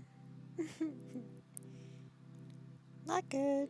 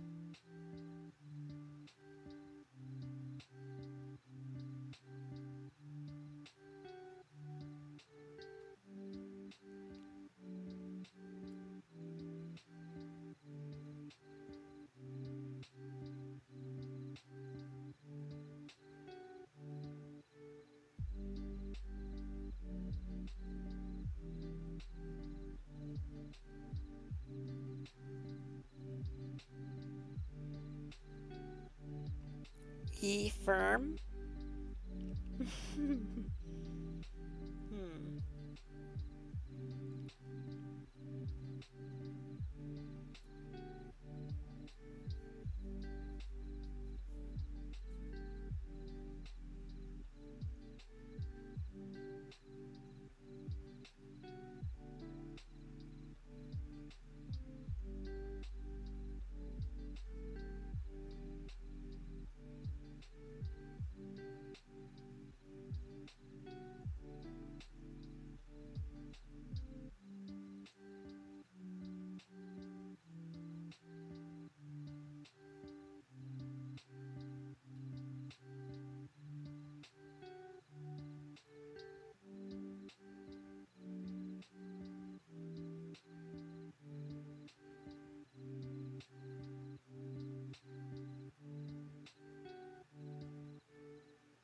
The word is wetter.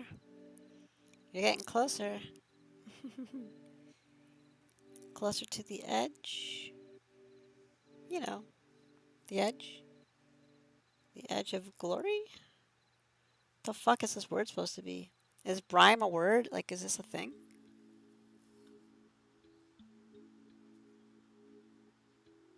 Let's try it, see if it's a word. It's not a word.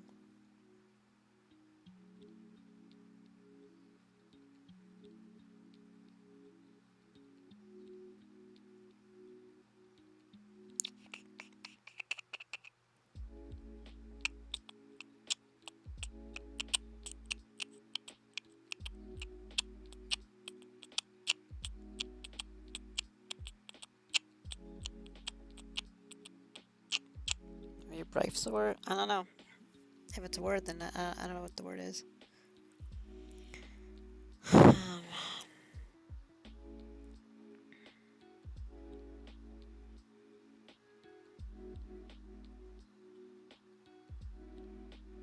Crime with a K.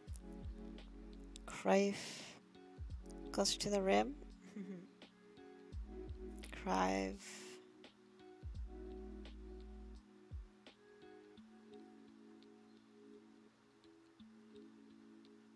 I mean, the I has to go there, which means the R has to go there, which means the E has to go there. Is this a word? Is choir a word? Let's see.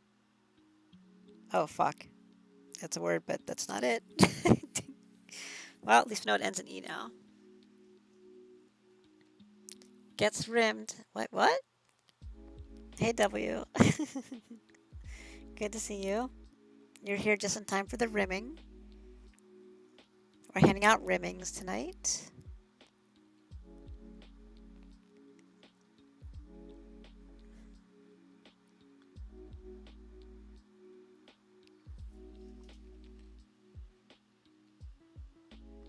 Rim me harder.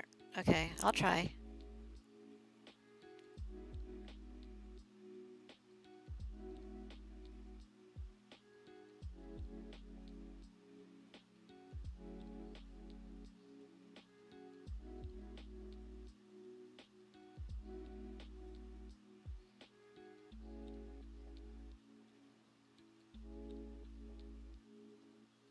The fuck is this? How you doing? I'm hanging in there. Just a little scratchy throat, but I'm hanging in there. How about you? Is green right spot or not? Yes, green is right location. Yellow is the right letter, but in the wrong location. I wasn't expecting choir to be a word. But at least we know there's no U. We know where the E is now. So that's good, I guess. I used to get it in 4, so I was trying to get it in 4. Horny Klitscape.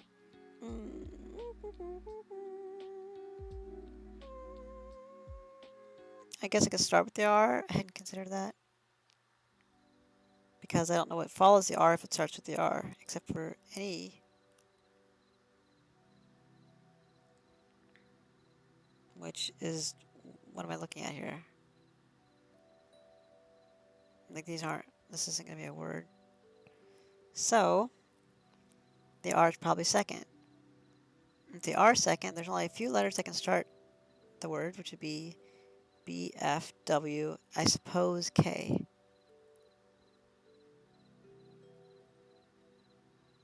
So we have B-R-I something E. Well, what do we have? Break?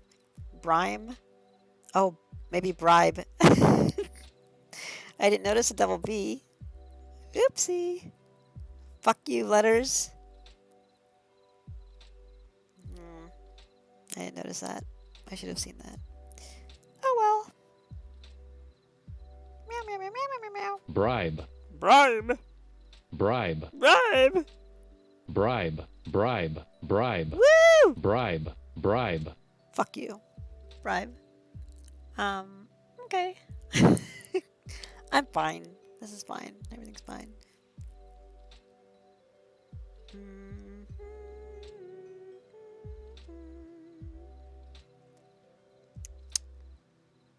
I'm trying to decide what I want to do. Besides put this cat food away before more ants get in it. Let's see.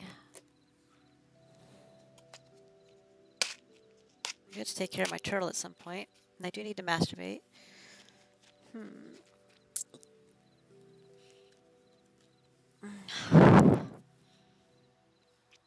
You win sexy fuck. Yay! I love when I win sexy fucks. It's my favorite thing to win. Glory. Glory. Oh.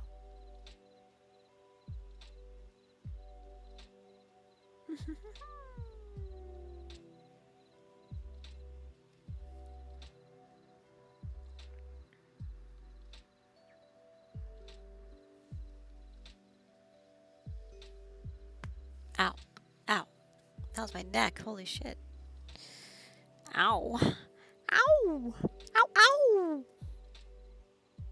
Oh.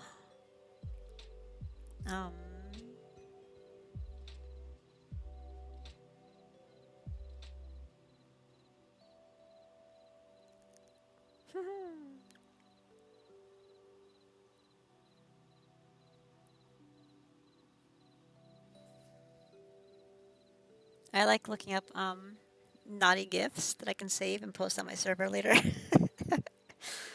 It's a good time for everybody. Trying to find good ones, you know? It's good times.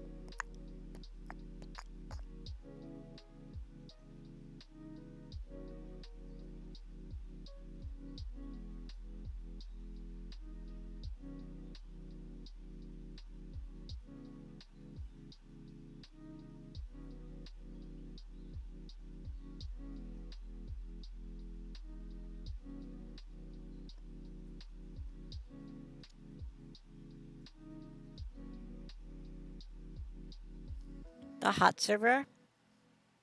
Yeah, my naughty channel.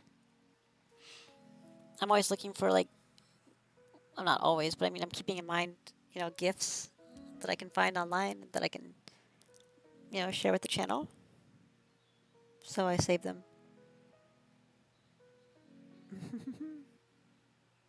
Do do do do. Lucy. Hi. Lucy's staring me down.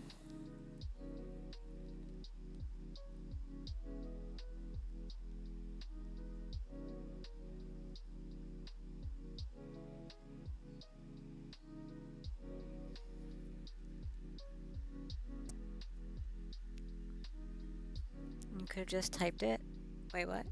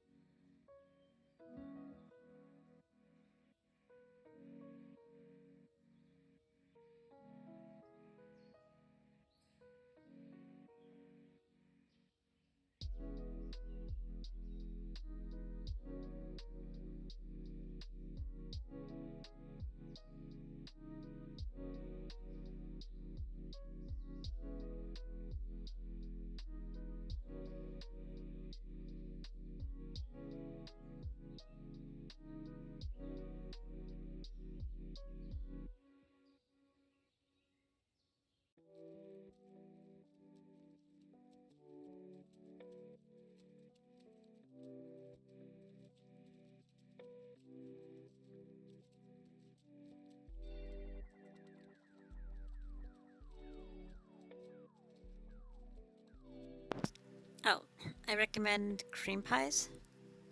If you scroll up in there, you'll find some cream pies that have been posted.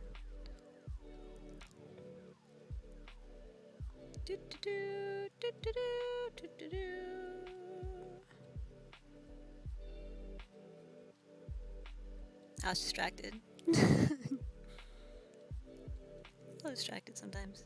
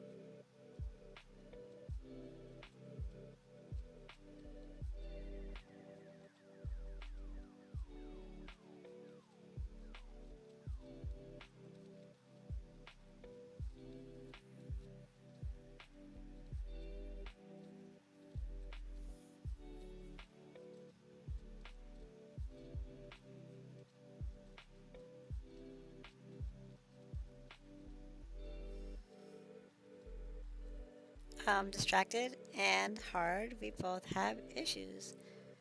I mean, it's not an issue. Is it an issue? Not an issue. Everything's fine.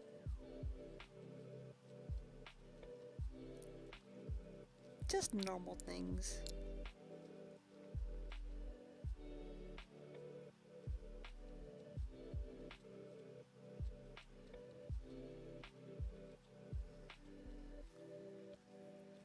Lucy, why are you staring at me? Freaking me out.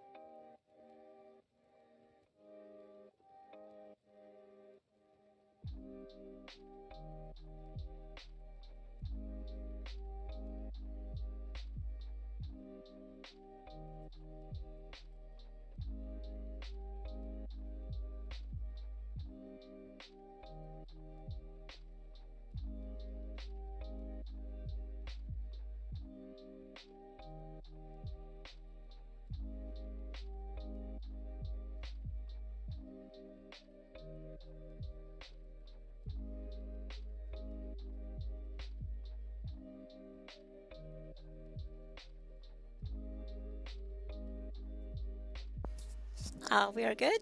Yeah. We're good. Yep.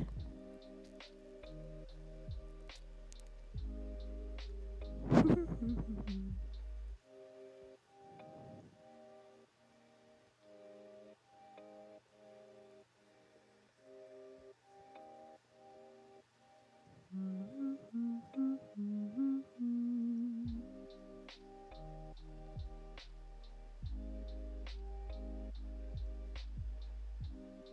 fuck is that? Oh.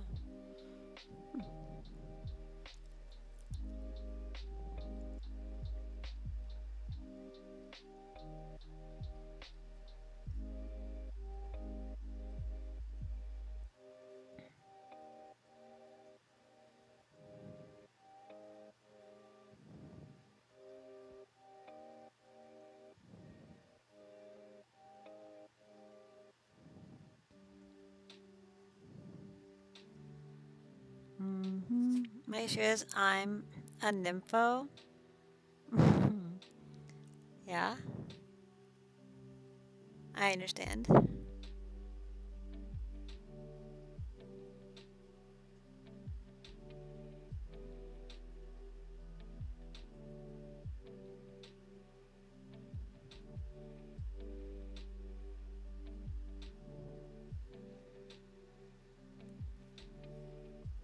Three times combo of I guess that's supposed to be the laughy face. Yeah, it looks like it's the laughy face, but it didn't know how to do it. Because you typed 3 laughy faces, so it gave you a 3 times combo. That's funny. That's so funny. Oh my gosh. Oh my gosh. That's it. That's all I had.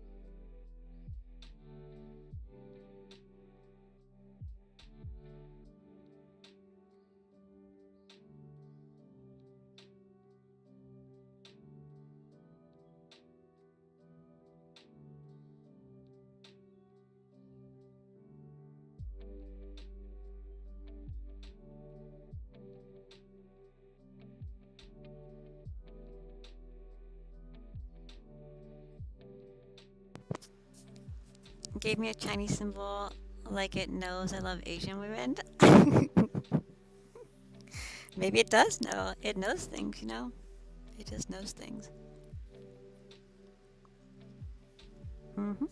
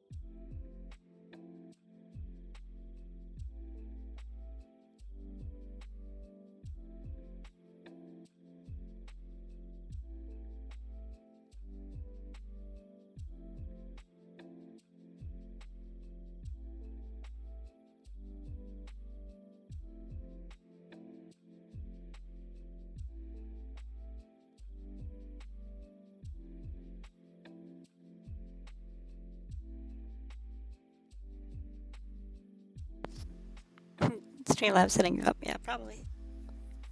Check your email. They'll probably send you some profiles, you know?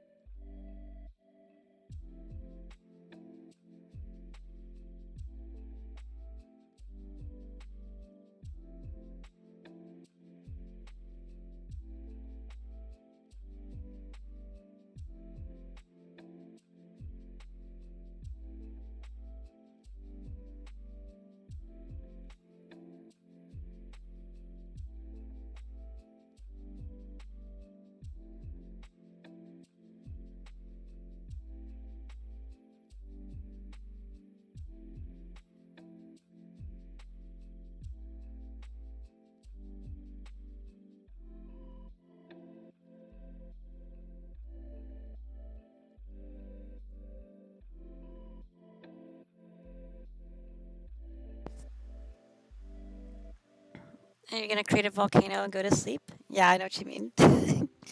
Okay.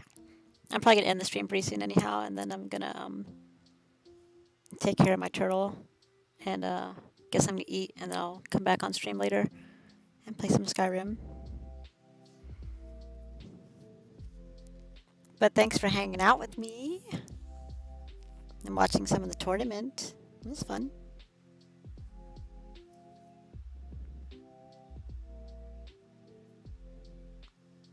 And hope you have super sweet dreams.